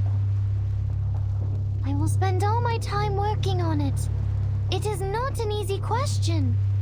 Could be the hardest one I've ever dealt with in my life. But I will get there. And then we will be freed from all these problems once and for all. Even if we don't know its meaning yet, it will eventually lead us to the kingdom of truth.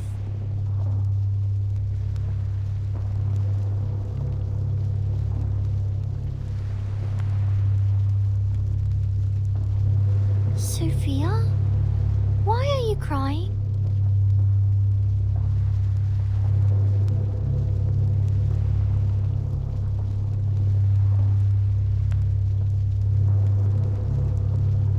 That long? 37.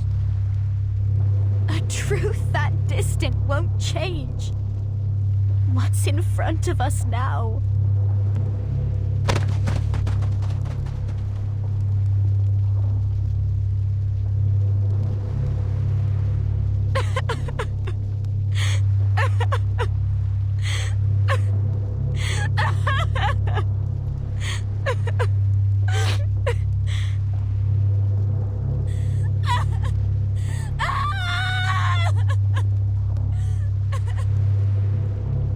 Sophia? Sophia!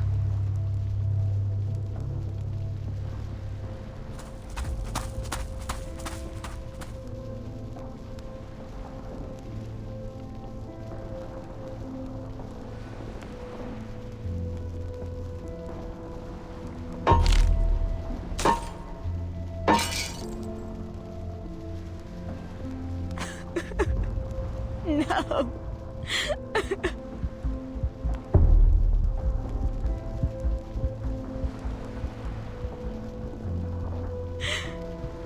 storm yourself, Sophia.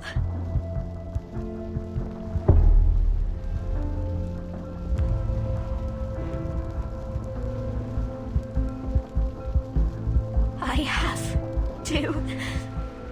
You seem astray, child.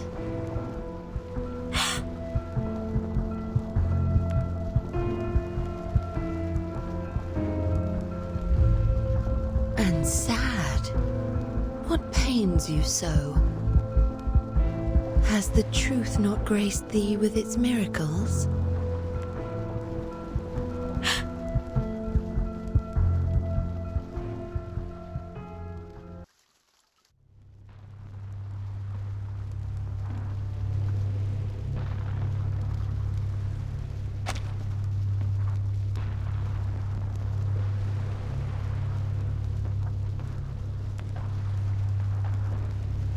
How did this happen? I passed the test. I was granted the truth. I have the answer with me. What did I do wrong? No, 37. None of this was your fault. Hysteria has come to this island, and people are caught up in it. It is the storm syndrome, taking the form of war.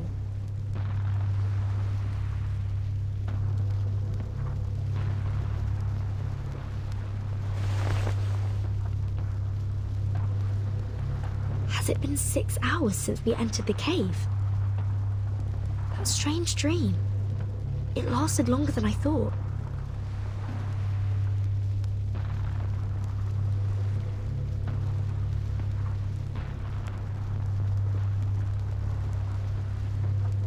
This is bad. The plan we have with Zeno.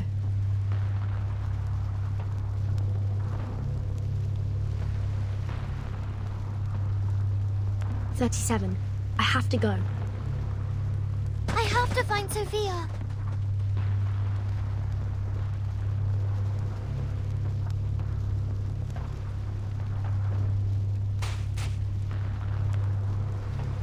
"37.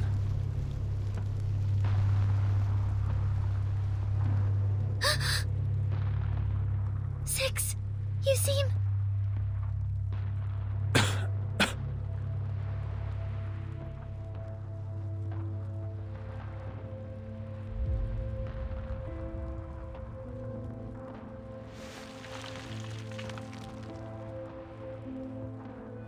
Have you passed the test? On what question did you seek its knowledge? And what answer did it give you?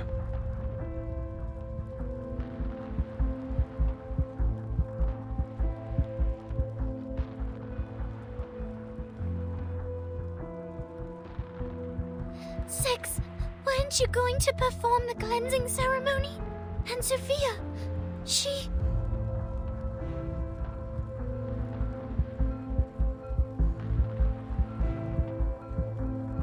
Please come up to me, Miss Verton. I wish to have a word with you.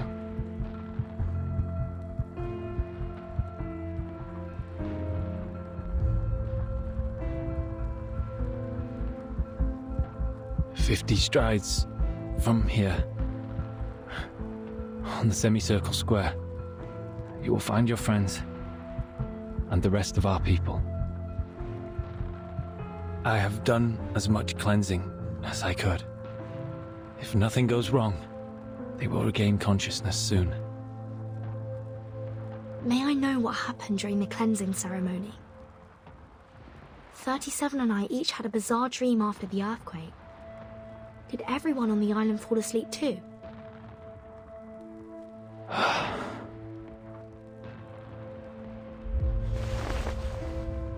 The island's order is forged by our faith.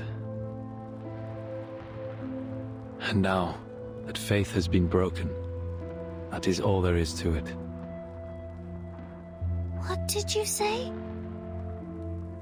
Upon our arrival, I sensed a large-scale ritual surrounding the island.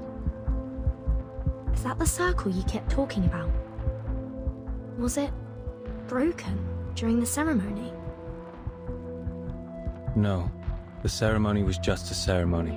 It was never the source of our faith. Our journey was ended by the same thing that began it, Miss Verton.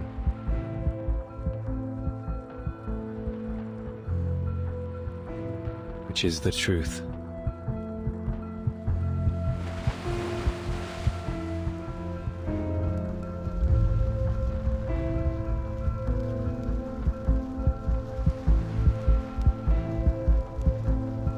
It doth not surprise me.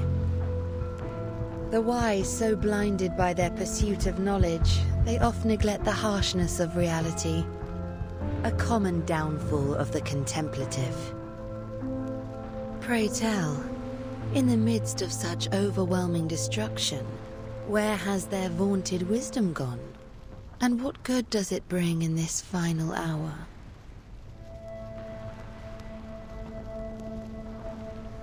I can hear thy weeping and bellowing within, Miss Sophia.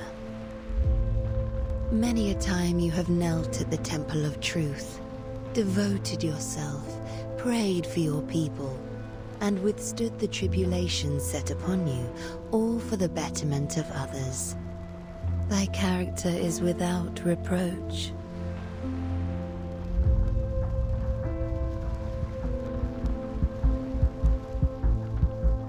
Yet the truth has never deemed you worthy, has it?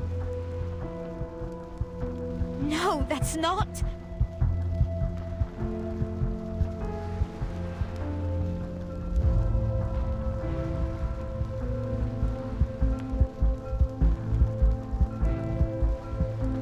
You shall be granted a greater opportunity.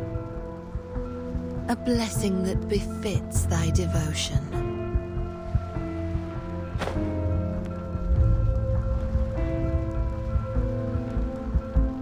No, that's a violation of the scripture. We shouldn't. The scripture? Yet you were never truly counted as one of them, do you not agree? As evidenced by the decision that truth hath made.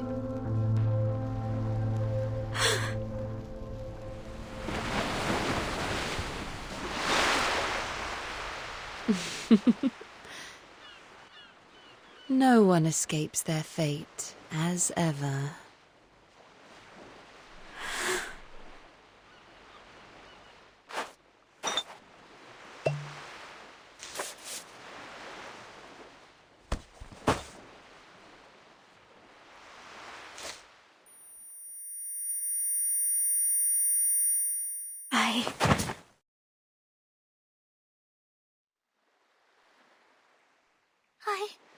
I don't understand.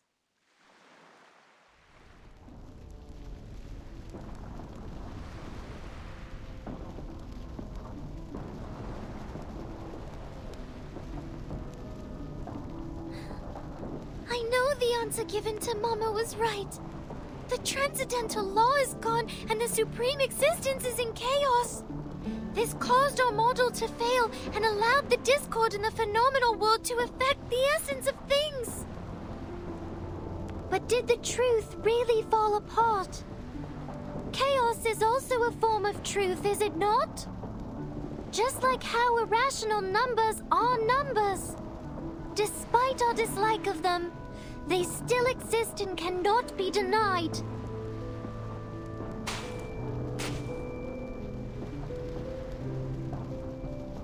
But how? How did this become the destruction of our people's faith?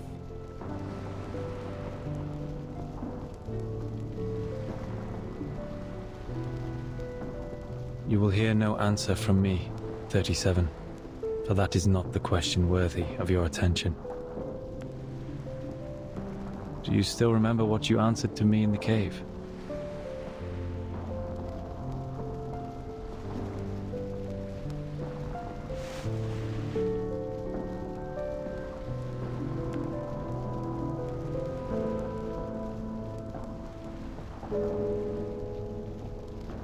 That would be enough, then.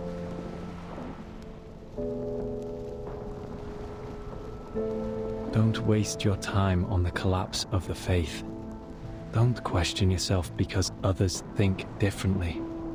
Walk onto the path you have chosen. You have done nothing wrong.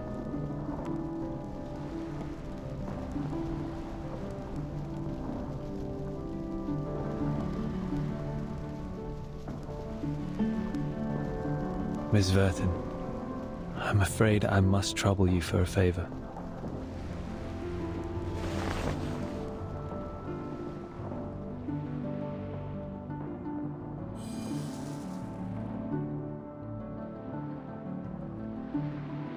As you can see, I can hardly take part in this matter for any longer.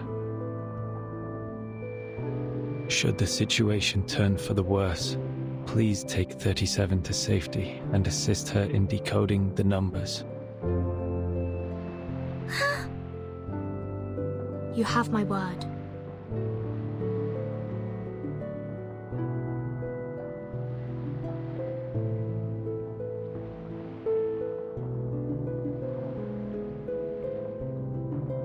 We are born facing a choice.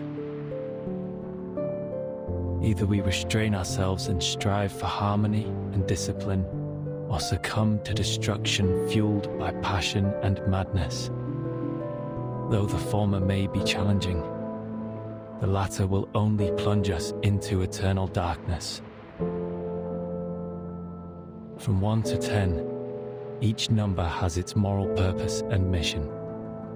Among them, only 6 was chosen to be the leader. Because 6 stands for balance.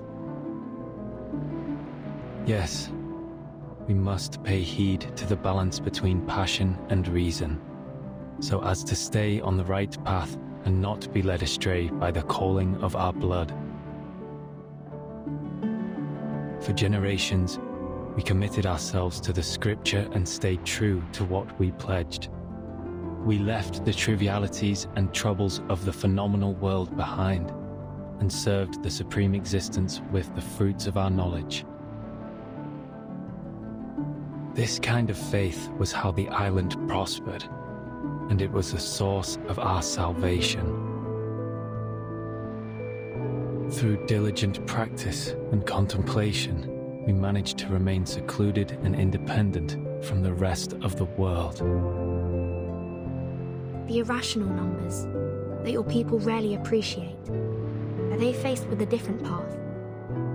A path of passion and madness?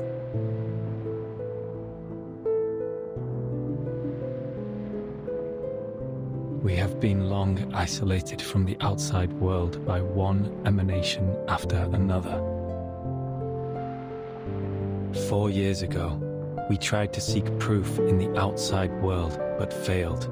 We regrettably lost some of our best scholars and friends in the process. However, it was not the failed attempt that led to this upsetting situation, but a crisis from within. Now with our ship capsized and our scale fallen, I am no longer able to reconcile the tilt of people's hearts and souls. We will be divided. The fanatics from the foreign lands can finally spread their hatred amongst the ruins of our shattered beliefs.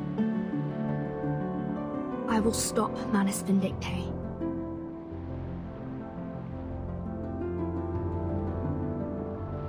Forget not your promise, Miss Vertin.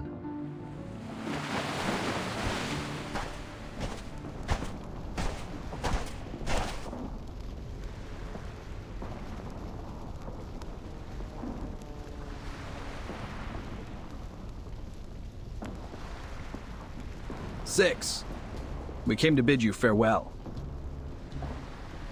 Everything happened here proves you to be an incapable leader. Your preachings of moderation and reconciliation were nothing but excuses for cowardice. Where were you when the humans dropped bombs on us? What did your cleansing do to help us? If those virtues are meant to be the virtues of an integer, then I would prefer to be a fraction. listen. The integers were unconscious during the attack because the ceremony was... Out of my way, 37. You knew nothing about what happened. You were in that cave having fun with your little games. The envoy from Manus Vindicte was right. We have grown too complacent on the island and have forgotten how to fight. We foolishly believed that staying out of conflicts would guarantee us everlasting peace. Now, open your eyes to the humans' atrocities against us. How can we not seek revenge for our spilled blood? We must act and reclaim what was taken from ours.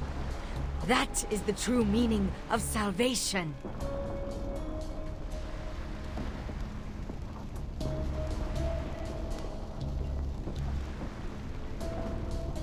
It is true that I was absent earlier, but please listen to me.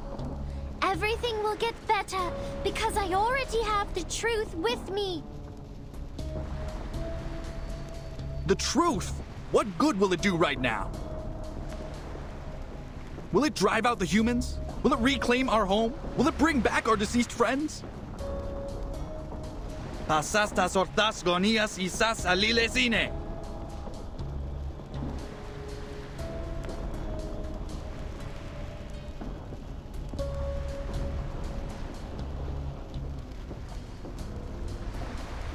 What salvation did your truth bring when steel pierced our chests?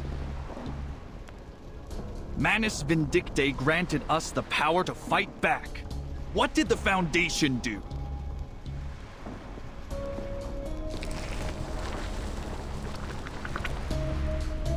Don't waste your time with these integers. The Foundation's envoy is here. It is clear they have taken the side of the humans. Kill the envoy, cut off her head, and bring it to our mother! What? You... The mask has robbed them of reason. There's no point in talking further. Take 6 to safety, 37. I'm the one they are after. Then how are you going to... I will meet with Sinetto at the square. This radio is with them, and we will contact our people from there. Don't worry. We had a plan against the Manus, and we can still carry it out. Now, on my mark. Run!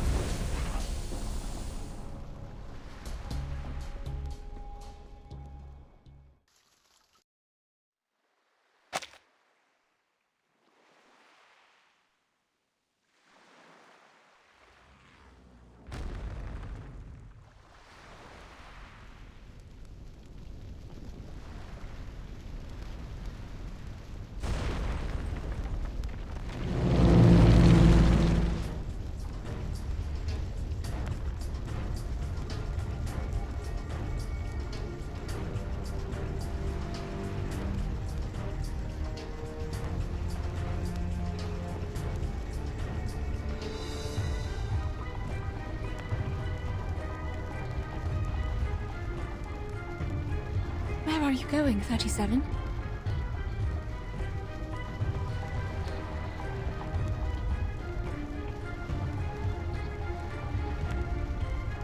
Please take care of 6 for me, Madame Morta.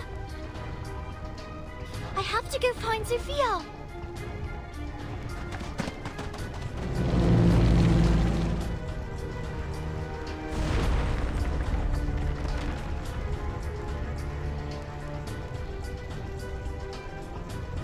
Die, humans!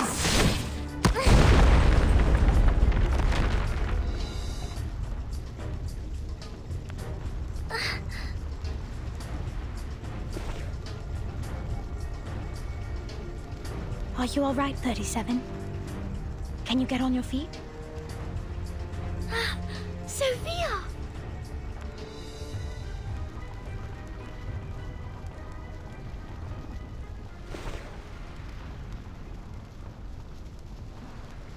Did you change your clothes?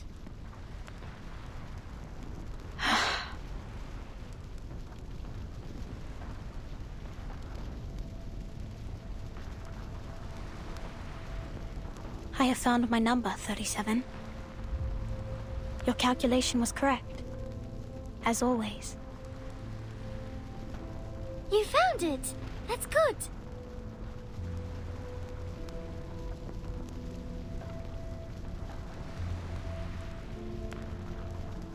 I always wanted to tell you. It is a great number. The number of a herald, prophet, and pioneer. When it was first discovered, mathematics was nearly destroyed. But luckily, it also spurred advancements in the field.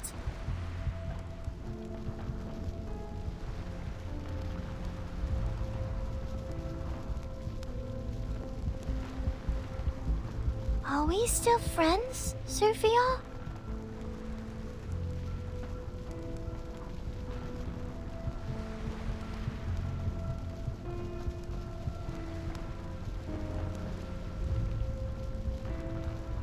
Yes, 37. We still are. But there are more important matters I must tend to.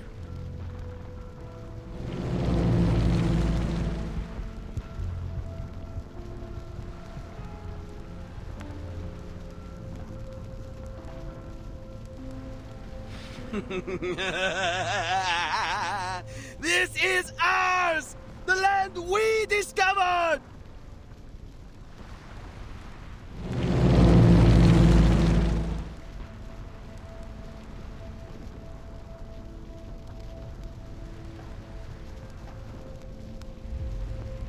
Wir Profitos found.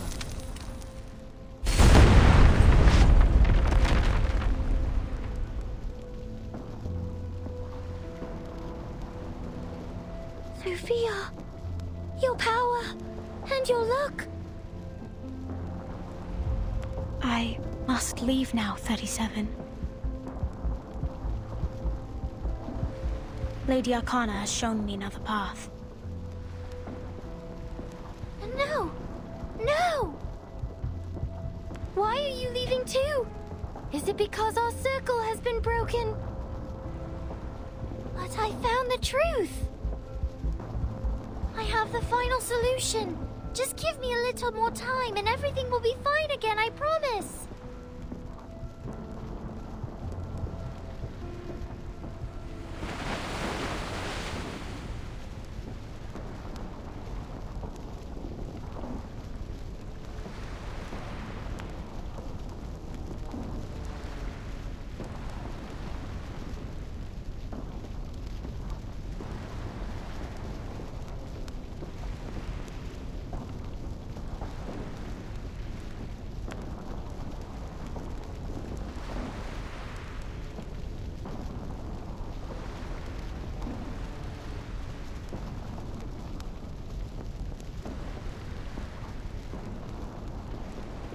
You and I are different, 37. Not all of us have the privilege to look on from the sidelines.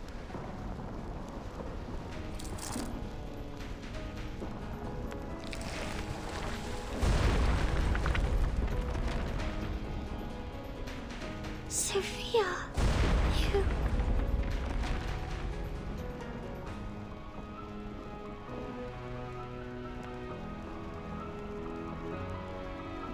I will join Manus Vindictae, take others with me, and leave. I will renounce the scripture and seek vengeance in the phenomenal world.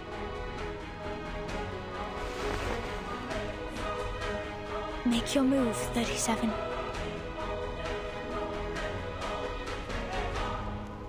If you really are the genius who can overcome anything, prove it to me. Stop me, transcend me, defeat me. Crush me to dust. Why, Sophia? Why must we fight each other? This was preordained. I am an irrational number, an obstacle in the pursuit of truth. I have accepted my fate, abandoned my scriptures, and embraced the path I should have chosen. Let neither side hold back, 37. No! No! This is wrong!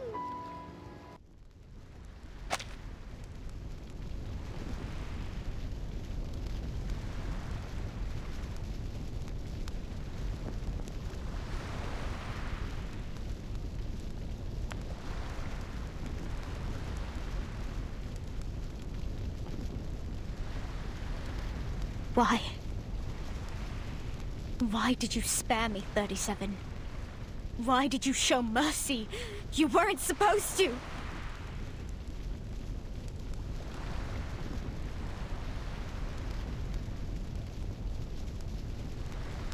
Because I don't want to fight you, Sophia! Why?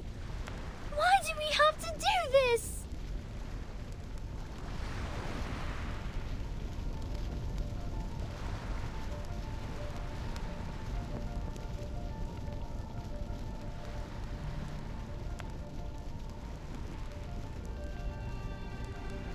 I'm sorry, 37. I have gone beyond reason. Beyond cure. I must have been out of my mind to make you fight me. Your hands were never meant for violence. They were meant for upholding the truth.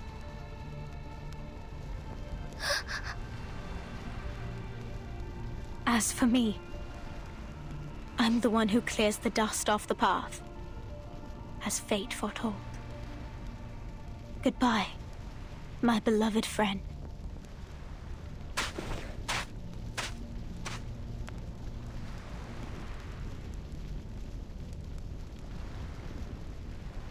It is time. Please clean up the beach as quickly as possible. We will depart soon, as Lady Arcana has instructed. Soph! Miss Sophia!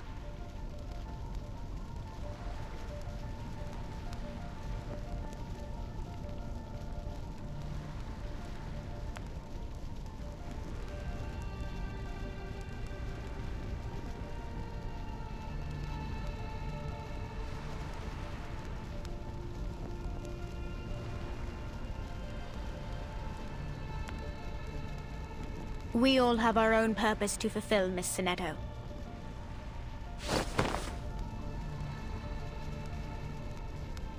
I will not fight you this time, but I will draw steel the next we meet.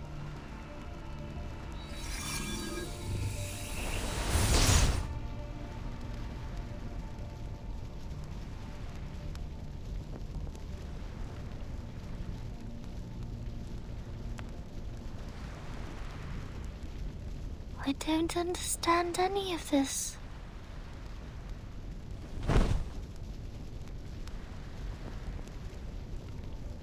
The truth transcends all and is above all trivial matters of a phenomenal world. It guides us to enlightenment and protects us from evil and misfortune. Does it not? This is what I have always believed. So I went seeking for it. It is finally in my hands. But now...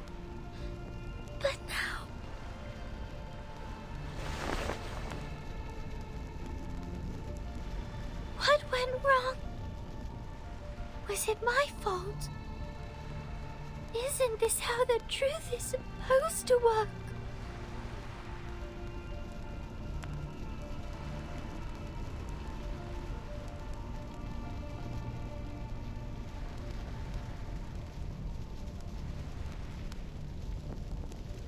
The truth has not abandoned you, 37. You haven't used the key yet, have you? It is still coded. The key. Lilia has verified Arcana's location. She is still on this island. We still have a chance to stop her before it's truly too late.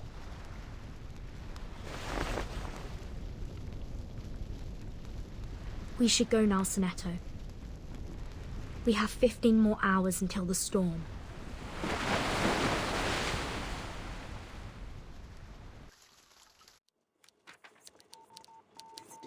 We've got signal. Xeno has restored communications with Team Timekeeper. Very well.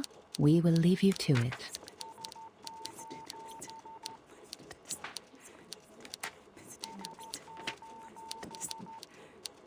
Just to confirm before we go, the operation Xeno is currently undertaking has been approved by the Pack Security Council, right?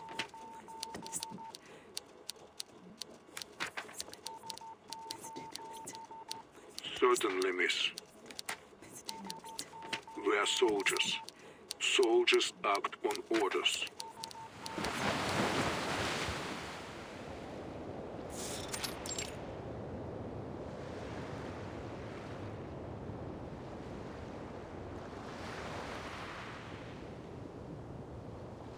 I am most pleased to see you.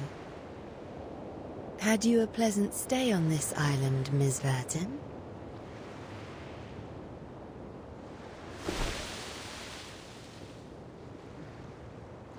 Are they not an intriguing flock of people?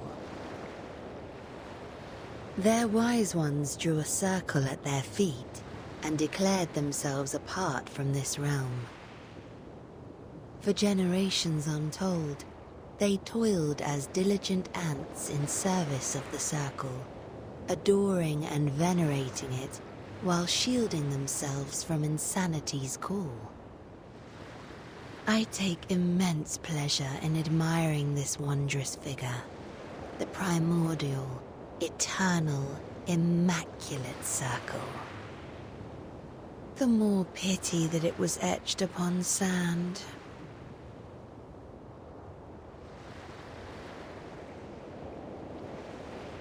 I disagree. The fragility and impermanence of sand is precisely why people strive for something eternal. Believing in perfection is not a flaw. I noticed the human aircrafts were loaded with weapons, not from this era. Did Manus Vindictae provide them with the technology?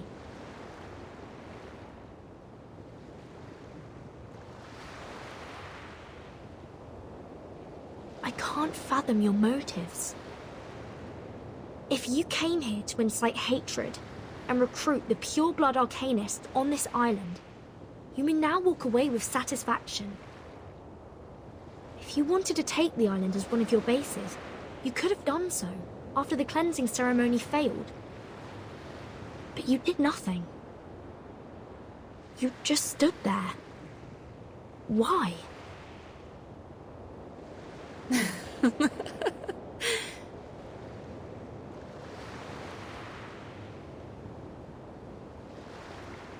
Do you struggle to comprehend, sweet Vertin?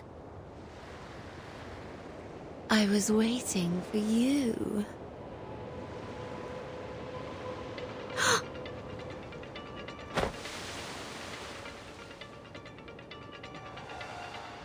Enough talk, Vertin. It's time for action. Mind your distance. Arcana has power over people's minds at a close range. A pity.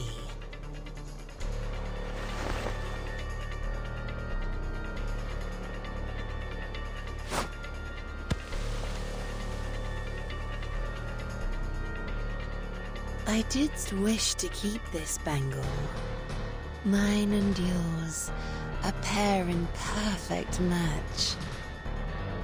How will you remove yours, Vertin?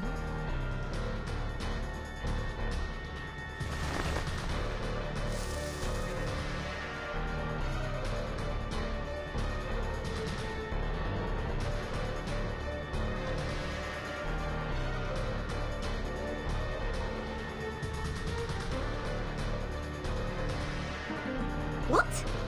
The island's been blasted to smithereens. How come the bangle still has its power? What is it made of? Don't worry, Regulus. We have foreseen this.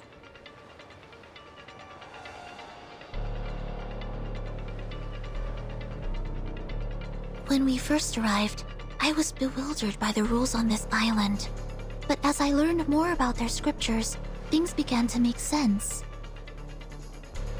Language is an unreliable means of communication. information can become muddled and vague wording can lead to mistakes and contradictions. That's why the island values math as a more precise and truthful language.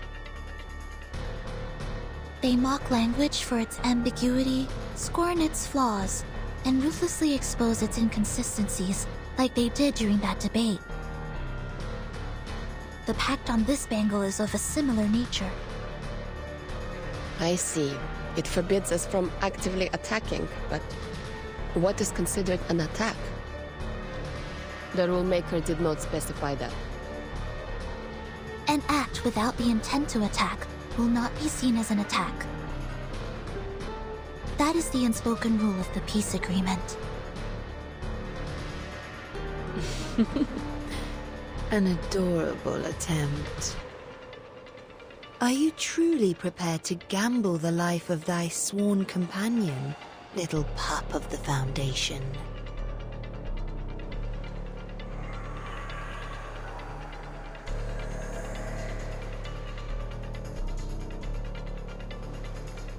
I will not make the same mistake again, Miss Arcana. I know perfectly well what I'm doing. Your provocations will not work on me. For the peace of this world, I will stop you.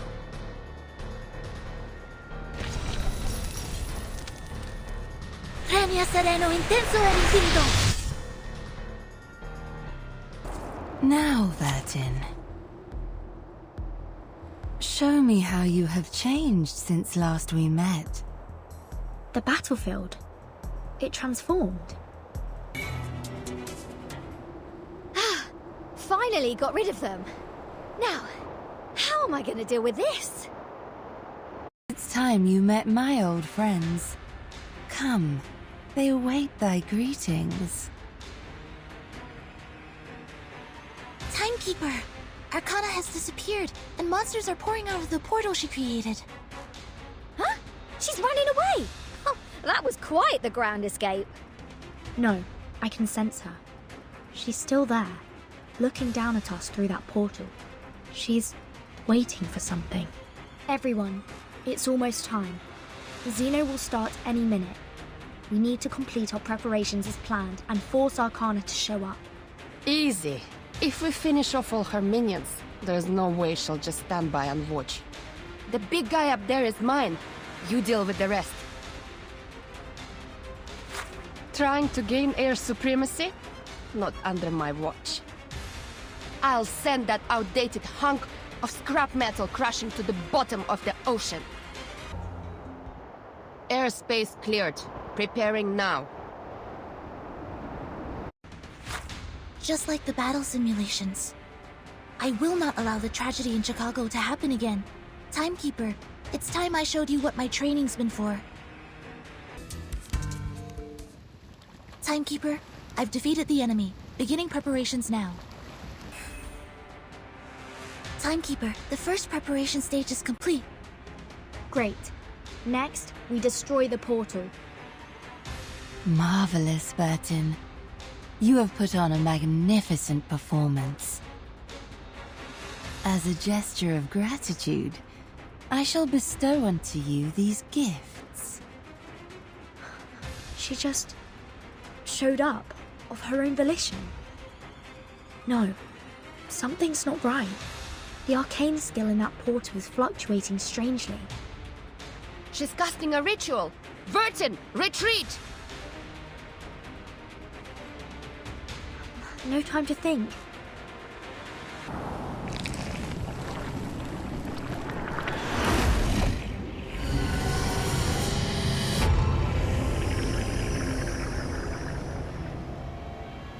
What is this? It has more hands than all the members of a band combined. Timekeeper, there's a gigantic creature emerging from the portal. We must complete stage 2 as soon as possible. We better finish it off before we start stage 3. Copy that. This is a critical moment. Everyone stay alert and await my command. Is this creature changing its afflatus to match that of its attacker? Ha! A mimic strategy. Clever. But we can also use it to our advantage. Everyone, Rotate your arcane skills. Make sure we always have the stronger afflatus. Let's teach it a lesson in improvisation. The creature is defeated and Arcana has emerged once again. Timekeeper, stage 2 is complete. Cool! Now, we just have to activate it. No. Things are going too well. Like this has been rehearsed. What on earth is she trying to do? There's no time, Vertin! You're right. We've put too much time and effort into this plan to not carry it out now. Sonetto, Lilia, Regulus, assume your positions. It's time to enact the final stage.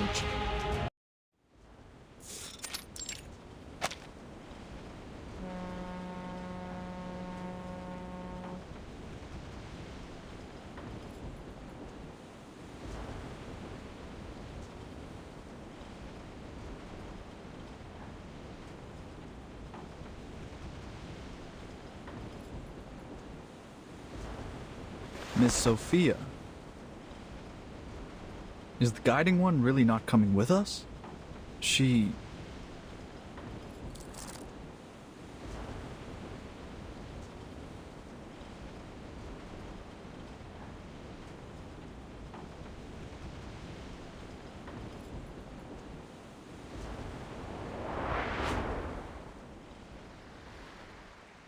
Are you saying?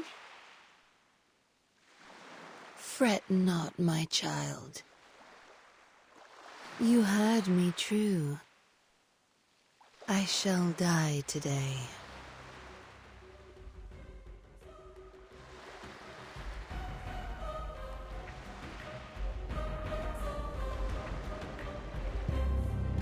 Timekeeper, location Alpha is ready for the ritual. Location Beta, ready. Mr. Apple and I are ready. Good.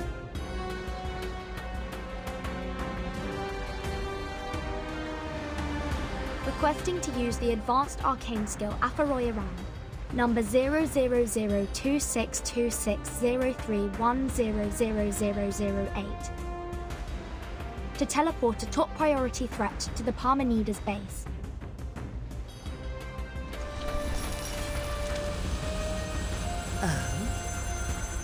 Loosen up and enjoy the ride. Прощай.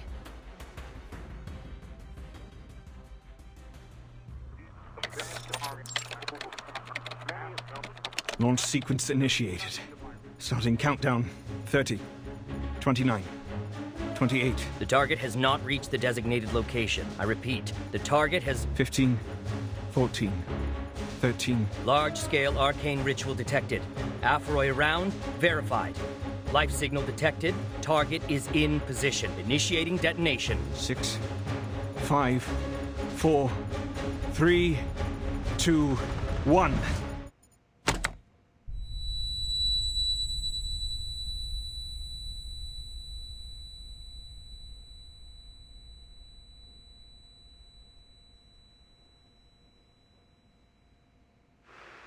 Vacuum bomb detonated. No arcane energy detected. No life signal detected. Target eliminated. I repeat, the target has been eliminated. We did it. We actually did it. Admiral, Hans, we made up for what we didn't do in 99. Did we win? It's too early to celebrate, but history will remember this moment and honor all that was lost in this long battle. Wait, Hans. You hear that? In your headphones?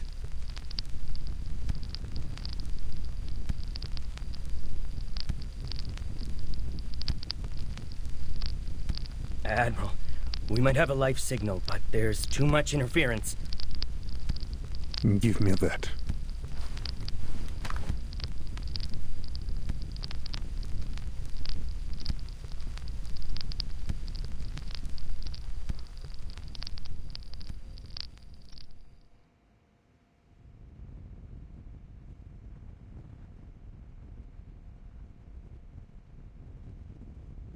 No, it's nothing.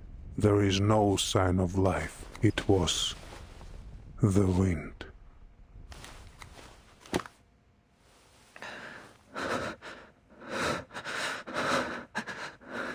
So, that means...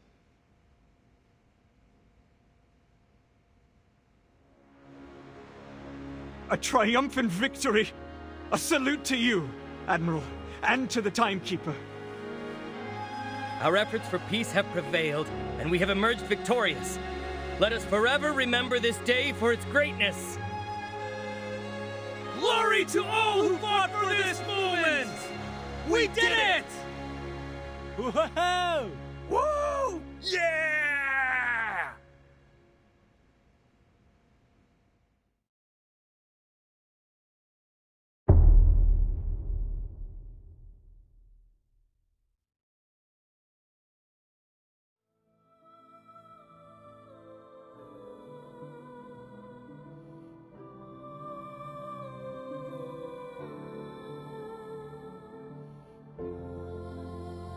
Drink this.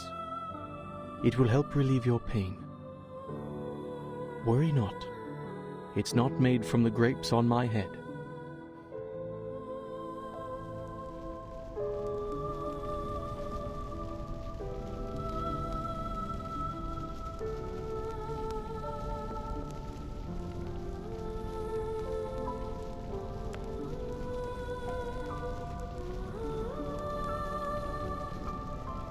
Hang in there, 29.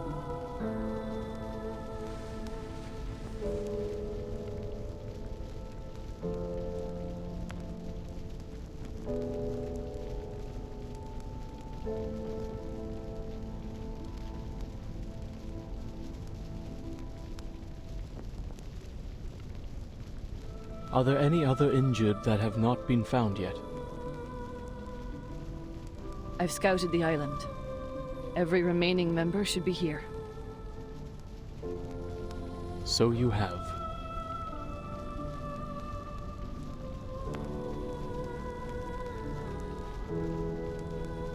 It means the members not here have joined Manus Vindicte.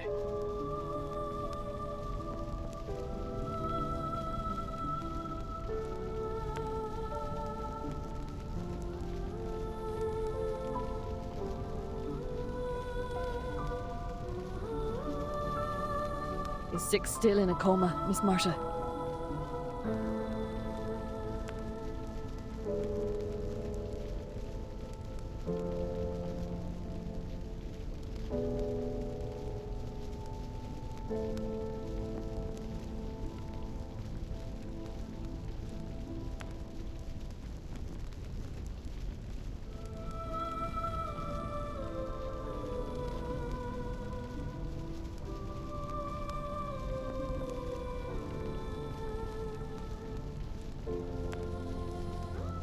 To you, O the alone infinite, the non-subsistent, the ineffable, I call.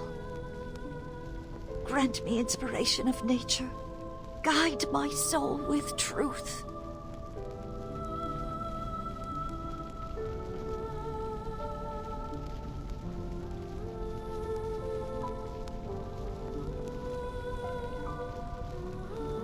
Give me power of enlightenment.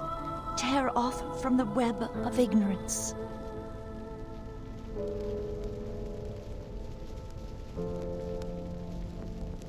Redeem me from the evil, hatred, and what throttles me down. Break through the ground of bad, corruption's chain, the carapace of darkness, the living death, sensation's corpse, the tomb I carry. Learn the beauty of truth, the balance and limitations of all. Enough!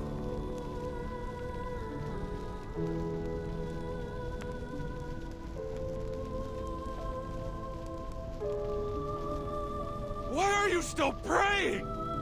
The truth is gone! Who are we praying to? Who will answer us?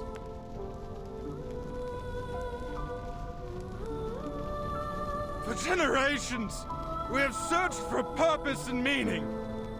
But now that the truth is lost, what is left for us to live for? No, the truth is still there.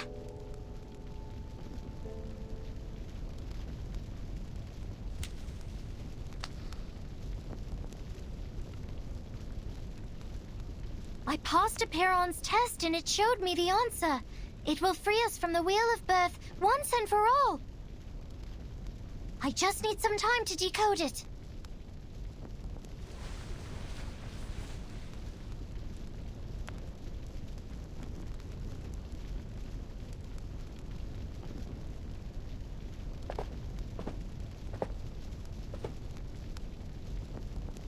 We will do our best to help.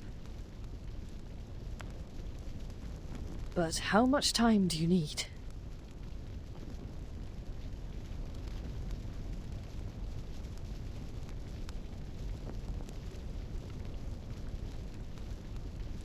I have someone in mind that can help us decode faster.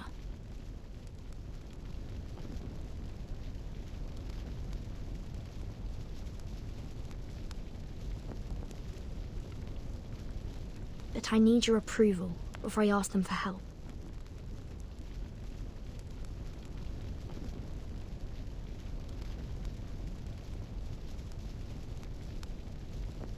May I share the truth with the others, 37?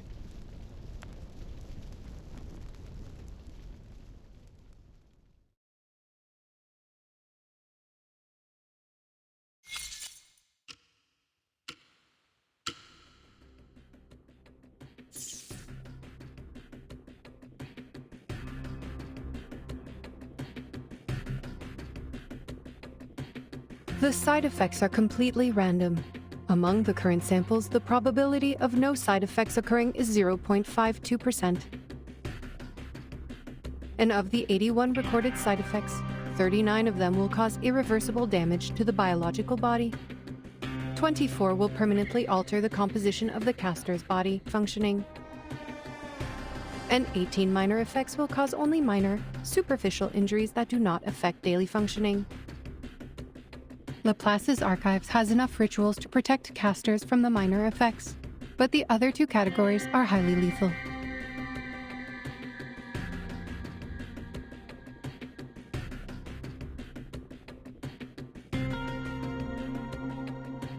After 72 experiments, the diversity of side effects has decreased significantly.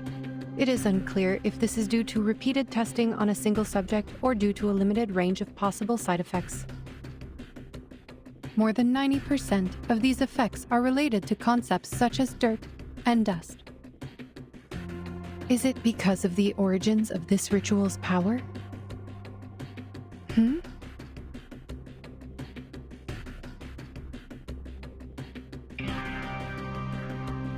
The number of recorded side effects is 86, not 81. When did I write these 5 down?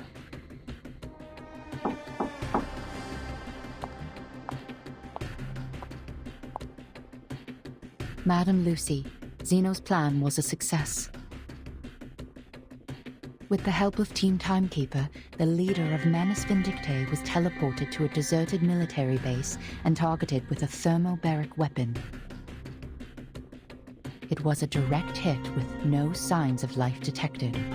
The momentous event was captured on camera in the observation room.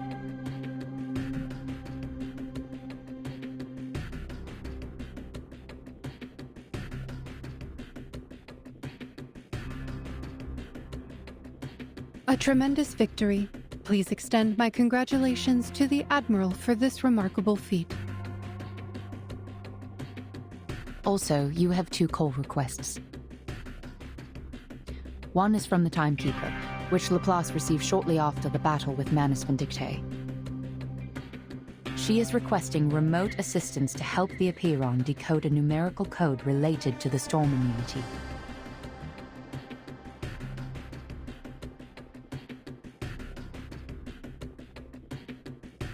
Put her through immediately.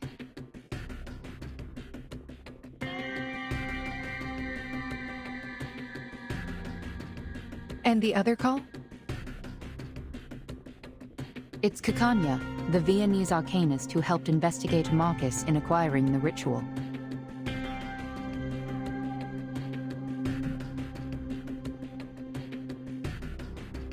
We have updated her the progress of the study and the potential side effects of the incantation. But she insists on knowing the right pronunciation.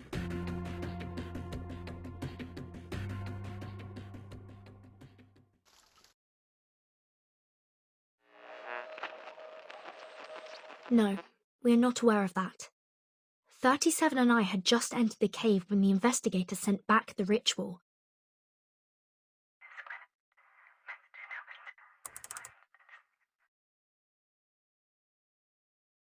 I see.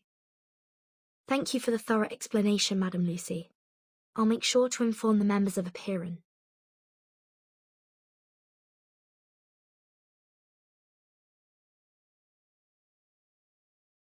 If possible, could you kindly explain this to them again after we set up the communication device?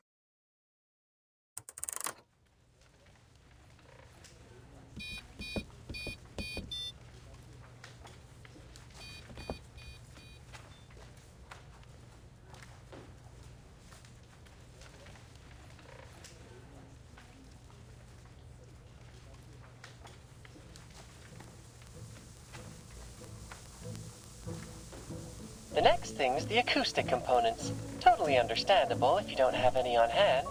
Regulus, can you help me find some... What are you saying, mate? Of course, this great disc jockey would have the acoustic components. I'll have you know, I made friends with the dolphins as soon as I had the chance, hoping they'd retrieve some of the radio components from Apple II. And guess what? They actually found some!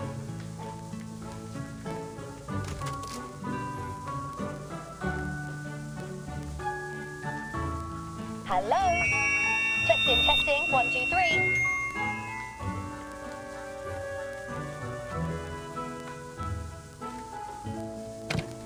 Perfect. You finally have a communicator equipped with a speaker. Before, there were too many ears for one tiny radio. Ah!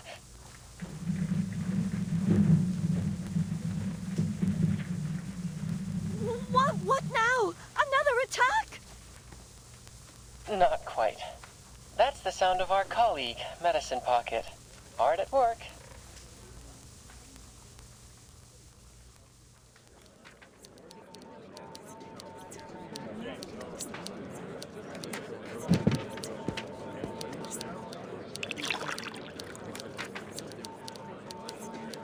How goes it on your end, Vertin? The storm is only 8 hours away. Has the immunity zone on the island stopped shrinking? I think so. No one in the Hall of Apeiron is affected by the storm syndrome so far. The immunity zone seems stable for now. Manus Vindictae and the humans have left. There should be no further destruction on the island. So the decay of the immunity zone is not linear.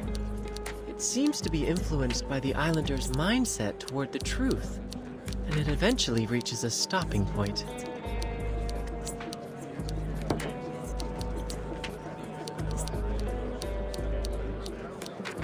Could it be that the ritual on this island, rooted in the power of faith and belief, serves to amplify only the radius of the storm immunity? Fascinating. That can wait, Researcher X.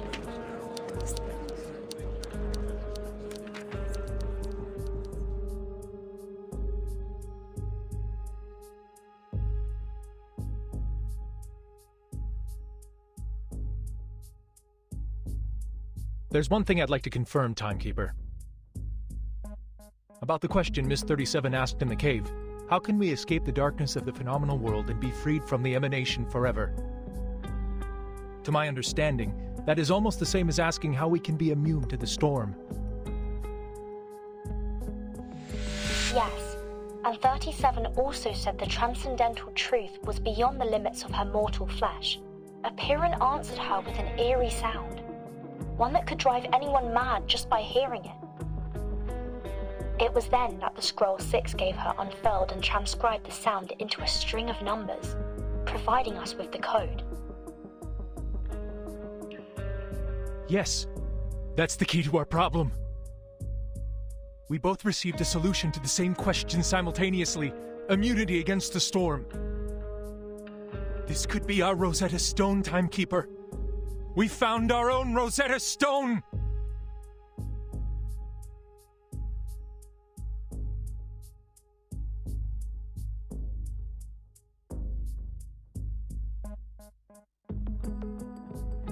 Rosetta Stone.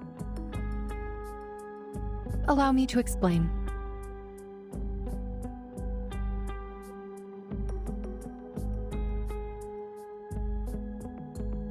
The Rosetta Stone is a stone tablet inscribed with a decree in 3 different languages: hieroglyphs, Demotic, and Ancient Greek.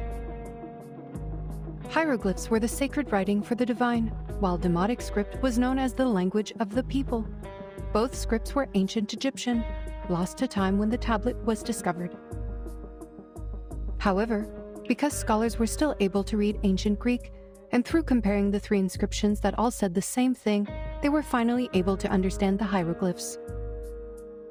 And now, we too have our own set of inscriptions to decode. The first is similar to hieroglyphs, as the truth Miss 37 heard in the cave is completely unintelligible and can drive people insane just by listening to it. The second is like Demotic script, a ritual we obtain from Arcana that can place a curse upon those who read it aloud. It cannot be handled by ordinary people. Finally, the numerical code you shared with us is like the readable Ancient Greek, without any divine powers, but crucial in deciphering the other 2 inscriptions. How intriguing!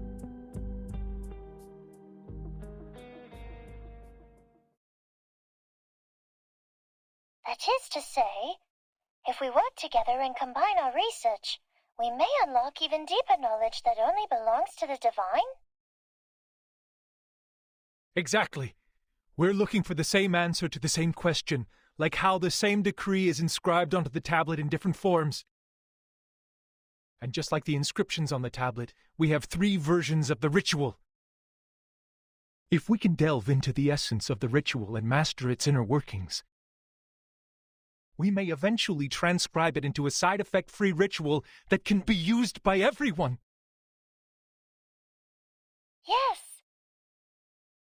It should work, because the nature of the universe flows in all things alike. I'm glad you think so, Miss 37.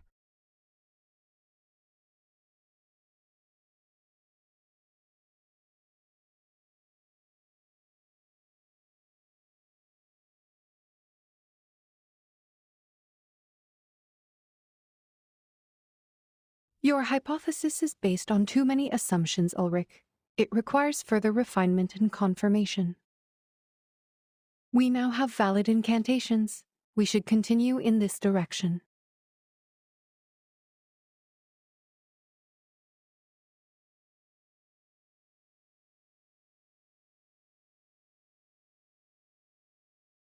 You mentioned the word transcribe just like the Timekeeper did.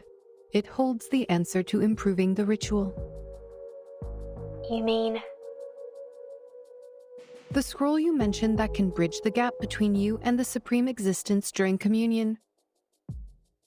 It is the scroll that transcribed the eerie sound and saved 37 from the lethal side effects. Does this mean it could potentially lessen the negative effects of the immunity incantation?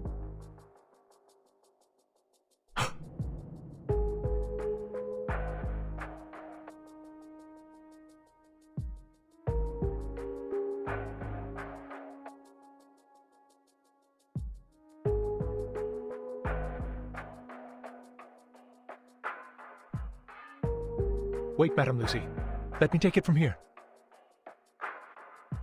We would like to borrow this scroll for research.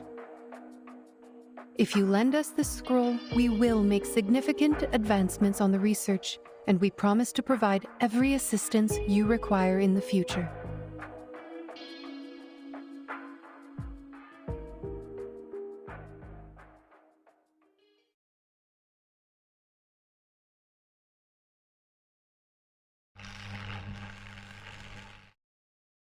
lend you the scroll.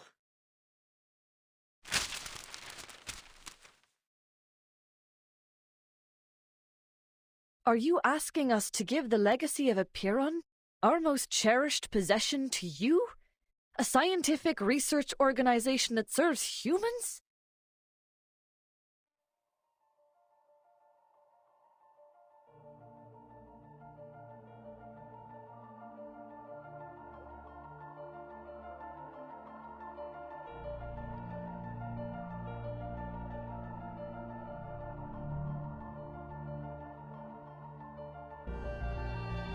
Why not?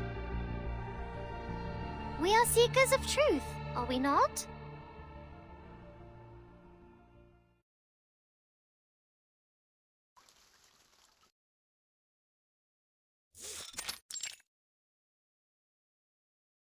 Heed my words, 37. That scroll is a sacred relic passed down from the wise sages of Apiron, safeguarded by the Sixes, and entrusted only to believers who brave Apiron's test. It has the power of harmonization and reconciliation. You may keep it until you fully grasped the secrets shared with you by Apiron. But you will not share it with some organization affiliated with humans, and certainly do not allow them to study it.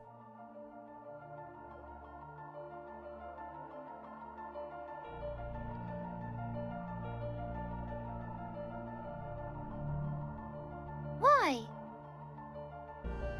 Sharing the scroll is sharing wisdom and knowledge with others, like what we have done through our doctrinal meetings and receiving visitors from the outside world. It is for the sake of spreading the light of truth, is it not? The human researchers, they have also discovered many brilliant theorems. Before the emanation cut us off, we had these types of communications with the outside world. It was fun, unlike what came after. I'm sure by sharing this scroll, the code from Apiron will be deciphered. I must prove that the light of truth still glimmers.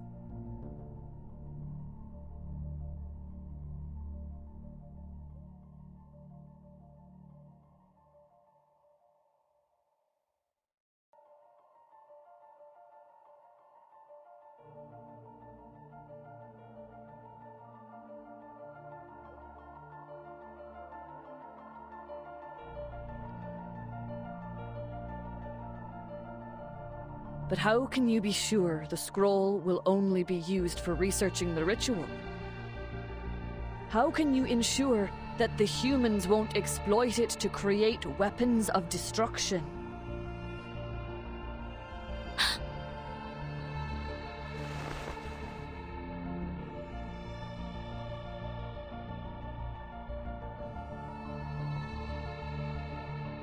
Before joining the School of Apiron, my people and I had wandered the world for ages.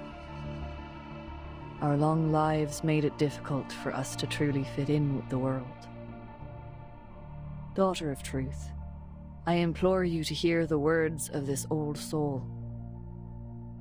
Humans have indeed achieved incredible feats, and their enlightenment has even touched my soul. But unfortunately, most humans do not have an inherent respect for knowledge or its boundaries. They only chase after power blindly.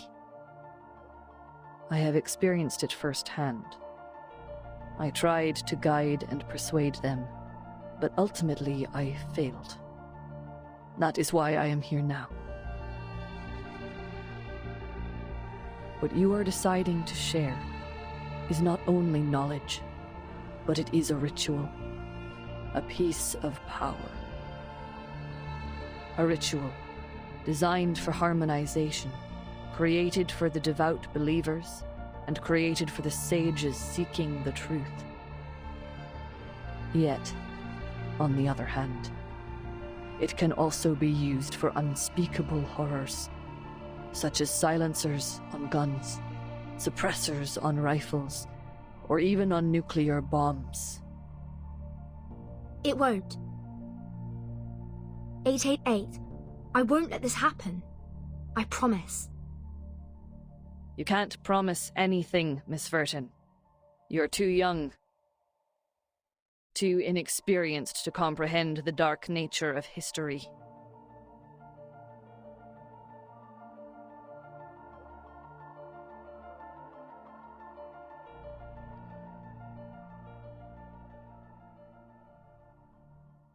But it's the truth we're talking about. What could possibly outweigh the truth?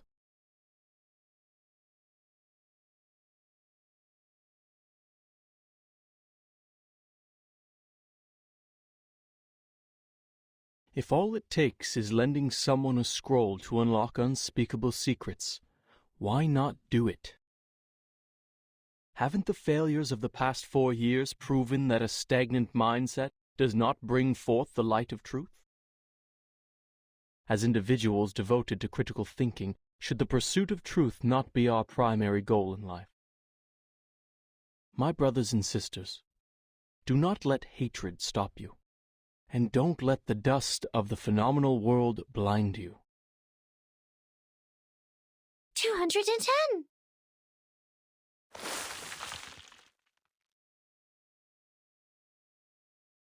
And remember, it was 37 who passed the test and earned the scroll. It is her rightful responsibility to handle this situation.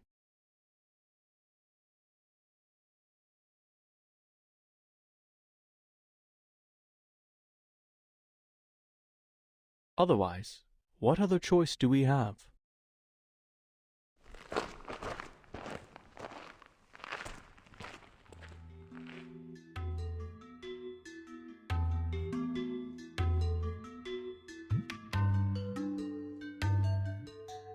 I have made up my mind. I will share the scroll with Laplace. We will decipher the code together.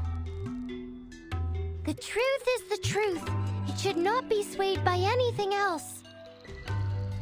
Please, everyone, cast your pebble if you agree with me.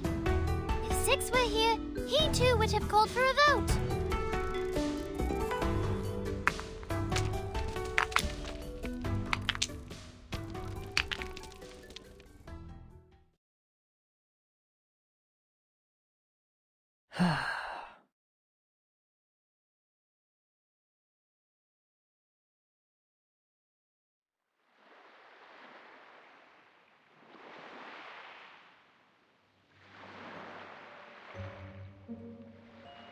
Miss Lilia, are you certain about this? Absolutely. See the nice weather today? Much better than the day we landed. No wind, no cloud, the clear sky, and that giant moon.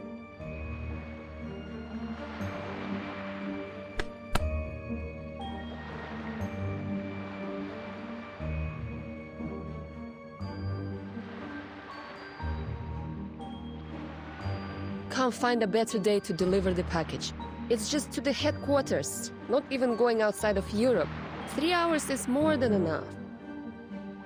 I'm done being stuck on this suffocating island. Nobody can stop me from taking this flight. The headquarters are at least 768 nautical miles away, and you have no protection during the long flight. It's dangerous. And we have only 7 hours until the storm. Dangerous? Maybe. But this is an exhilarating flight in the storm, Sanetto. What better chance than now to push Zeno into updating their flying manual?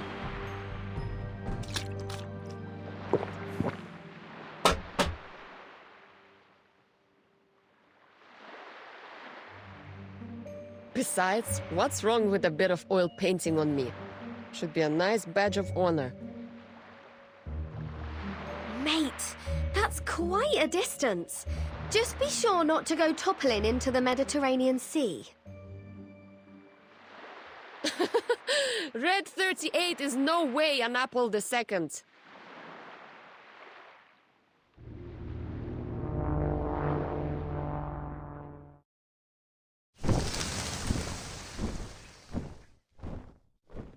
Uh-oh.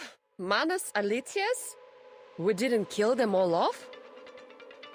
I don't have time for you, little stingray rats.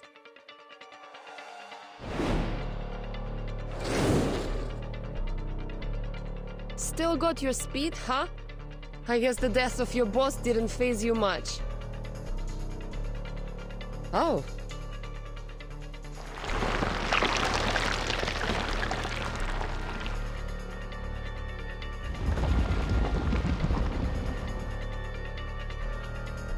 A Manus aircraft?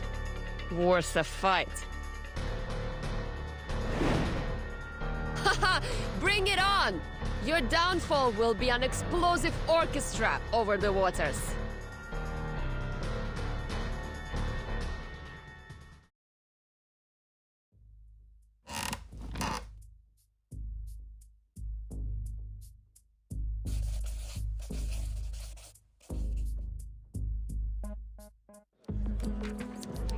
Yes, Miss Tyder has derived the formula and my team has finished designing the prototype converter. Now, we just need the bigwigs upstairs to approve the experiment application. This is an unprecedented chance to rob the storm of its energy. I wouldn't miss this for anything.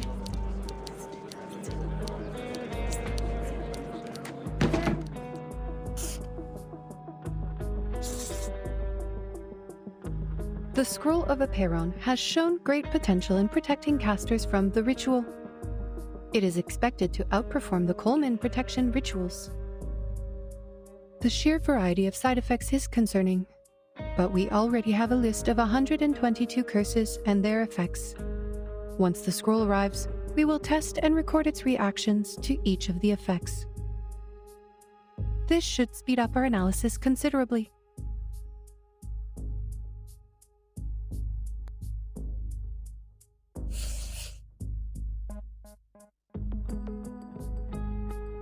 How can we get humans to make use of this ritual?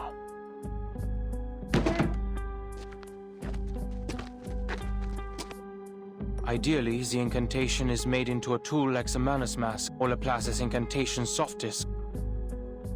However, this would require a thorough analysis and mastery of the ritual. Manus Vindicte could create the mask because Arcana is just that excellent of a caster.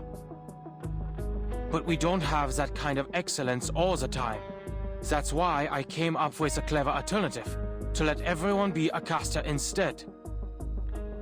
The problem is, humans can't cast it all to begin with. Ugh.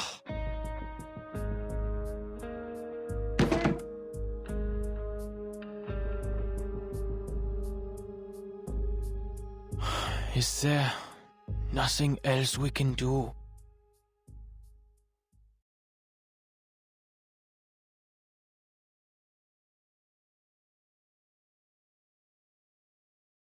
So, this is the plan of the imaginary numbers. You want to use the waves of Numa and the reconciliation of the scroll to allow everyone to recite the storm immunity ritual?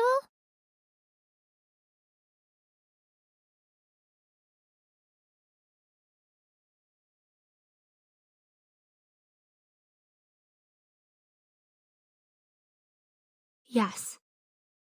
What do you think, 37? An ugly plan it is. There is no grace or beauty in this approach. It is purely driven by practicality and uses clever tactics to make things fit. How typical of imaginary numbers. What? It sounds pretty cool to me. Taking advantage of the storm? It's about time we plundered it instead.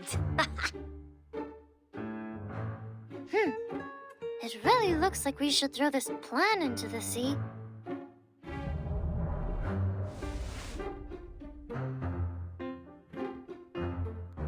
You're not trying to comprehend the ritual, Vertin, but scrambling to make use of it before the emanation arrives. Isn't making use of it enough for our purposes? No, the theory is incomplete. You will be hindered by impossible obstacles in no time. Mister, could you show me the incantation? I want to see it too.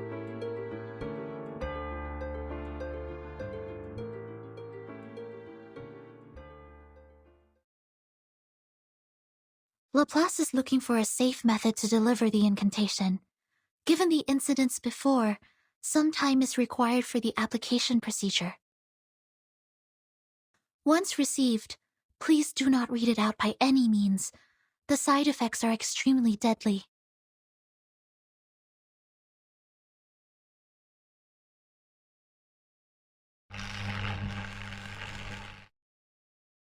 Apologies. We took some time to test the delivery methods. For your safety, only the text of the incantation will be delivered. The exact pronunciation will be sent to the timekeeper later. Thanks, mate. Since the island has no visual communication, we will send the incantation letter by letter through a Chladni plate, a technique that converts simple patterns to sound waves. Enough with the mumbo-jumbo. There's no time for details.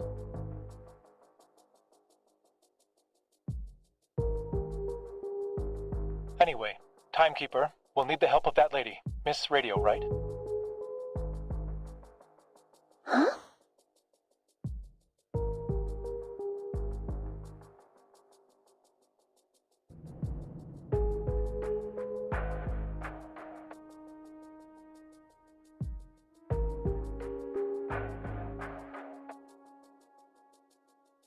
Yes. Somebody please find her a metal square plate, fix it on a sturdy base, and pour sand on it.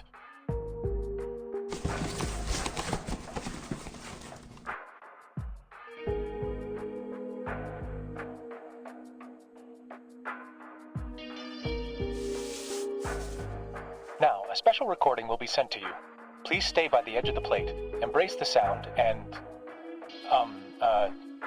groove along. I assume you mean vibrate? No, that's just rude. But, yes, exactly. If all goes well, the vibrations will move the sand and visualize the text in a pattern. We have 12 recordings ready, each representing a letter in the incantation. We'll play the first one when you're ready. Oh, of course, my pleasure.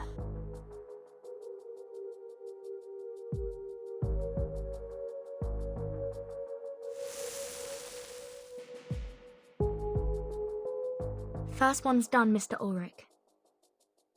All right, 11 to go.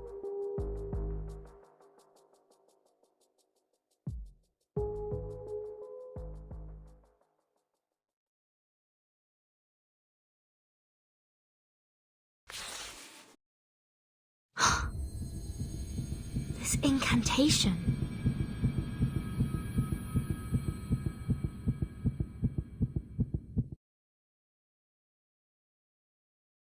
What? Are you reading it in your head? Oh, don't tell me even thinking about it can trigger the curse. No. It's just... I can read this language.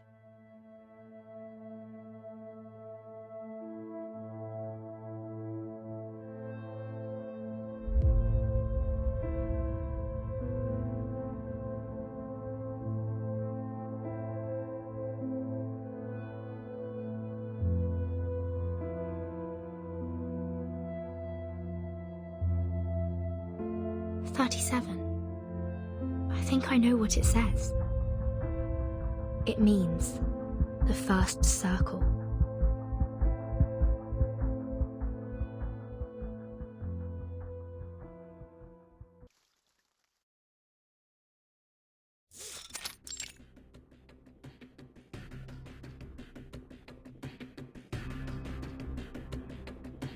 The first circle.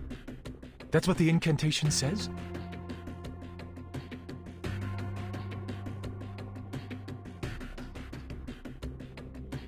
That's it. The investigator in Vienna reported a similar thing. An ancient miracle, a circle of salvation.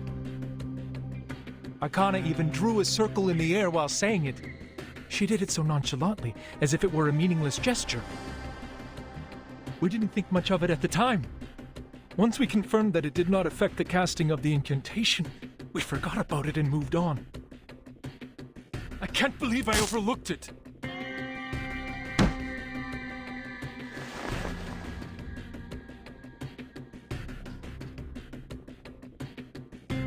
This is not your fault, Ulrich. The gesture was overlooked because it did not really help the research.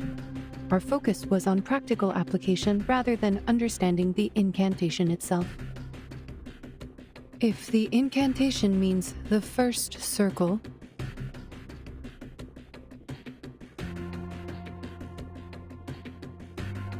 how will this be helpful to the research?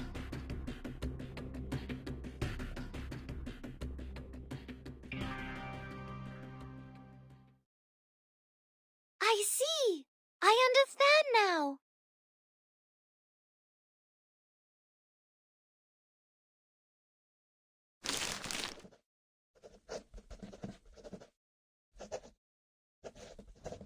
Well, Vertin, I don't know why you can read it, but I do know that Gavel is thrilled by your interpretation. Because you mentioned her favorite shape, the circle.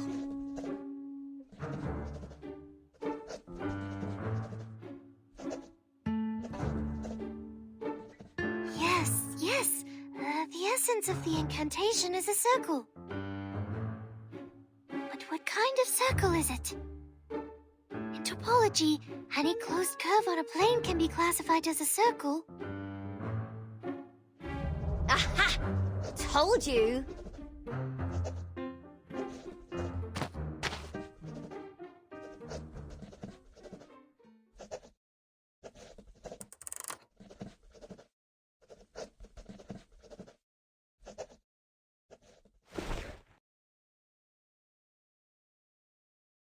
Look, Vertin, let's go back to the Rosetta Stone hypothesis.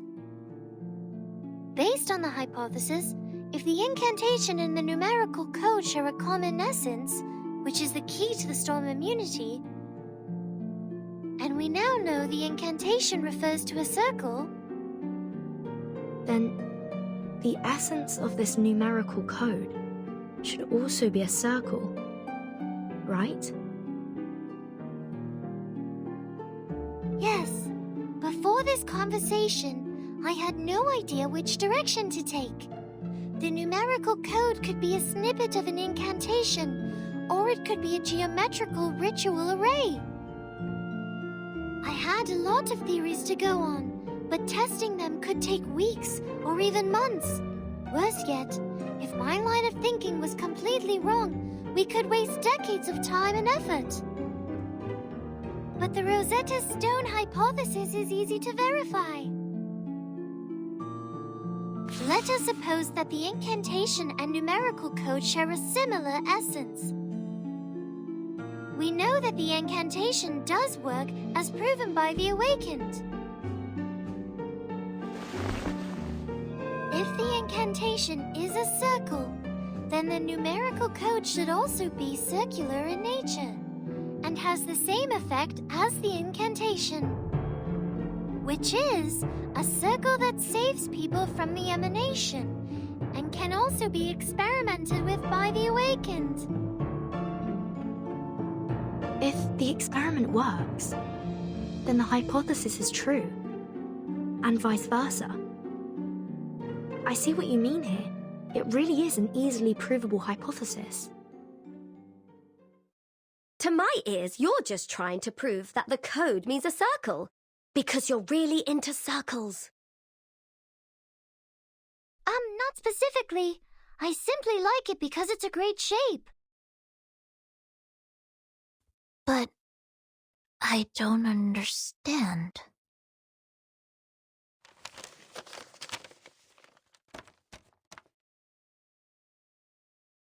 +1, -1, +2, -3, 3, -3, +2, -1, +1. How do these numbers relate to the circle?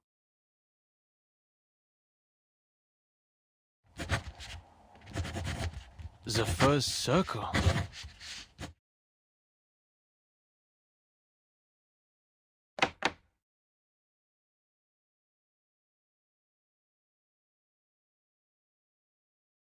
Yes, it was the timekeeper who translated the incantation.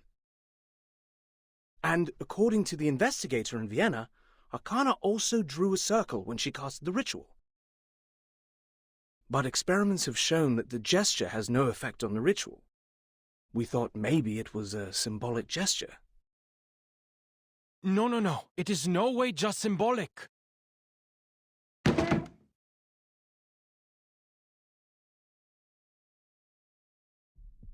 Arcanists excel at condensing their experiences into symbolic representations.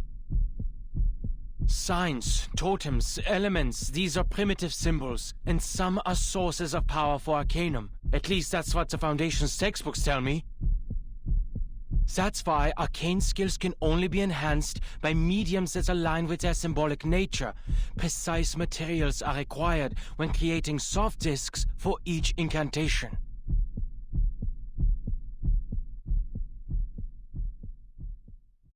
If the incantation symbolizes the first circle, and if we were to create a physical form that could be mass-produced for everyone, will that form have to be a circle too?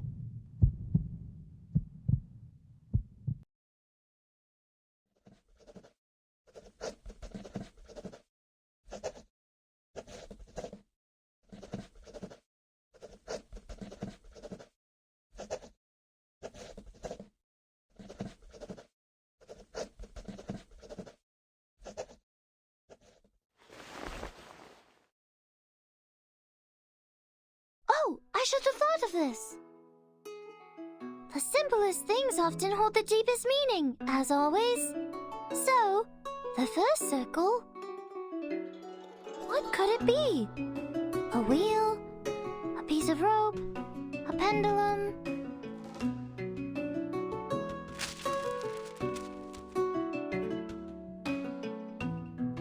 I spent too long on the wheel and the bearing, not realizing there was something more promising. A circle can also be seen as a knot with no crossings. An unknot. This could be a variation of a closed curve. A knot. Knots were how the ancients of the Incas and Chinese collected data and kept records. But which knot is it exactly?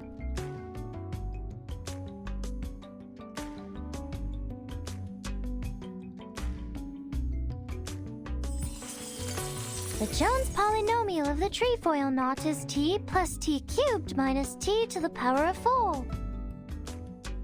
The figure 8 knot is t to the power of -2 minus t to the power of -1 plus 1 minus t plus t squared. While the cinquefoil knot, t squared plus t to the power of 4 minus t to the power of 5 plus t to the power of 6 minus t to the power of 7. I could go on all day. There are 165 different knots with 10 crossings, 9,988 knots with 13 crossings. But which knot is the code referring to? +1, -1. +2, -3, +3, -3, +2, -1, +1.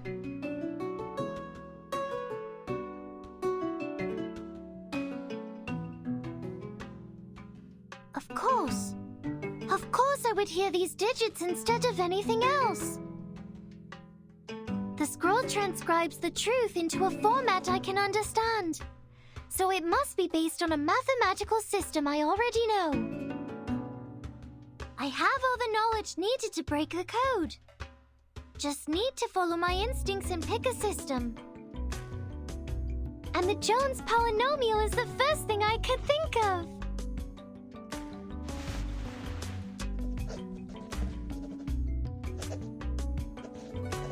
Right. The second 3 I heard sounded different from the other 3s.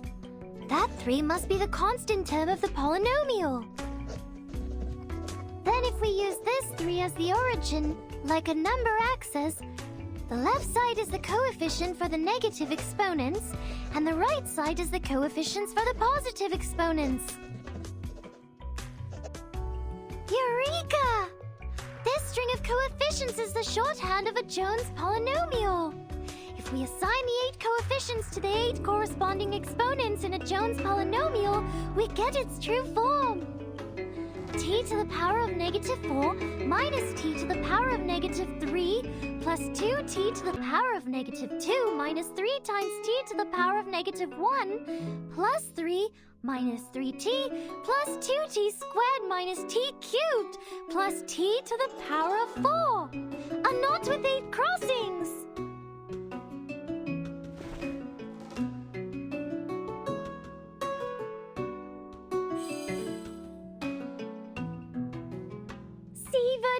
Apiron did give us the answer. The key we've been looking for, the most profound secret, the language of the divine. No sound or text is needed, just pure structure, the very form of the essence itself. It is a beautiful shape, a simple knot. A knot? Great. Now there is only one step left. The verification.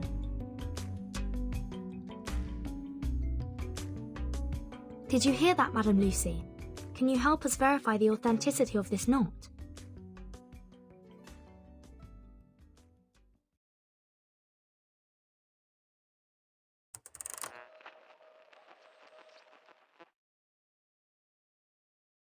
Of course. I have paid close attention to the discussion. This polynomial produces a single unique knot. We can now tie a knot to test it.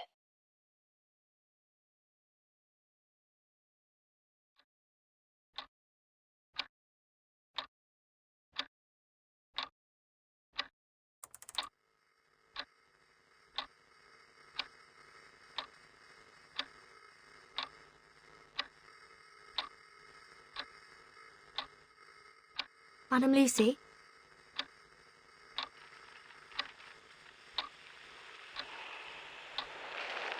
Is the signal dropping? Madam Lucy, can you hear us?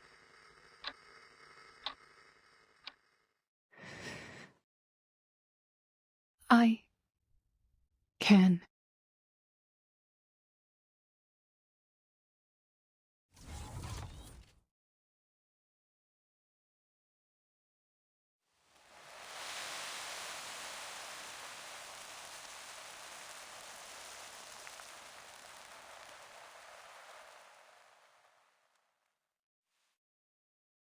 It worked.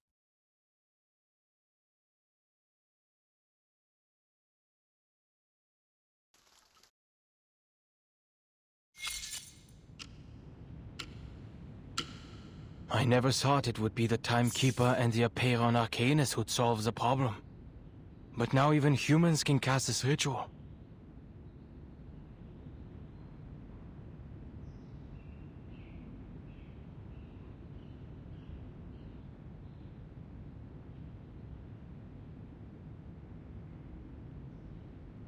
Indeed. The knot is the physical form of the ritual we were looking for. Surprisingly, the numerical code yielded practical results. I thought it was necessary to report this to the Timekeeper's organization.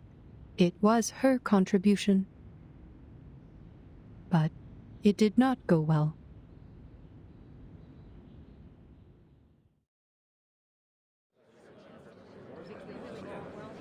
Forgive the interruption.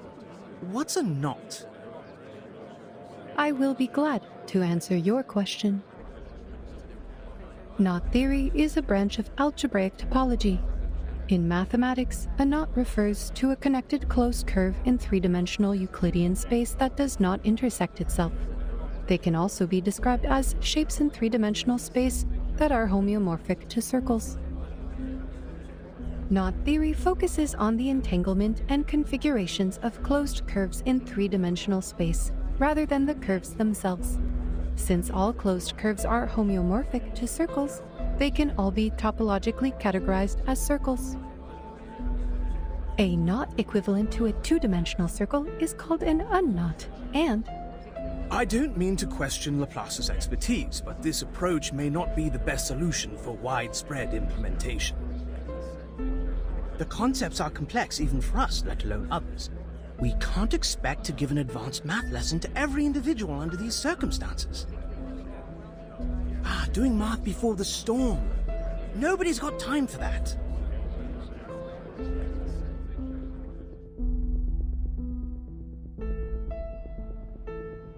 As it turned out, presenting a technical report was much too premature.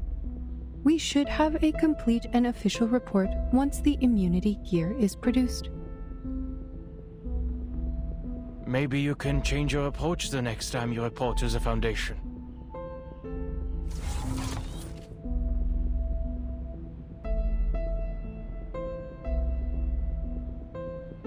I simply gave them honest answers.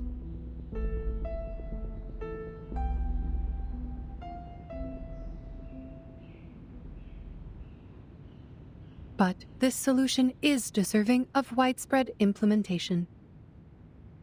All we need is a piece of rope and tie it end to end. And spend 3 to 5 minutes to make this knot.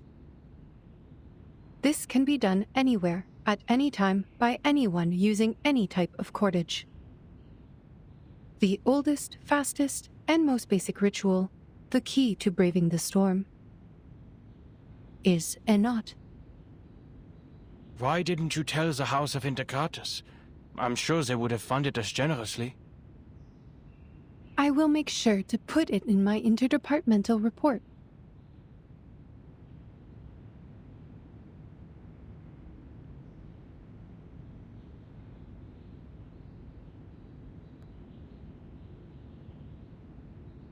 But at this point in time, the knot only functions like an incantation. It is not suitable for widespread use until the research on the side effects and the converter are complete. In any case, I've completed all the tasks you assigned me. My last plea is, please never put Ulrich and I on the same team again.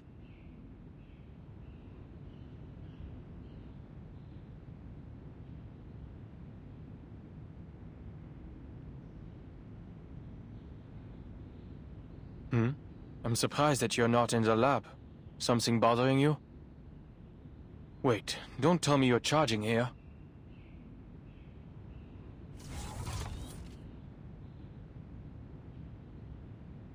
Excellent job, Researcher Adler. You have proven that you are keeping the locations of public outlets in Laplace in mind,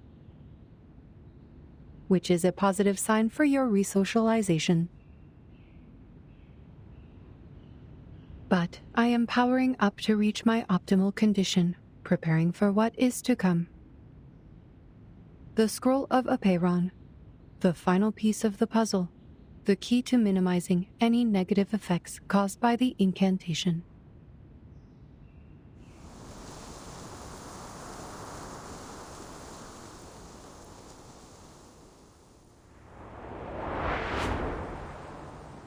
Wow! The designers on artificial somnambulism could use some of this inspiration. Look at the clouds, painted with a syndrome of colors and interrupted by a glorious streak of rainbow. It's truly a masterpiece.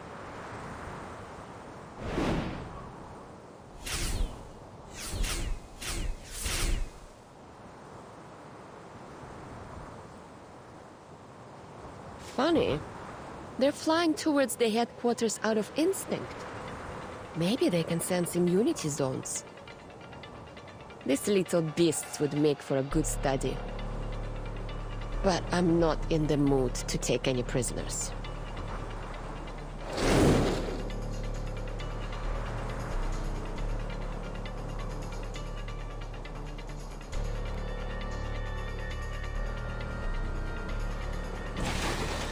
Fuel and ammunition are running out.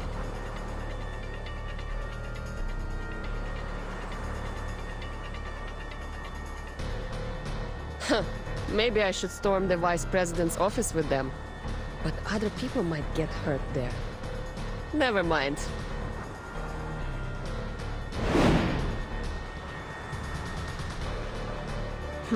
Dive into the lake? But the splash might wet the scroll. Wait, isn't that...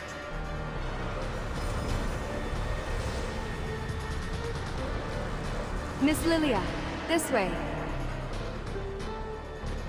Ha! Good timing.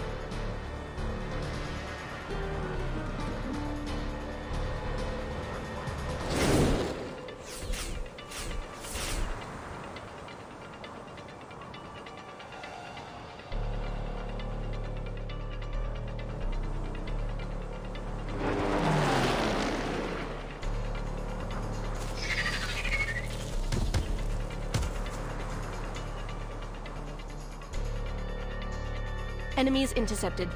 Ally landed successfully. Miss Travis, the Elitiaos are all ensnared in vines.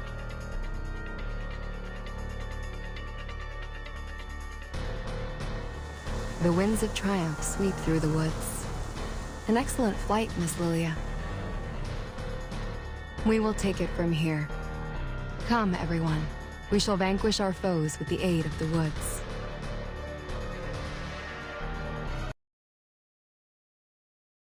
The Special Operations Squad is ready to go. Dr. Kakanya, are you really going to stay here?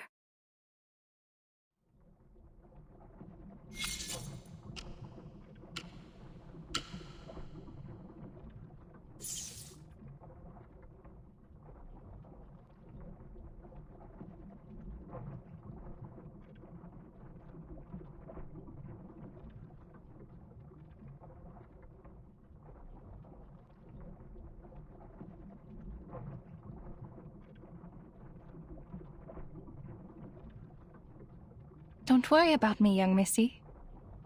This won't be goodbye forever. Besides, I have already provided all the help I can, right? I made Isolde show us the ritual and kept her under control, and now you've figured out how the ritual works. To test its results, you will need a couple of volunteers.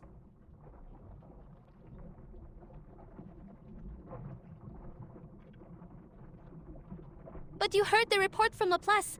The possibility of surviving the ritual is nearly zero without the converter and the scroll and... Nearly, they said. But not surely.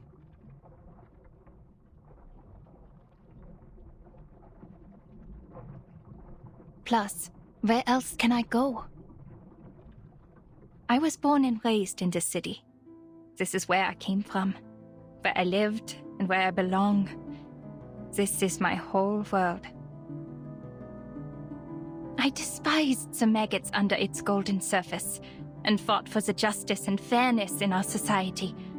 But I also cherish every detail of this city, from the intricate carvings on the theater columns to the dirt trodden by dockworkers. All of these things made me me. My family, my friends, my people, and my operas and culture are all here. I never once thought about leaving this place. I have never thought about destroying it either.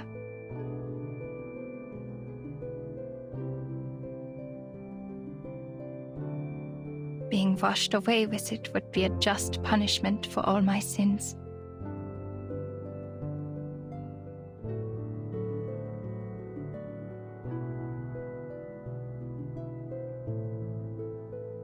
I wish I could be as brave as you are. See you, Miss Clara.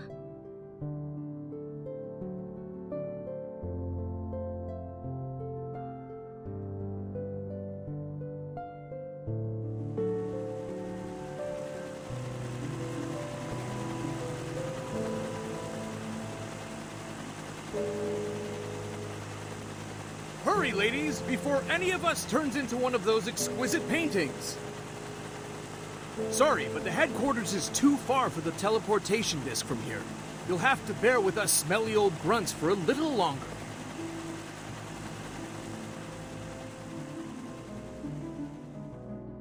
Goodbye, Miss Marcus.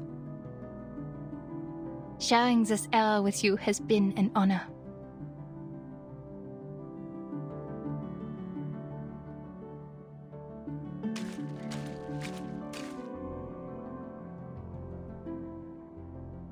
Is your birthday approaching, Doctor?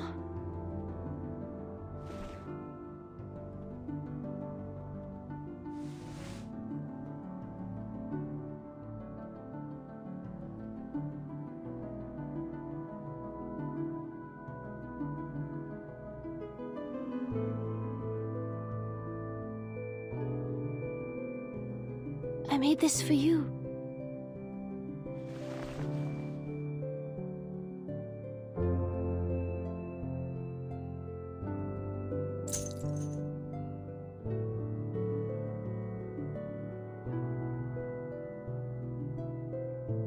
Turquoise and topaz, just like you and your eyes.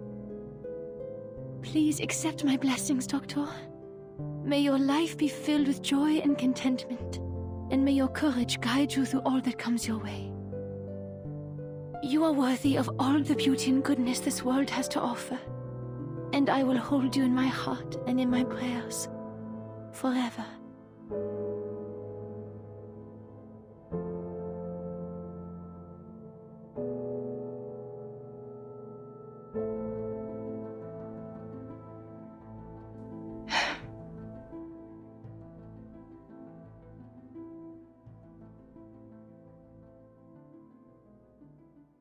Süße Träume, Frau Dittersdorf.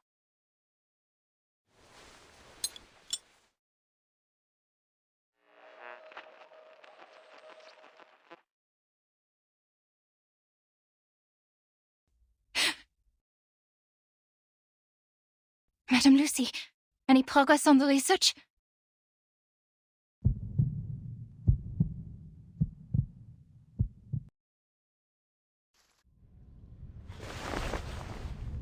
Six is awake?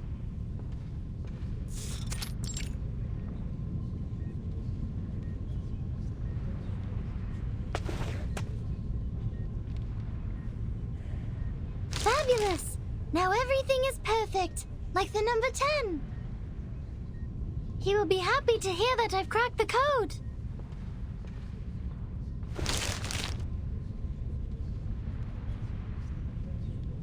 I did it, Vertin! I have proven the light of truth still shines. With some time, communication, and a flash of inspiration, we can bring it down from the unattainable skies and let its radiance illuminate all. And I've also proven that the truth is not out of reach or too distant to grasp. So, once Sophia knows about this, she'll come back to us, right?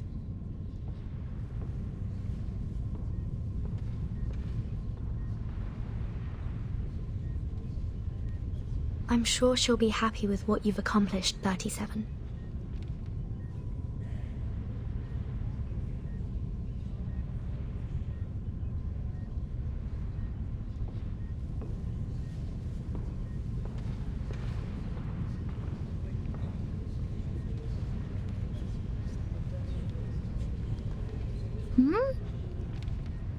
Did 210 and 888 go to get 6?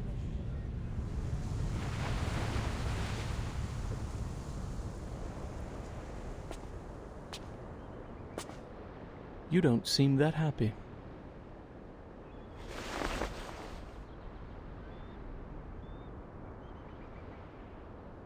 The Star of Hermes deciphered the code of Aperon.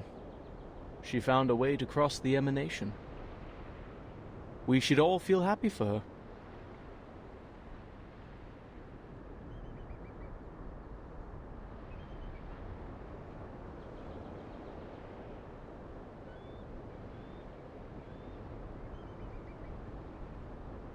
Yet here you are, so indifferent. It is because you, too, know that what has happened will not change, regardless of whether she figures it out or not. A meager ritual to save people from the emanation is nothing compared to the disruption of the law above. It also cannot change the fact that our faith is dead. We're talking about how the island has sunk, and we're now sailing in a tsunami. A tiny miracle, a spark of inspiration, won't save the ship from the wrath of the tides.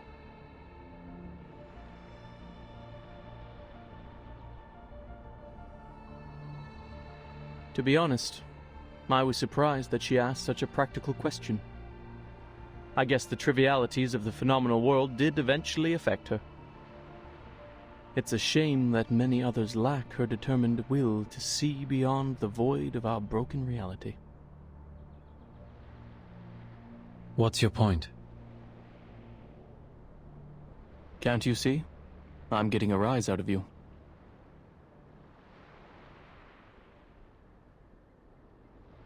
Who would have thought that our great, perfect, honorable leader of the School of Apeiron has been a nihilist all along? You never revered the truth, did you? That's why you kept us in the dark for 4 years. You never respected our beliefs for a second in your life.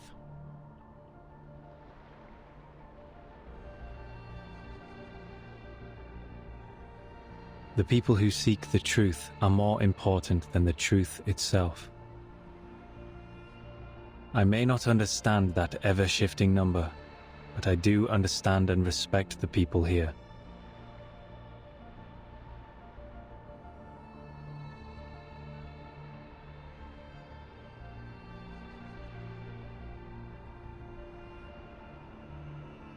So you know the secret. What now?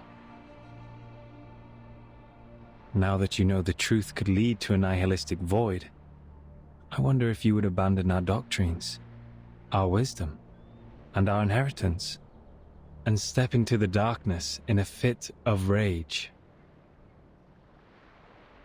When truth fails, sophistry prevails. Correct? Ha! We cannot deny that fate, the unspeakable, holds wisdom beyond our understanding. Perhaps it does take a resolute skeptic, an impartial nihilist, to steady this ship and remain detached enough to look on from the sidelines.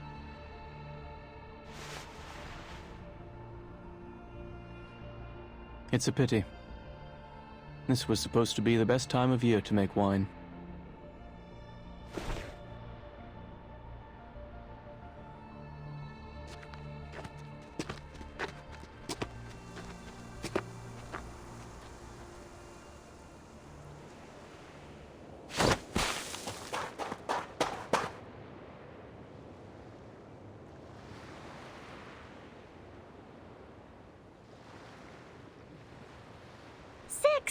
You're here! 888 said they're holding a celebration before the arrival of the emanation, in honor of the living and the dead. Will you join us, 6? 37. Do you remember the story of Socrates? The one you told me in the cave? The trial is over. Why mention it? You should answer my question first.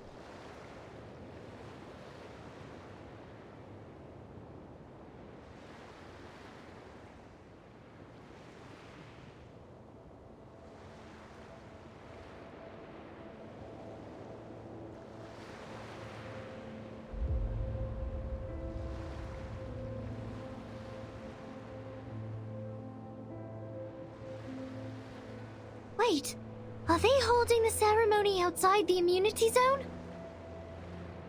I told them to go to the meadow near the top of the mountain where they will be completely safe. I've checked my calculations over and over, leaving no room for error. 888 must have made a mistake. I need to warn them.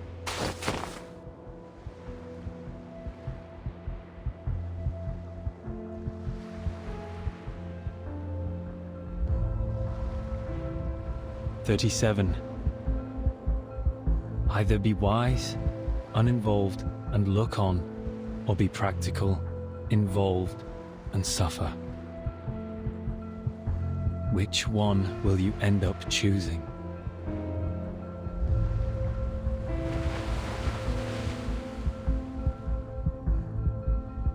You mean all we need is a piece of hope?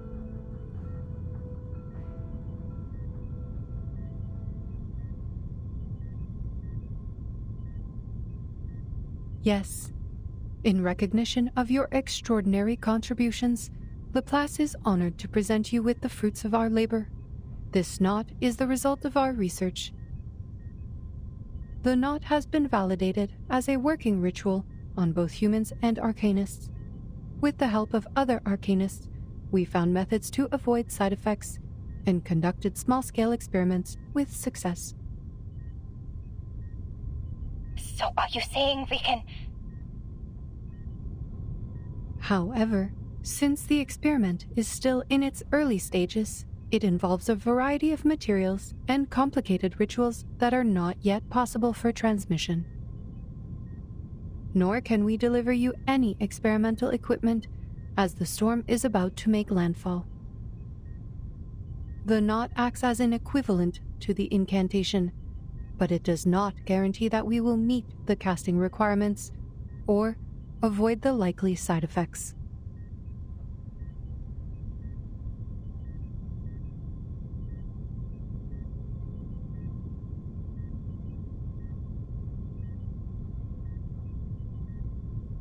I apologize, Miss Kakanya.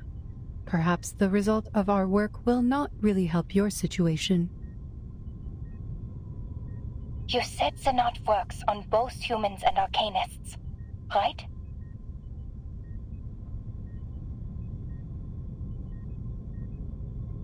Yes. That is more than enough. This is the best news I've heard so far. There's a chance for everyone.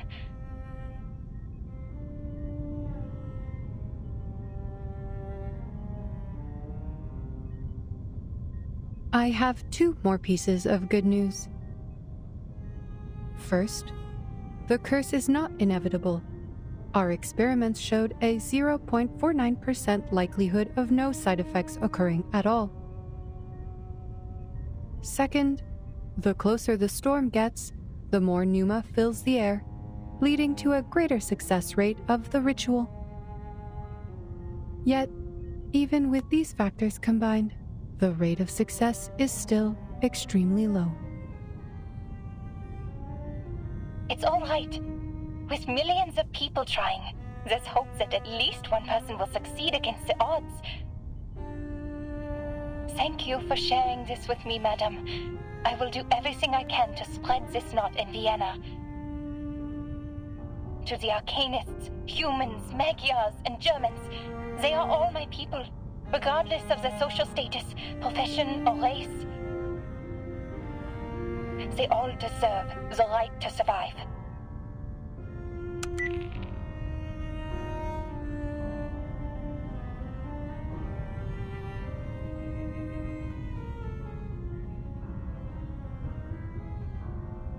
Madame Lucy, I can only assume you acted impulsively and overlooked the proper application process. The knot is new and not ready for widespread testing. Distributing it in Vienna could lead to more casualties or even fall into the hands of our enemies. I must remind you that this is a clear violation of the regulations set by Pax Security Council, the St. Pavlov Foundation, and the Laplace. Ah, yes. How careless of me.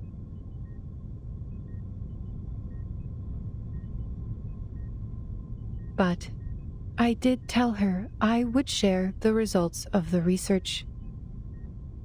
And this is what you call a promise. And the database says, a promise made is a promise kept.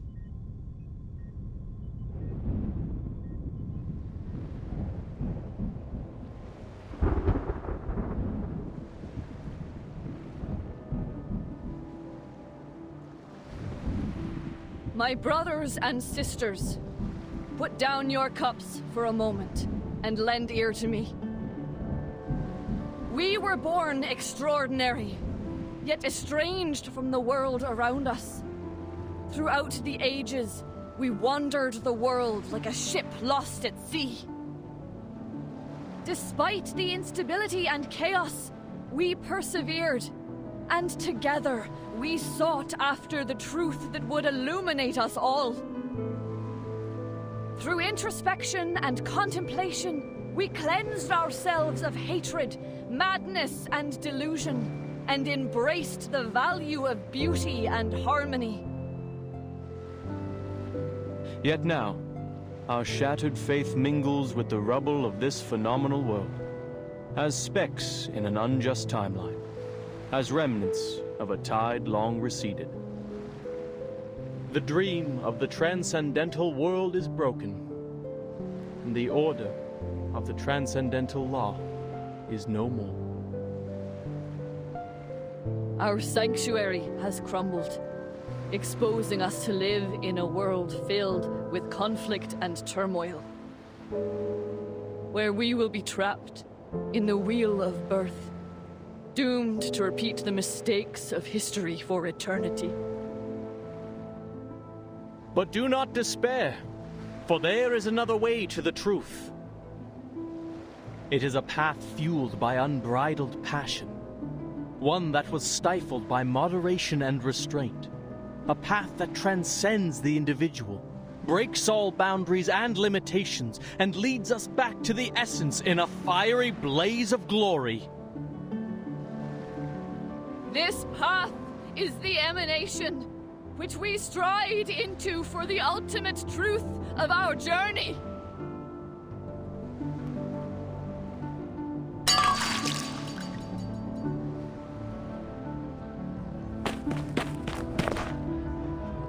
Doctor?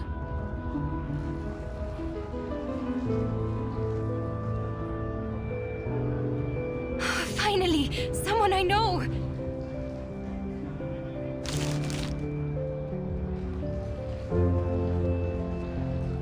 Ilich, gather everyone you can and have them read out these steps in the plaza for all to hear.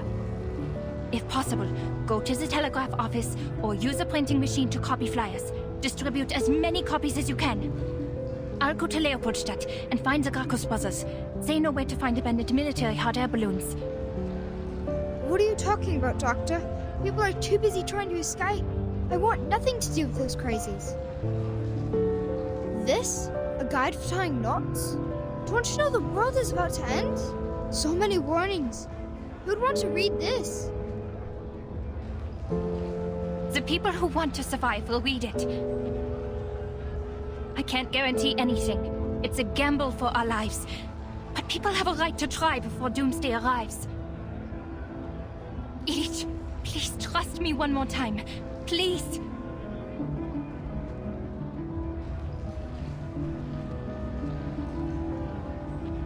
Fine, Dr. Clara. If this works, your coffee for the rest of your life is on me.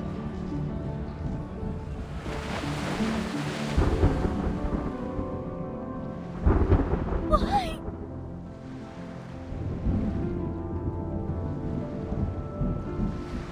Why? Why are you still leaving? I found the truth. I completed the test. I deciphered the code of Aperon.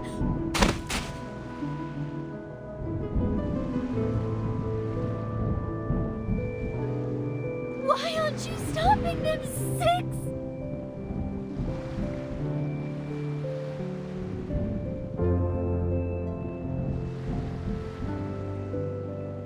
Hello.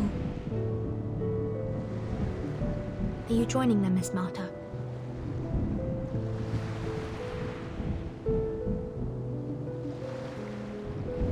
I find myself uncertain of which way to go. Would you kindly give me some guidance? The guidance I can offer you is limited, Miss Marta. I think fate knows its own fate better than anyone. Thank you for your advice. I think I understand.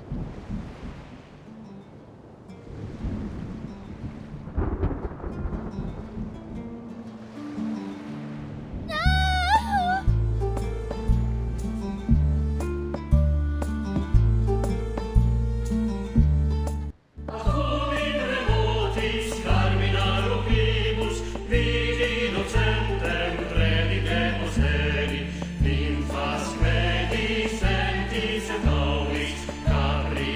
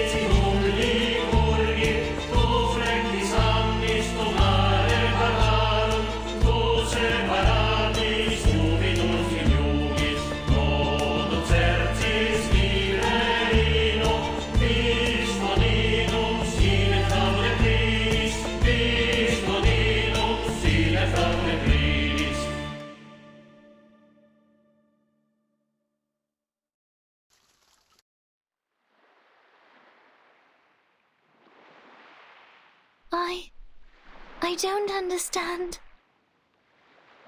I should be giving them my blessings. They're brave enough to return to the essence. But instead, sadness washes over me. I should feel happy for Sophia, now that she knows her soul number. Yet, I am filled with sorrow.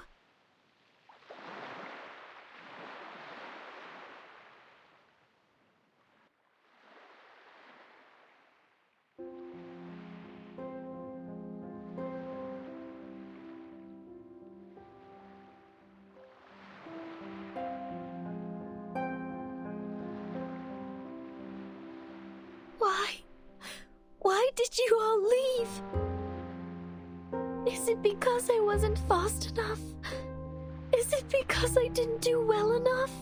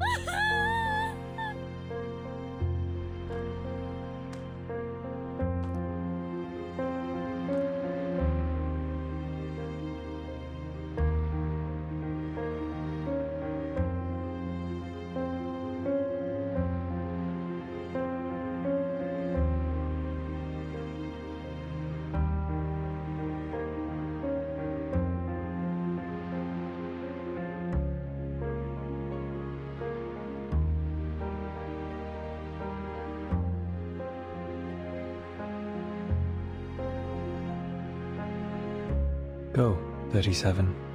Leave the island to the world outside. Ms. Verton, you're clearing a path out of the mires of the phenomenal world. I sincerely hope you will steer it away from the horrors of war. It's our duty to do so.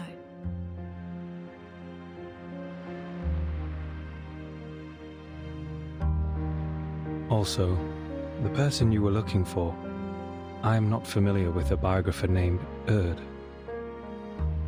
However, in my recollections from the previous 6, there was a lady with a soul number just as unique as yours.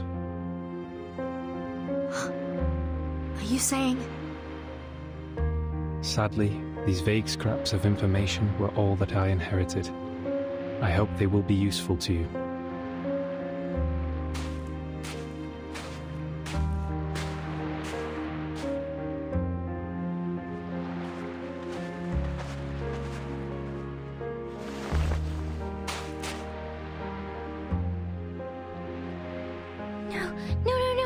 No! Wait! 6, where are you going? Everyone is gone! Sophia, 210, 888, and now you too? I'm returning to the cave, 37. There are still people who refuse to be caught in the cycle of hatred or give in to unrestrained passion. The entrance to the sacred place may be destroyed, but the people's faith is yet to be extinguished. We will persist in studying the scrolls, copying the scriptures, and restoring our halls. We will worship the Ancient One in penance and work to rekindle the flame of our broken beliefs. The island is a manifestation of our choices, a haven removed from the phenomenal world, a place of order and harmony, and it is our determination that will sustain its tranquil existence. I will go with you! No, your choice has already been made, 37. You should not go back. The sorrows and doubts you have can only be alleviated by experiencing the outside world.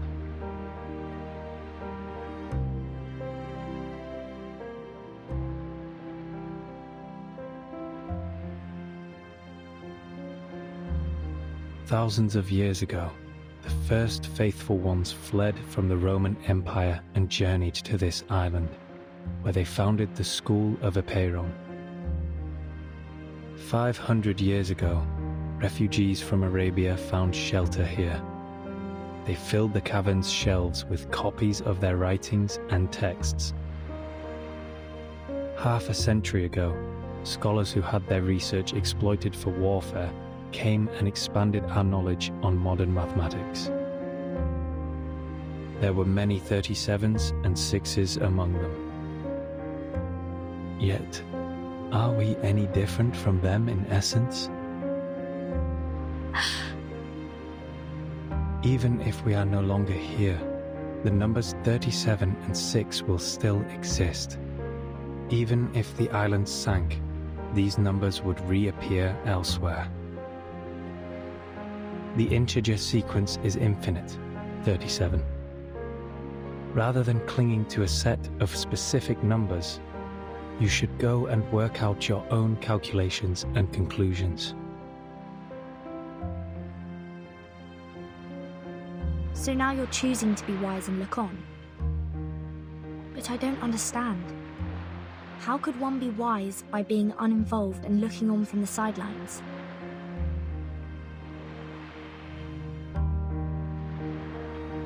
You overestimate wisdom, Miss Verton. It can't do everything. Wisdom can free people from ignorance, but it can also lead them to a nihilistic void. Yet, someone will always seek this wisdom, even if nihilistic, to briefly rise above their worldly troubles and find some relief. And someone will have to stay here and provide a neutral haven for the drifters of the phenomenal world, and give the lost souls a harbor to return to.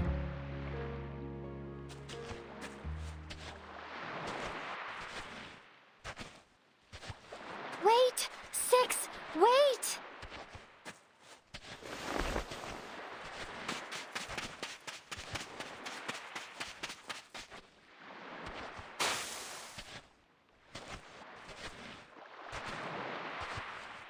Wait, 6!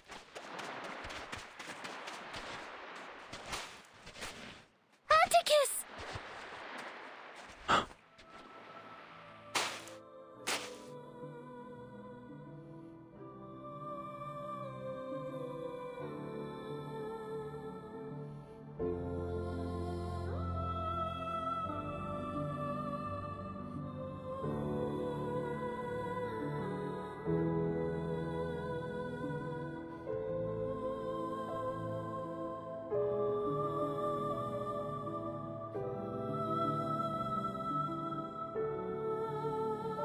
Will you leave a door open for me in your cave, like when we were kids?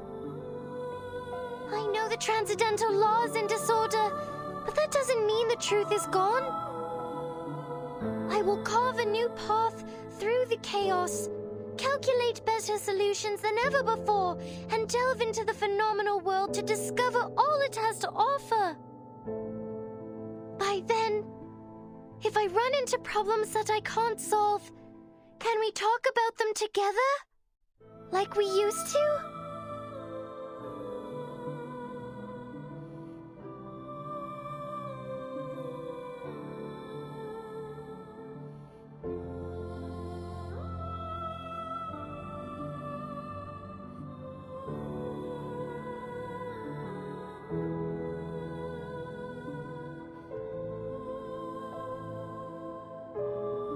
Yes, a door will be left open for you, 37. Both you and your friends can come in. It's a promise. 6.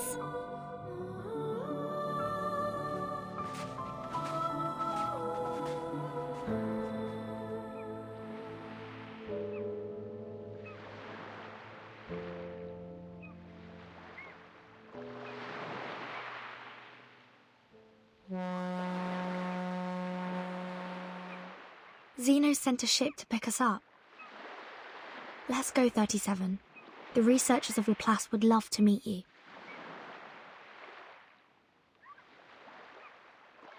Are you nervous? Afraid of the unknown world? Maybe a little. But I will get used to it.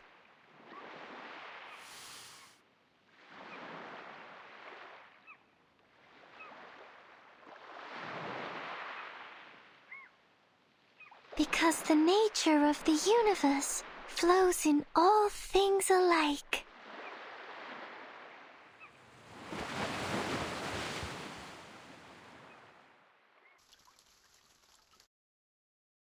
We are prisoners within these cavern walls.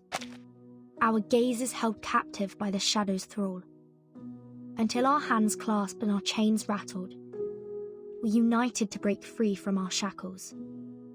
The sightless joined forces with the soundless, and the voiceless uplifted the helpless. Together, we assembled a sliver of truth, a piece of the world hidden since youth.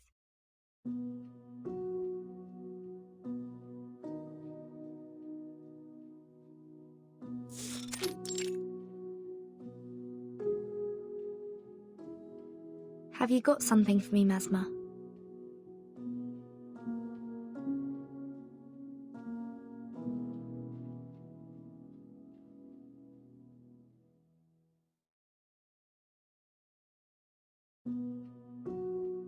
Yes.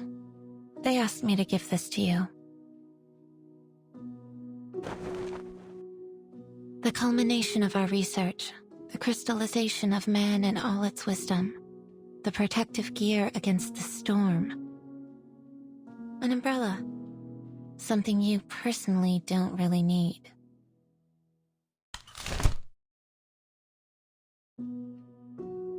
It's called the Equilibrium Umbrella. This is the first model, consisting of a converter, a harmonizer, and a ritual core. The converter generates a balancing field that can cast rituals in the storm, taking account of the wielder's capabilities. The harmonizer's markings are inspired by the scroll of Apeiron. Madame Lucy tested it against 162 known side effects and found it to be highly effective. The original scroll has been returned to the island. This is only a simplified and duplicated rendition. The 162 curses aren't all of them, right? Correct. There may be other unknown side effects, so the umbrella is only a prototype in the testing phase. And the ritual core. At first it was called the 37 Lucy Knot in honor of the two main contributors. However, both of them turned it down. Yes, I still remember what 37 said at the time. She would rather name it after the mathematical properties of the knot, even if it's too much of a mouthful.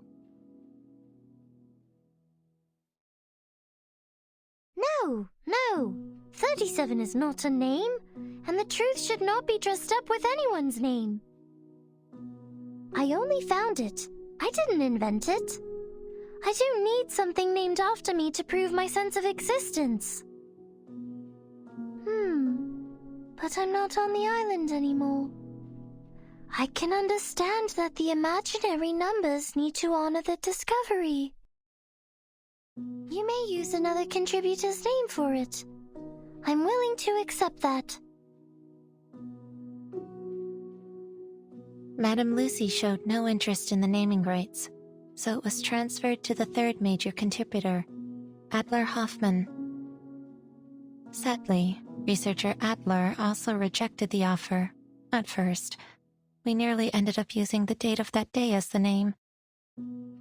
But he changed his mind after confirming he could use his family name instead.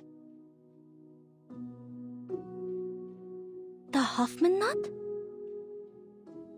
You named it after Madame Hoffman?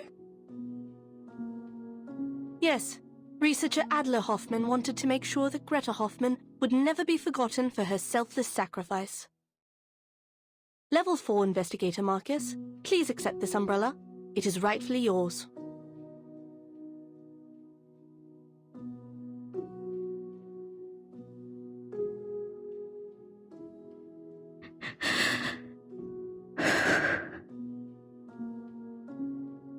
Given many incredible contributions you have made, you're welcome to apply for a well-deserved and extended vacation. No. I will request for permission to go out. My era has gone, but with this umbrella in hand, I will venture into the new world and marvel at what's to come.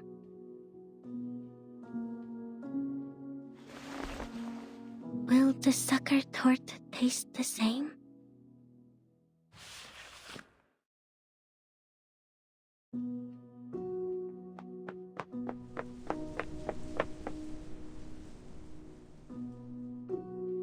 And lastly, the asymmetrical nuclide R in the handle of the umbrella is supposed to protect against the storm syndrome, but this still needs to be confirmed through testing.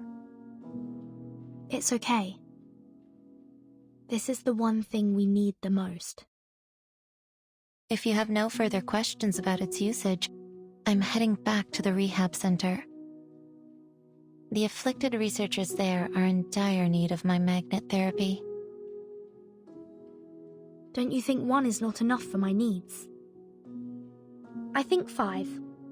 No, 15 might be more helpful.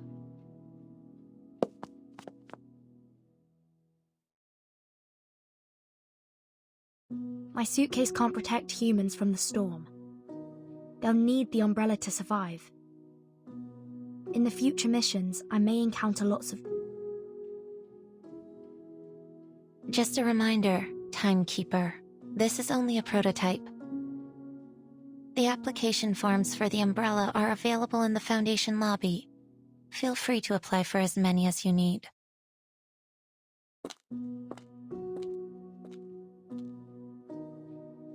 Thank you, Mesmer.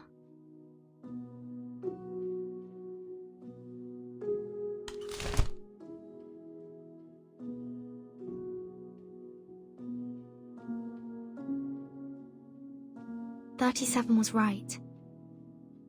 It is a beautiful shape indeed."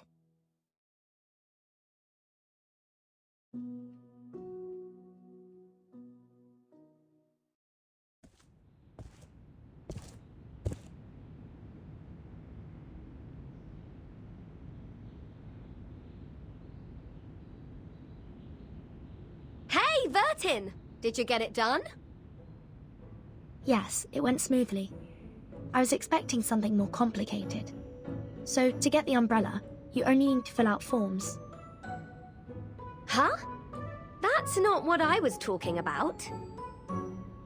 I'm talking about the brave and glorious sacrifice of my Apple II. Don't you think the Foundation should compensate me with a shiny new ship? Oh. Oh? What do you mean, oh? Are you saying you totally forgot about it?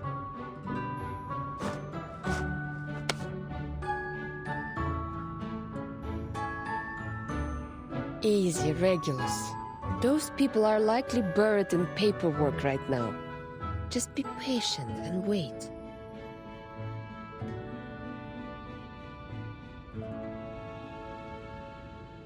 Lilia, how was your commendation ceremony? They rewarded me for escorting the important item during the storm. How is delivering a scroll worthy of a reward? I'll say someone should be grateful I didn't crash into the committee building.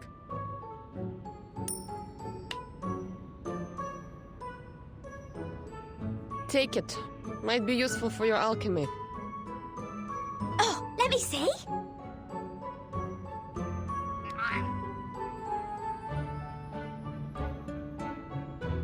Oh, thanks, mate. It's made of pure gold.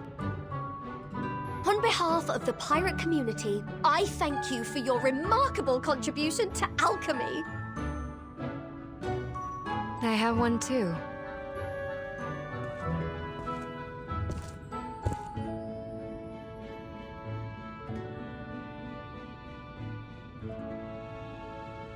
Please forgive my lack of contribution, Timekeeper.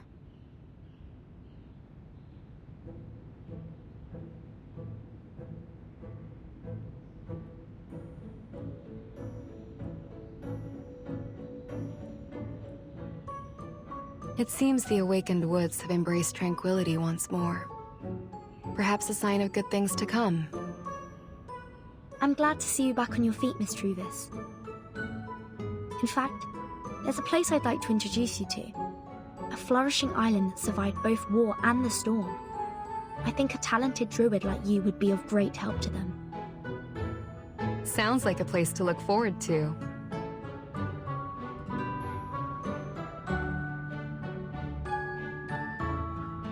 Nice job, Druvis. It's not as big as Lilia's, but it is made of a rare kind of metal. This is a good start, Captain. This apple thinks we only need 300 more medals to afford a new ship. You read my mind, Mr. Chief Mate. When will Zeno's ceremony be held? This captain is not a fan of these ceremonies. So, could they just mail me my medal?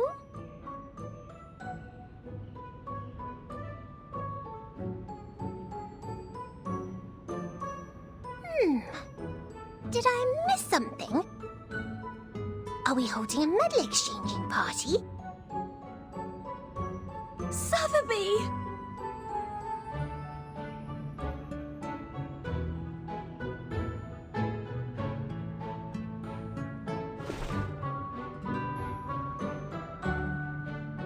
But I don't have a medal.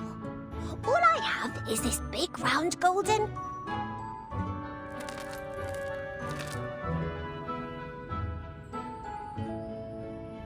Captain, I think we can buy a new ship with this.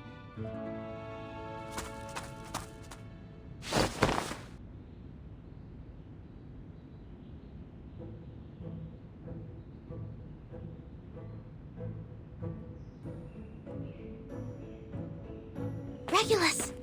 Regulus!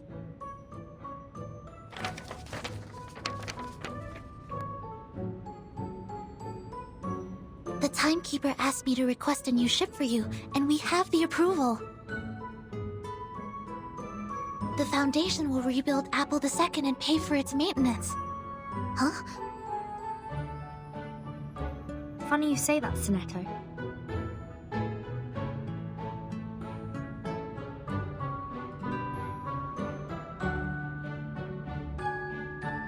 Now we have 2 new ships.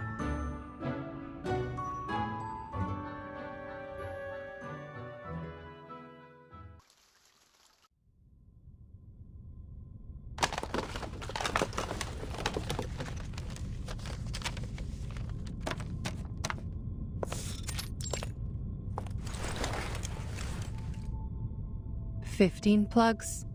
This should be enough to cover all socket types at our destination. Simone, pass me the experiment log, please."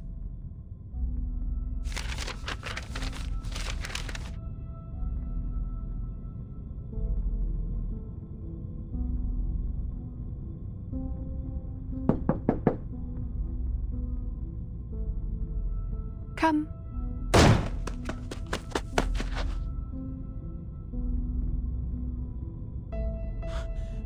Madame Lucy, is it true? Are you leaving Laplace? Yes, the inquiry is over. This is the decision of all parties involved. You have got to be kidding me!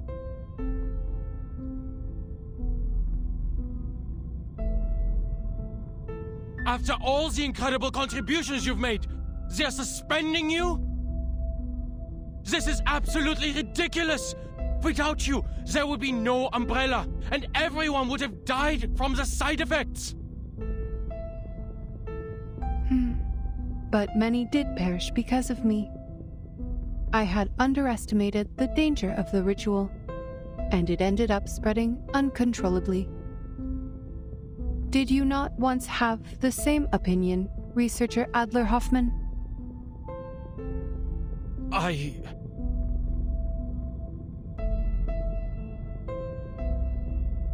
It is surprising to see you change your mind so quickly. But that is just what Laplace needs. the spirit of rationality and self-evolution.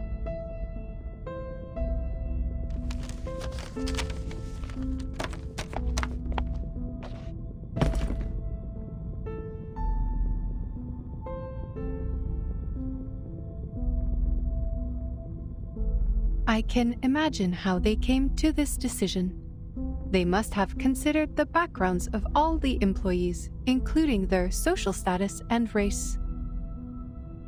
After 8 years, we finally created an umbrella to withstand the storm. However, our methods for achieving such progress and breakthroughs were too much for some to handle. People needed an outlet for their frustrations, so someone had to be held responsible for the accidents and casualties. Numerous complaints have been filed against me, accusing me of being a cold, heartless opponent of humanity. Within the Foundation, Xeno, and even here, some are starting to question the idea of having an awakened piston as a leader of Laplace. They argued about my arcane abilities, unsure if I had them under control or if they were becoming unstable and affecting my ability to make rational decisions.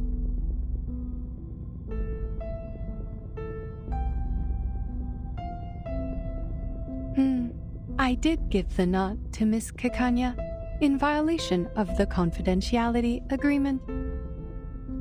But ultimately, it helped people survive, and that is all that matters.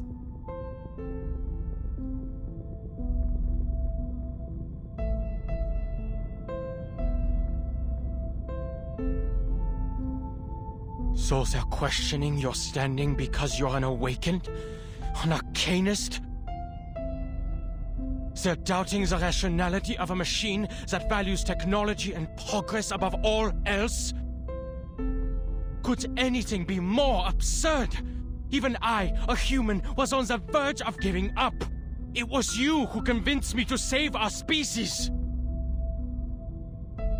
My question is, why are you so upset? This does not affect you. In fact, you may be promoted. Laplace is setting up a new department, and you and Ulrich should have been invited to head it. Weil das verdammt ungerecht ist! Diese Leute kennen dich nicht. Sie haben nicht mit dir gearbeitet oder dir zugehört. Und doch ernten sie freudig die Früchte deiner Arbeit, während sie dir keinen Respekt erweisen. Der einzige Grund, warum du suspendiert wirst, ist, weil du, ein Erwachter, nicht wirklich sterben kannst. Oder sie würden dir jetzt eine Ehrenmedaille auf deinem Grabstein verleihen. Maybe you should take up that offer. At least you will get a promotion as a just reward.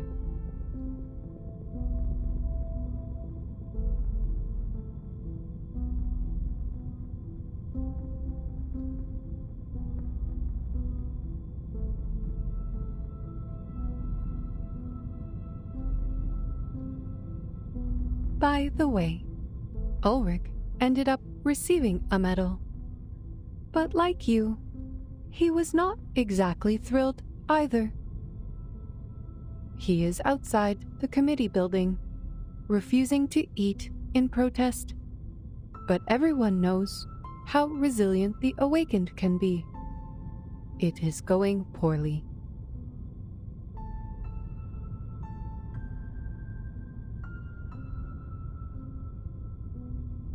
I will suggest that one of you take this position. No one knows this research better than the two of you. Not a chance. The research must progress, and you also need to ensure that the results will not be abused.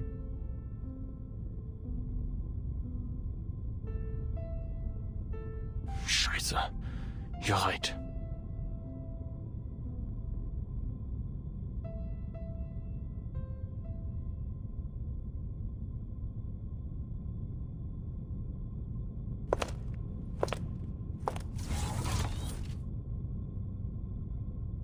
The punishment does not bother me, Researcher Hoffman. Power exists only in your dictionary, not mine. From the moment of my awakening, I have been unable to comprehend you creatures. And even now, that remains unchanged.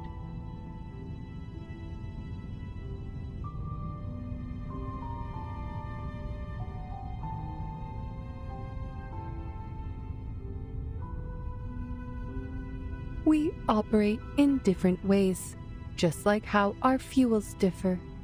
But the bright side is our paths align. Whether we are creatures or machines, humans or arcanists, most of us strive for a better life. It is this primal desire that drives progress. That is why I put on the mask of a human and work on improving my appearance and speech, all for the sake of better communication with you. Unfortunately, my efforts do not always pay off. Some say that the more human-like I appear, the more different I seem.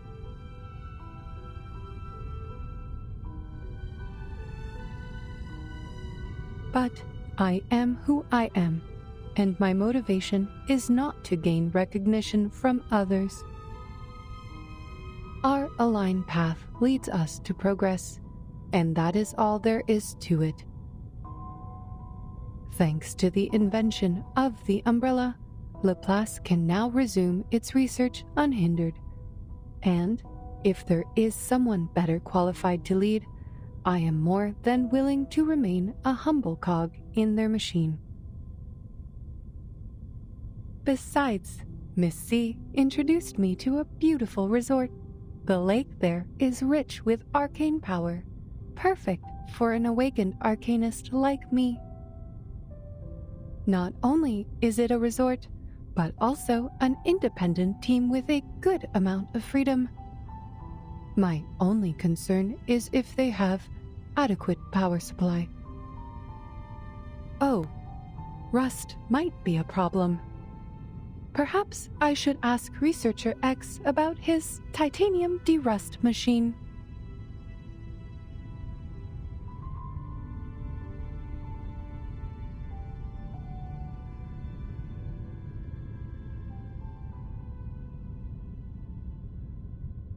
Time to go, Simone. Madam Lucy, please take a look at this before you go.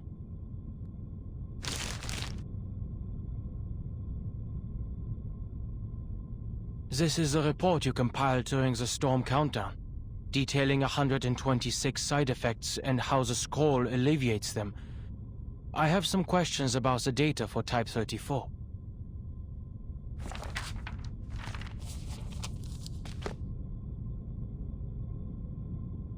Yes, I can see a few errors in here.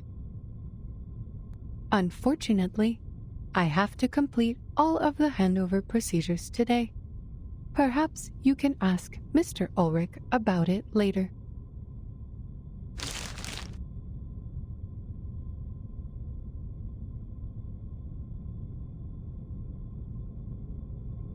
The side effects left a mark on you, didn't they? There are 162 side effects, not 126. There was also an obvious typo in the data for Type 34. We noticed it long ago and corrected it. Took only 5 seconds. You sacrificed so much for this report, yet you could not see such glaring mistakes. You called me Researcher Hoffman earlier, a name you haven't used since you took over Laplace 8 years ago. To avoid confusion with my sister, you and our colleagues started calling me Adler instead.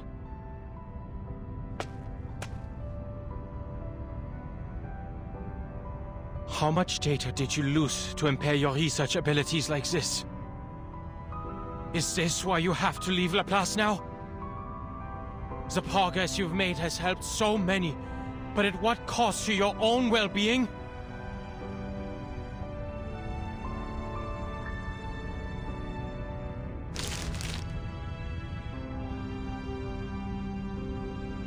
We should go, Madame Lucy. Goodbye, Researcher Adler. Thank you for correcting my mistake.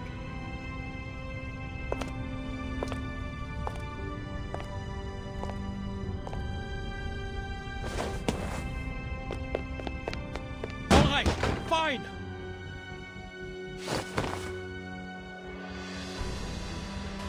I'll take up that role and do what you've been nagging me to do. I'll take care of those pesky committees. But just so you know, I'm not doing this for the higher-ups who look down on us, but for the people who look up to us from below.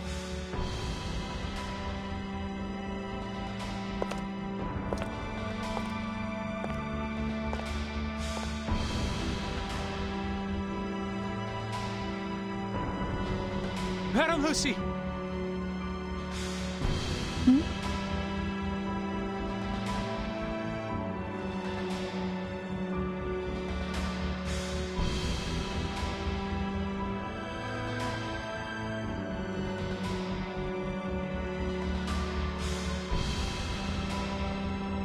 All attention! Salute!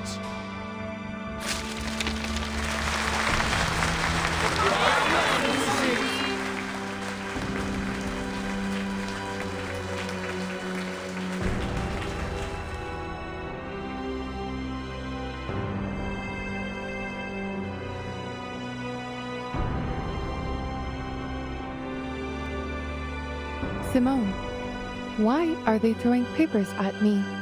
Are they rejecting me and banishing me? On the contrary, madam, they are showing their reverence. Oh, I see.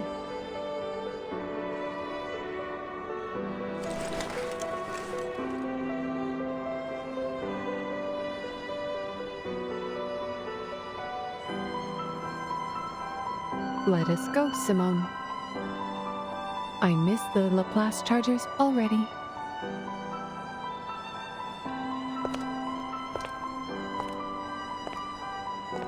There is a 230-volt bath at the resort, right?